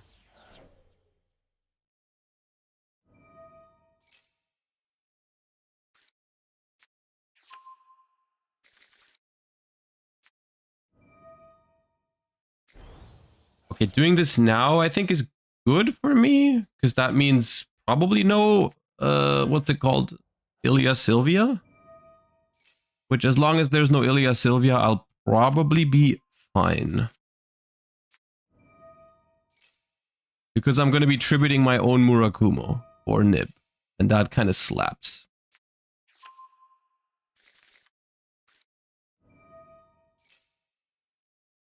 Even if my Nib tributes a Flamberge, my Murakumo is just gonna...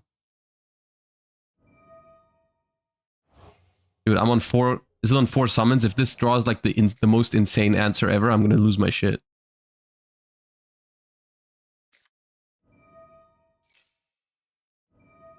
That's not a problem. That's fine. Okay.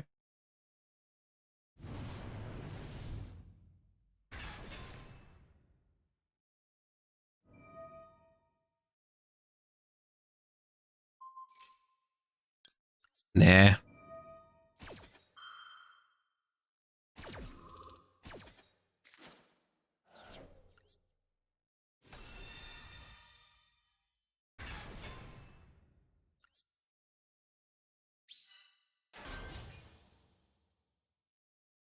Come on, trigger your stuff.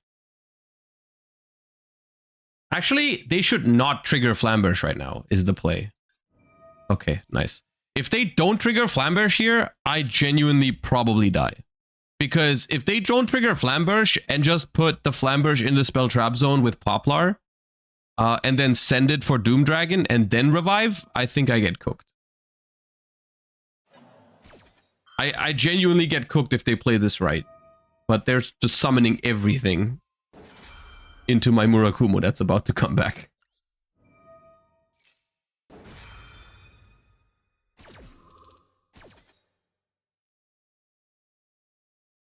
What do I want for follow-up? Let's just get prayers.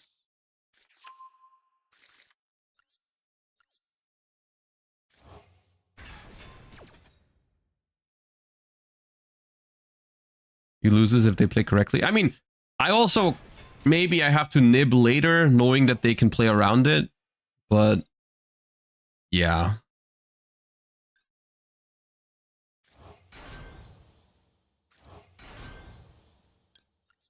I also didn't play well, right? My board should have been better. I forgot that I attributed my Habakiri in the beginning for prayers. I thought I was going to get another surge.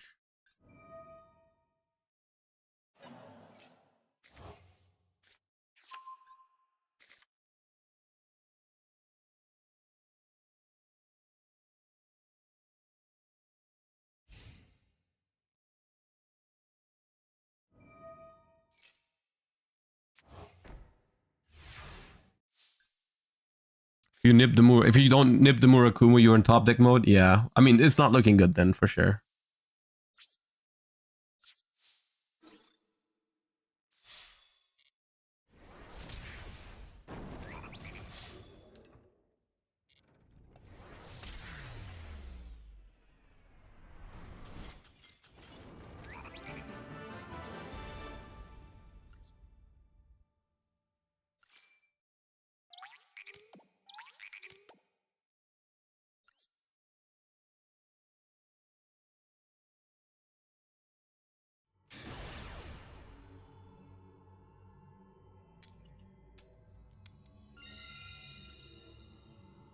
Did I add Dugaris, by the way? I feel like I've adjusted the extra deck and then still forgot Dugaris. I might be dumb.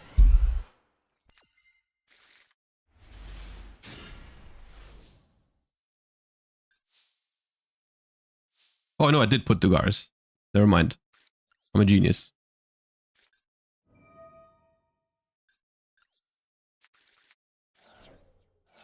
Let me banish it with Extrav real quick.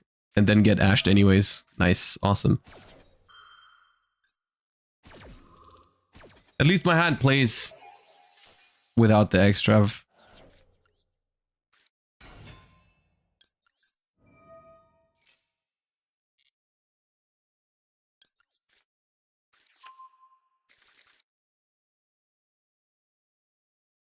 Never mind.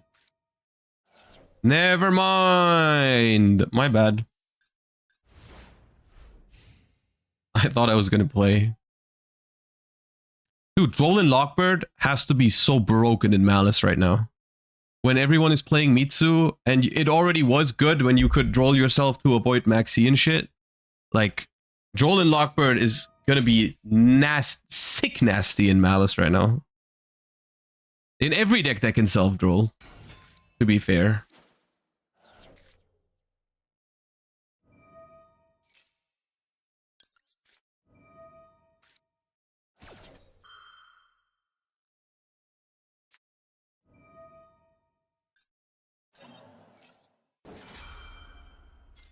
Get hand trapped twice, hand trap once, get called by the grave. Good game. Awesome.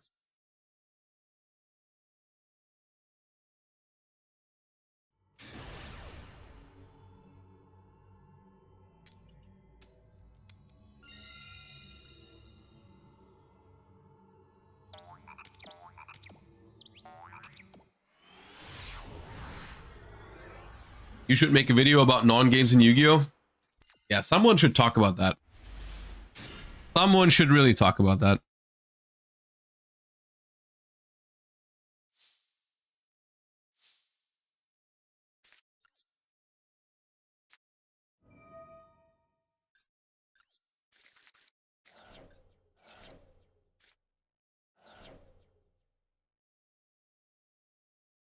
Okay, there is no Droll.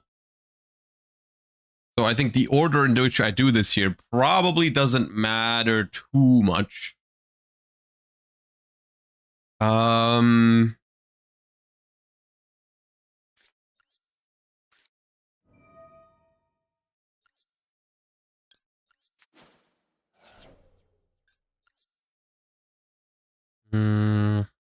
Habakiri.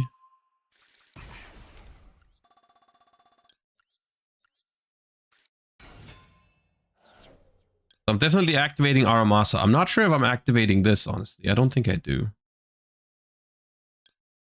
No, this should be Mura.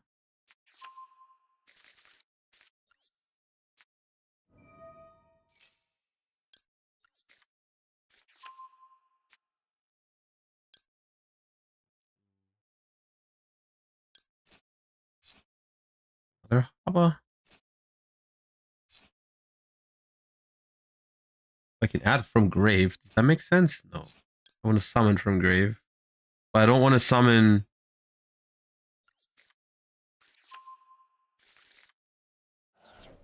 Mirror, bring back Murakumo.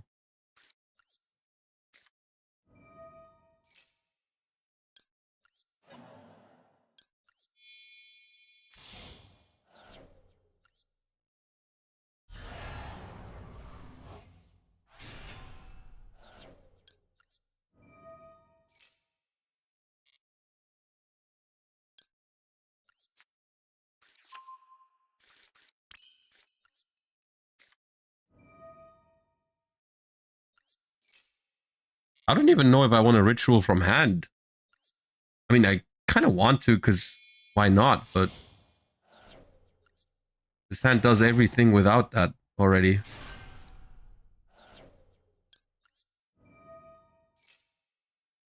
I think I'll keep Mirror engraved to chain block during opponent's turn.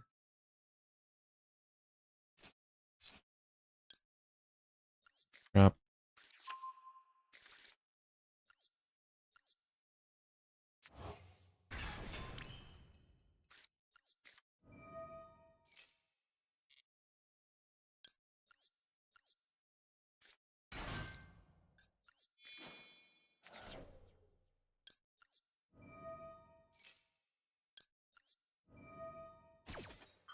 Turn one is a little greedy.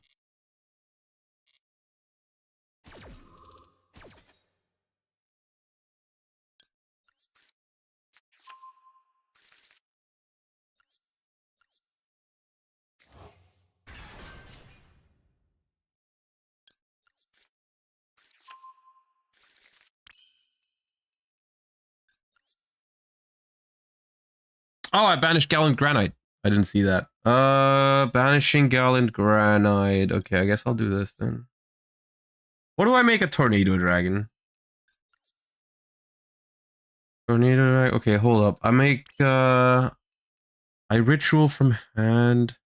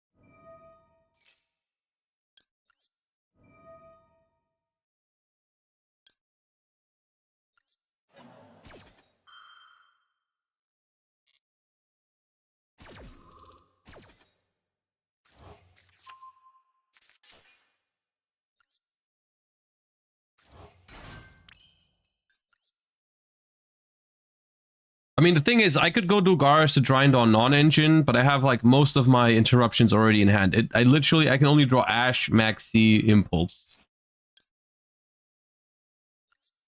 But those are pretty good draws.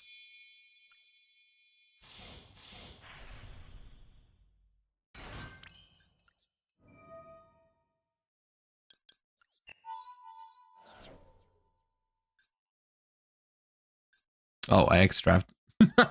No, I don't want to skip my next main phase one. Okay, I'll summon one from grave then. All right, sick. Okay, that was this. I'm just trying to link climb into an SP Lil Knight, y'all. Calm down.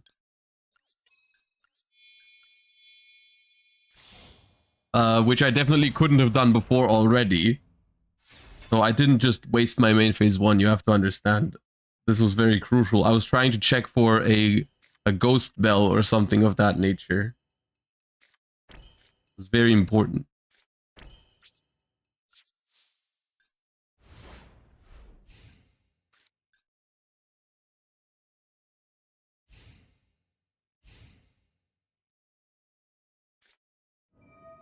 Pre-prep in a 40 card deck. What does that mean?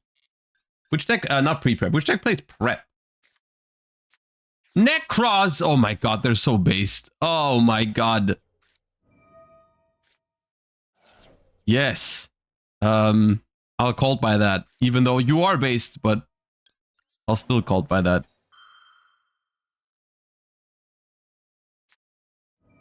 Cross out. Okay. I'll allow it. Do I allow it? No, I don't allow it. I changed my mind.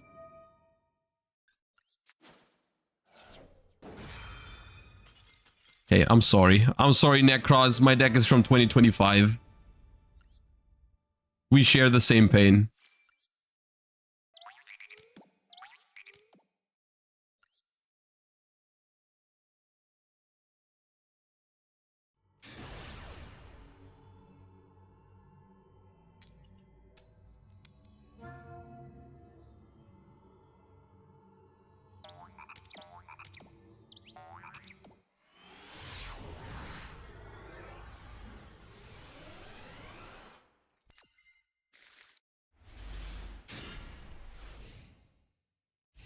Good hand for going second. And Kusanagi is also here.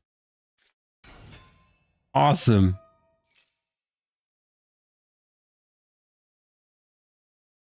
Is Necros old? No, Necros is medium old. Necros is only 10 years old. Not that old.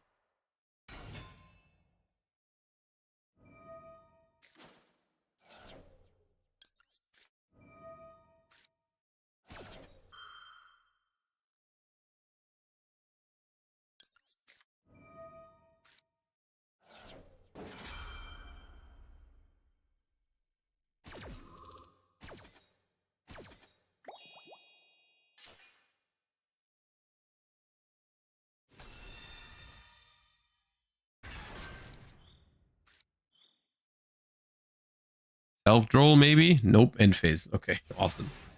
One...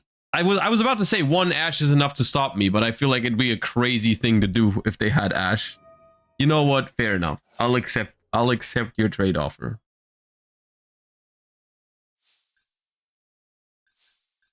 I'll accept your trade offer. That's fair enough.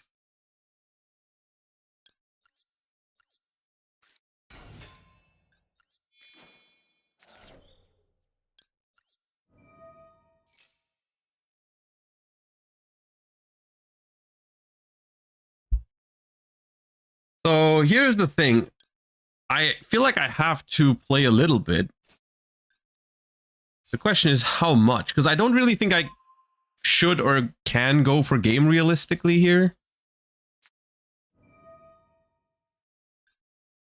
Summon one from hand.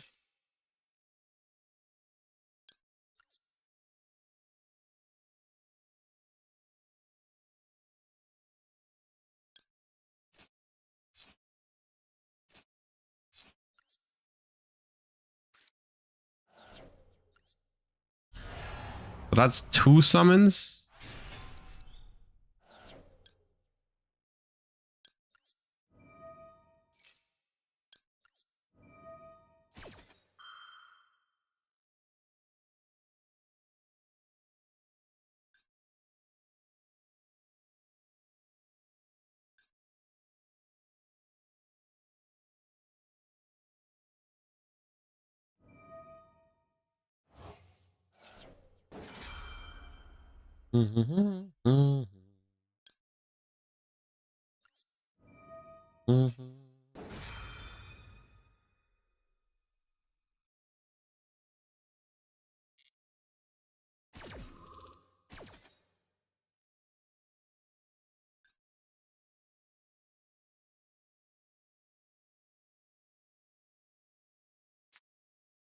This card wanted. Another Snake Eye? Hello?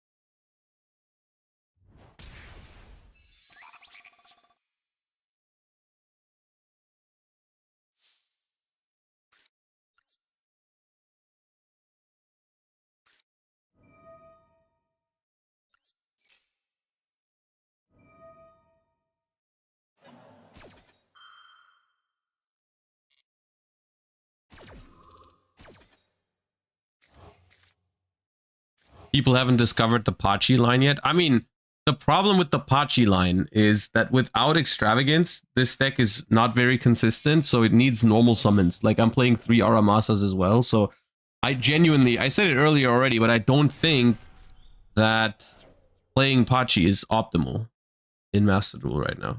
I don't think it is.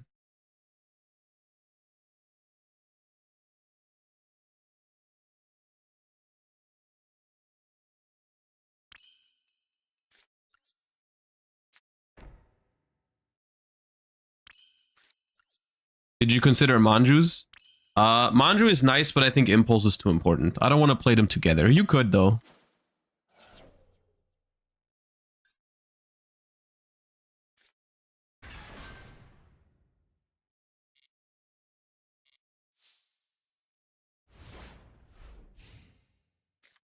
I'd rather play 3 Spenta instead of more normals. But like Spenta, doesn't Spenta still search you a normal summon to go full combo? Because if you just search Crowley, how good is that? Is Spenta a rank 4 without normal summoning?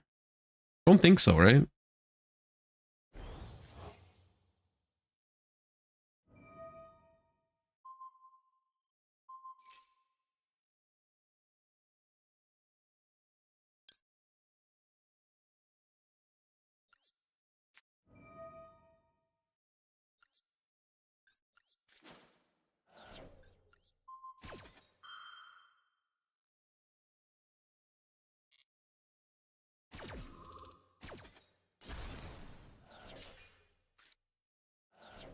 My opponent has a lot of cards. I'm kind of feeling bad about that. I also feel bad about that.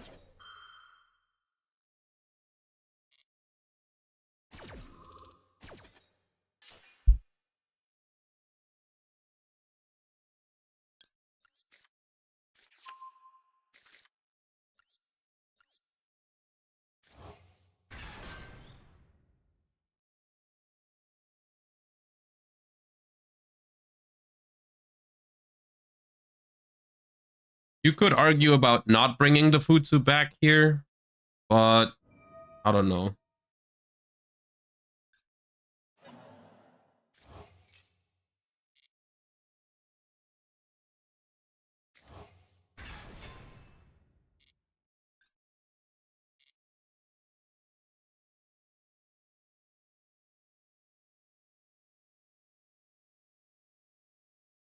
If I don't bring the Futsu back, then I have only one way to summon Murakumo, which is prayers, and if that gets negated, I'm cooked. I don't know.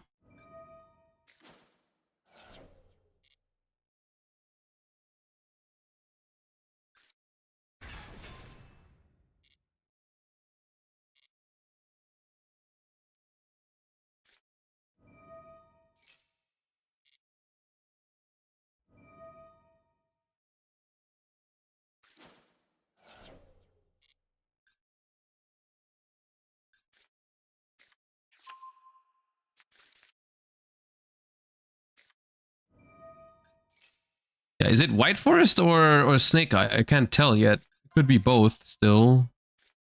The full Fiendsmith package makes me think Snake Eyes, but I think White Forest also plays Fiendsmith sometimes. Just usually not the full package, I would think, but sometimes. The problem is that my Nibiru is also going to draw them 2 cards. Okay, I think that means White Forest.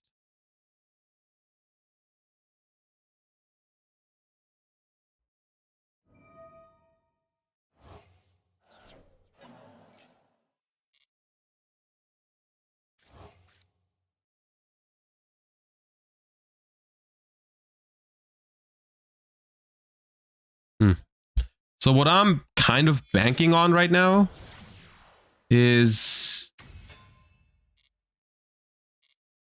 What I'm kind of banking on right now is that they're making 1 Omni-Negate for my Murakumo, and I can wait and then bring back Murakumo, they Omni-Negate it, and then I nib in like a very crucial spot.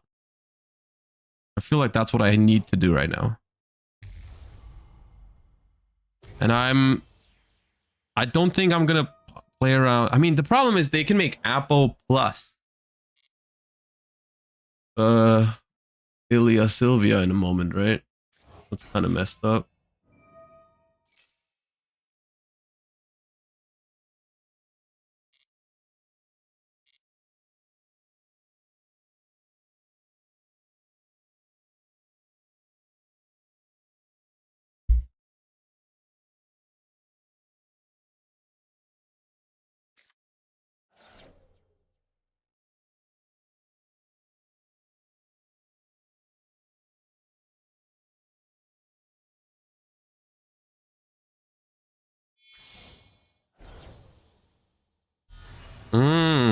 Okay.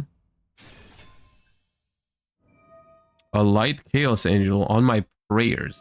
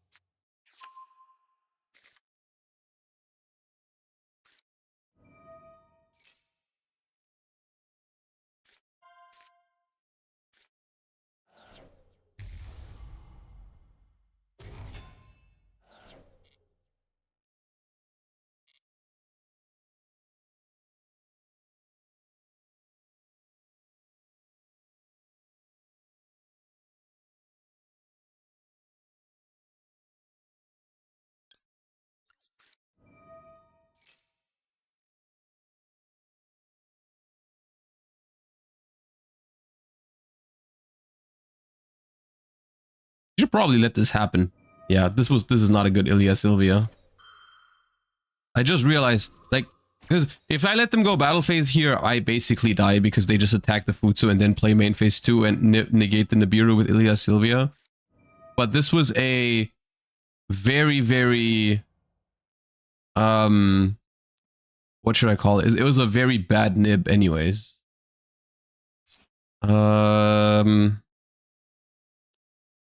So if this only triggers on special summon, so if they normal summon a tuner now, but if they normal summon a tuner, I die anyways.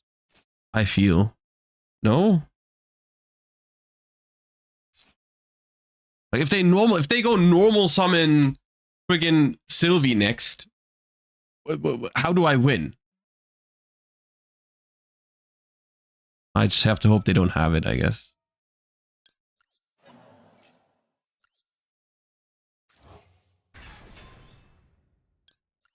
Because the Chaos Angel is going to stay.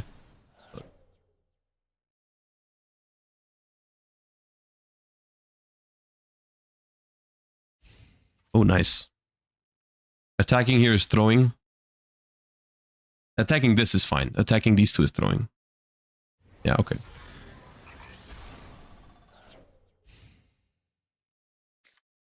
How bad is this format now? I don't think Master Duel is a good format right now, but if I'm playing pure Mitsurugi, I'm having a fun time at least. For the most part. It's not the best deck though. It's fine. How do I out Chaos Angel?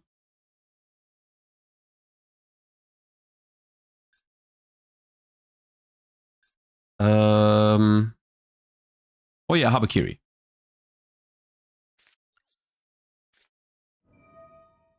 Or Magatama, right.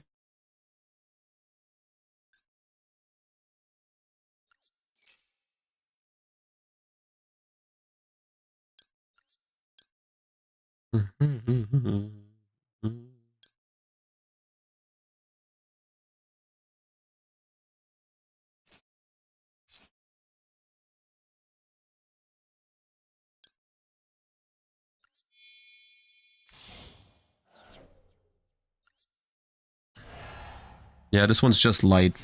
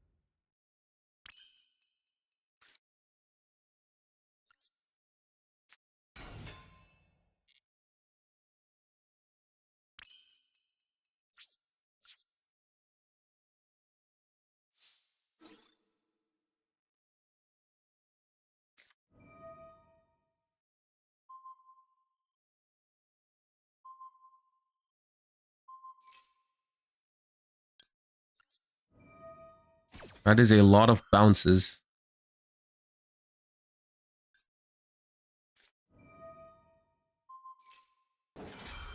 That is an awesome play into unknown prayers.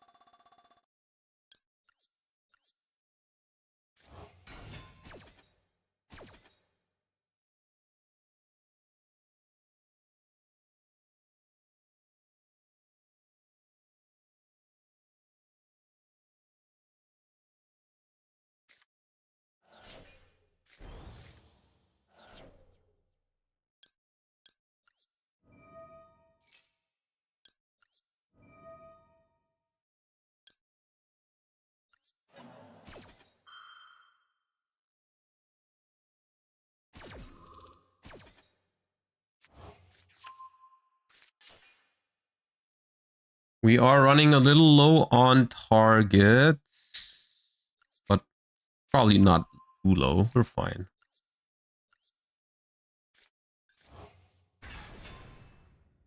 Not going to be able to wipe this now, but that's okay. Main 2.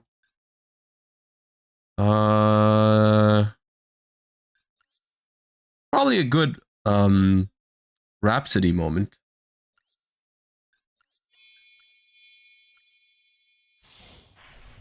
Not too worried about the Chaos Angel. We'll eventually beat it.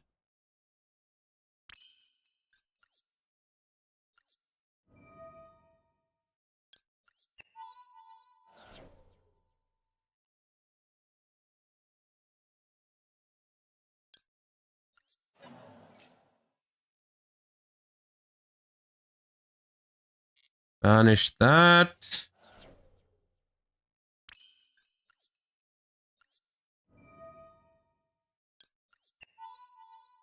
And this, I like banishing Hollowed. That seems good.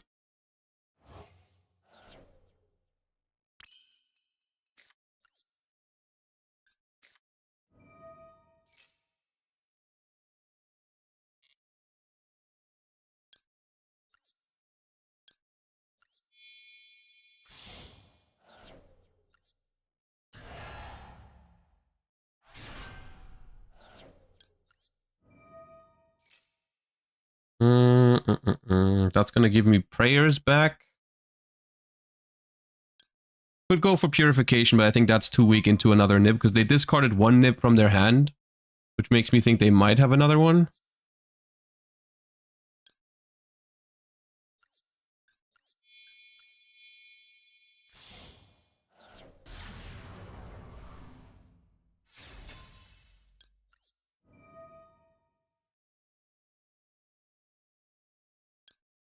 If you control a level 5 or higher illusion, you can set this card. I think I'll just banish Fiendsmith stuff. If I banish Sequence, they can bring it back with Lacrima, so I'm not sure if that's smart, but I think banishing Lacrima itself is pretty good. Yeah.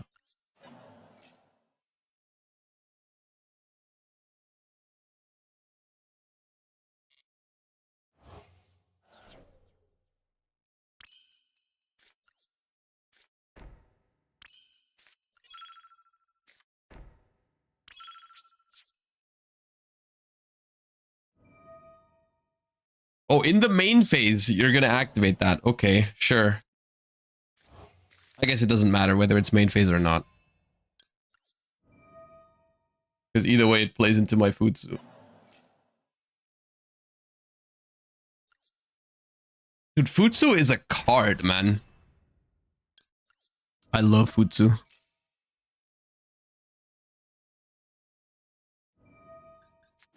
Sure, Chain. Give me more.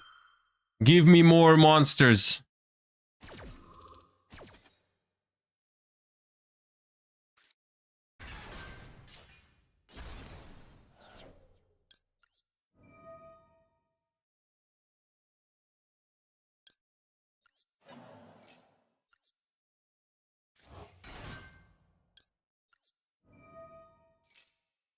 Give me the trap card.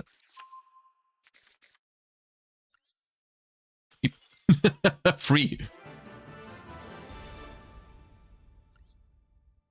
Free trap.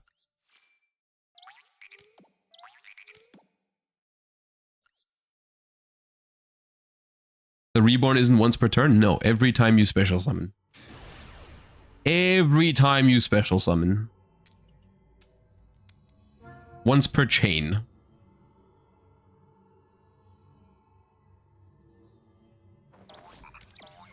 What lists are you using for Pure Mitsu? I can show you after this game. It's very close to what I played in TCG though. It's not optimized for Master Duel because I don't want to like place a crazy combo deck with Mitsu. It's just the only difference to the TCGs. I guess I play the trap card in the main deck. I used to side deck this card. There's less Pot of Extravagance than in the TCG, and there's an Appaloosa in the extra deck, but I haven't made it yet. Uh-oh. I guess I can show you the list now. There you go.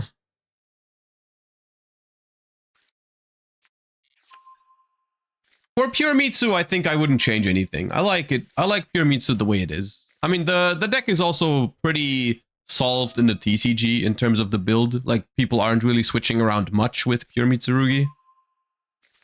I guess in the TCG you can switch around some non-engine, but in Master Duel I think that's a lot harder because Maxi minigame basically dictates a lot of your non-engine, and that's the only thing that people are experimenting with Pure Mitsurugi in the TCG. Jesus Christ, a Plague Spreader zombie. Oh my god, it's cooked.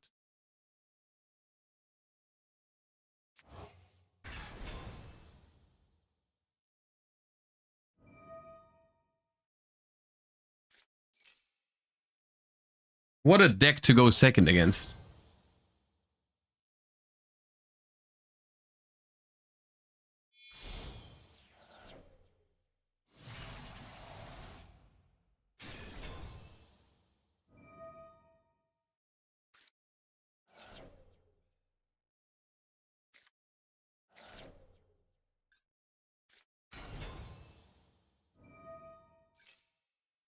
Of course, it's Tier Lament.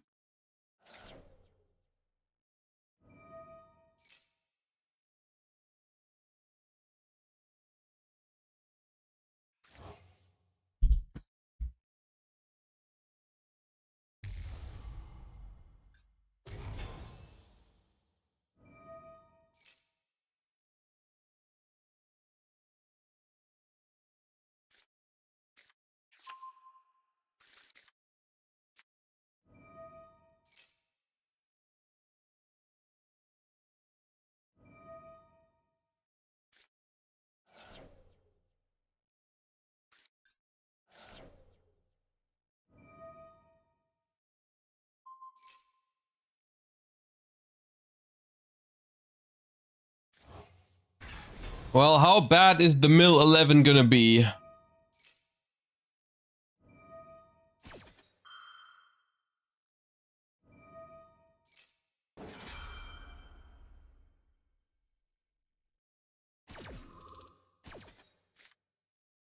Lower Bulb, Trickstar Reincarnation, Dalek, Smith. Okay, not that bad, I think. Could be worse. Why is there a Trickstar Reincarnation? I'm kind of scared about that now. There must be something devious going on with that. Rollback? Yeah, but what's the, like... What's the idea there? Enigmaster Pack Bit. Oh, that discards for effect. Okay. Moon. Do they play Droll? I haven't seen a Droll. I don't think they milled one. So discard Sharon for effect to place itself. That triggers Sharon. Sure. I mean, Rule Colossus and Baron are already a problem for my hand. I don't know if I can play around it. We'll see. And Caesar also. Caesar is very, very good against Mitsurugi. if they go for that. But I doubt they go for Caesar. Looking at their deck, it's probably a what's it called? The Reaper thingy, the rank 6 Pilgrim Reaper angle. Desiree plus Apo next. Yeah, if it's that combo, I can't beat it. We'll see.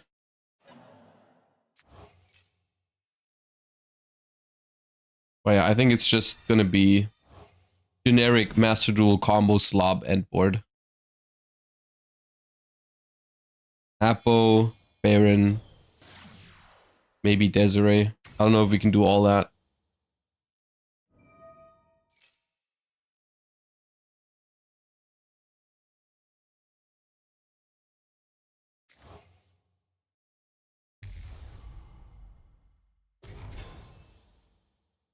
But probably Pilgrim Reaper first. So probably no Desiree.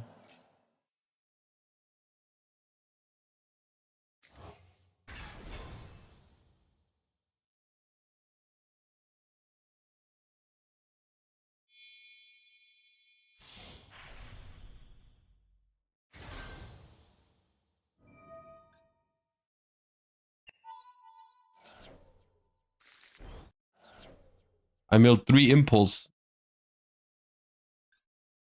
They milled the Mayakashi trap. But they don't have Paradise. Rollback, I mean. Do they have a way to search rollback or like send it from deck to grave? I don't see it.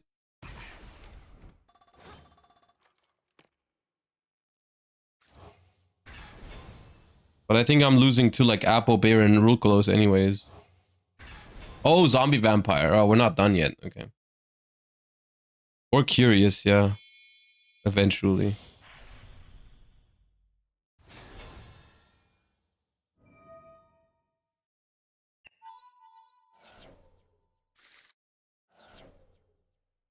Okay, I lost my one of Kusanagi and my one of Saji. That's gonna make my turn a lot worse. They milled rollback. Awesome.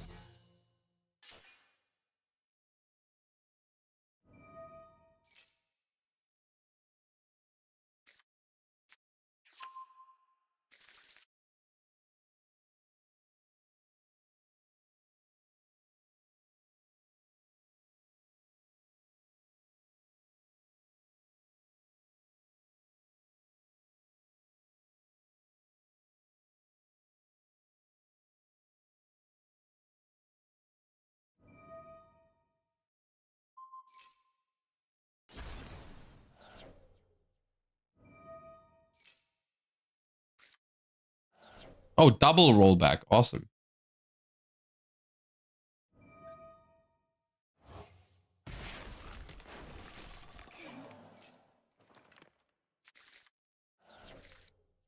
Why would you give me a chance to draw like Nib plus Imperm or something?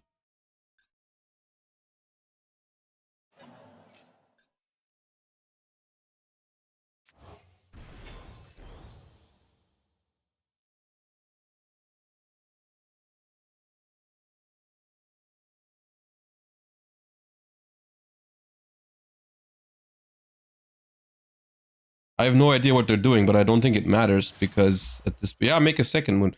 At this point, I'm gonna be locked anyways, so it doesn't really.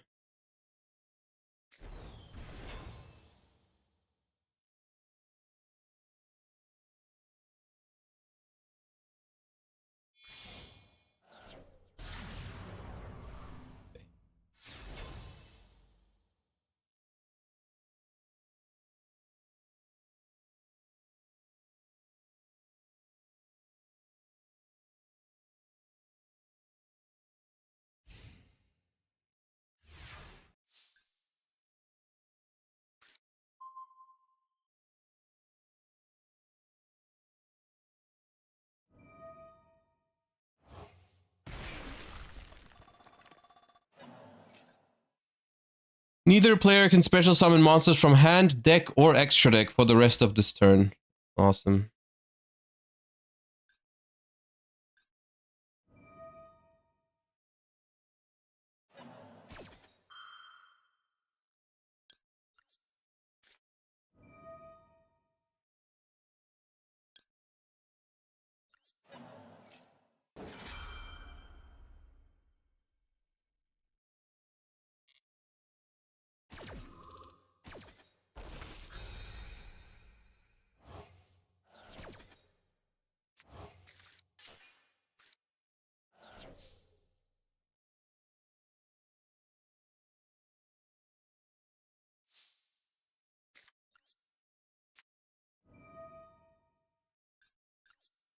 I'm just seeing if they time out if I do enough things that they could negate.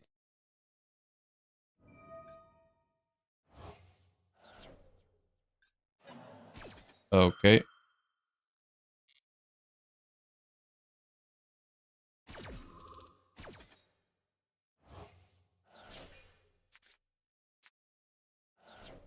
Hello, Nibiru.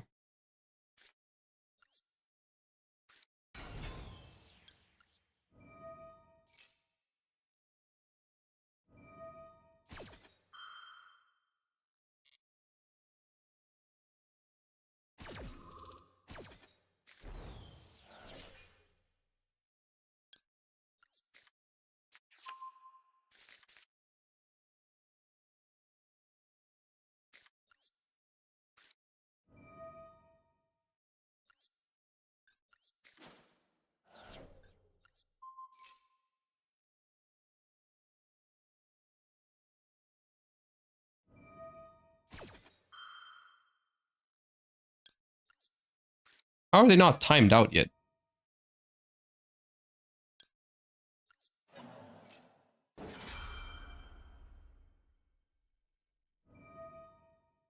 Bro, they're activating so many unnecessary things too. Eh?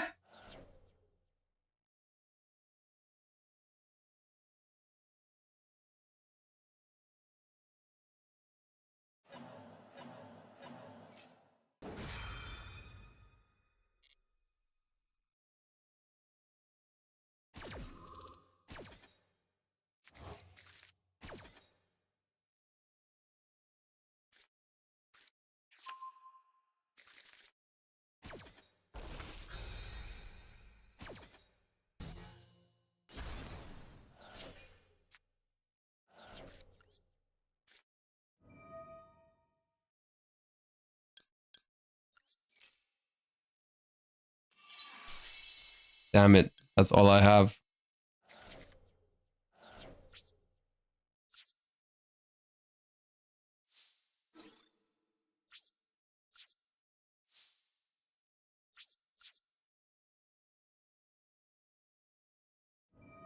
Dude, you got time for all that?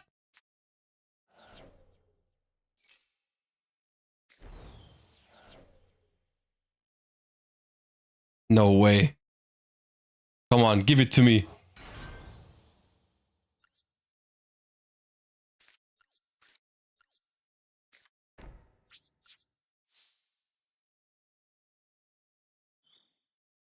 No way.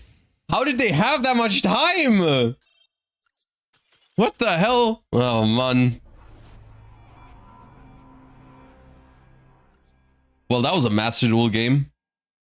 That was a Master Duel game of all time. Gamers. I guess it was fine today.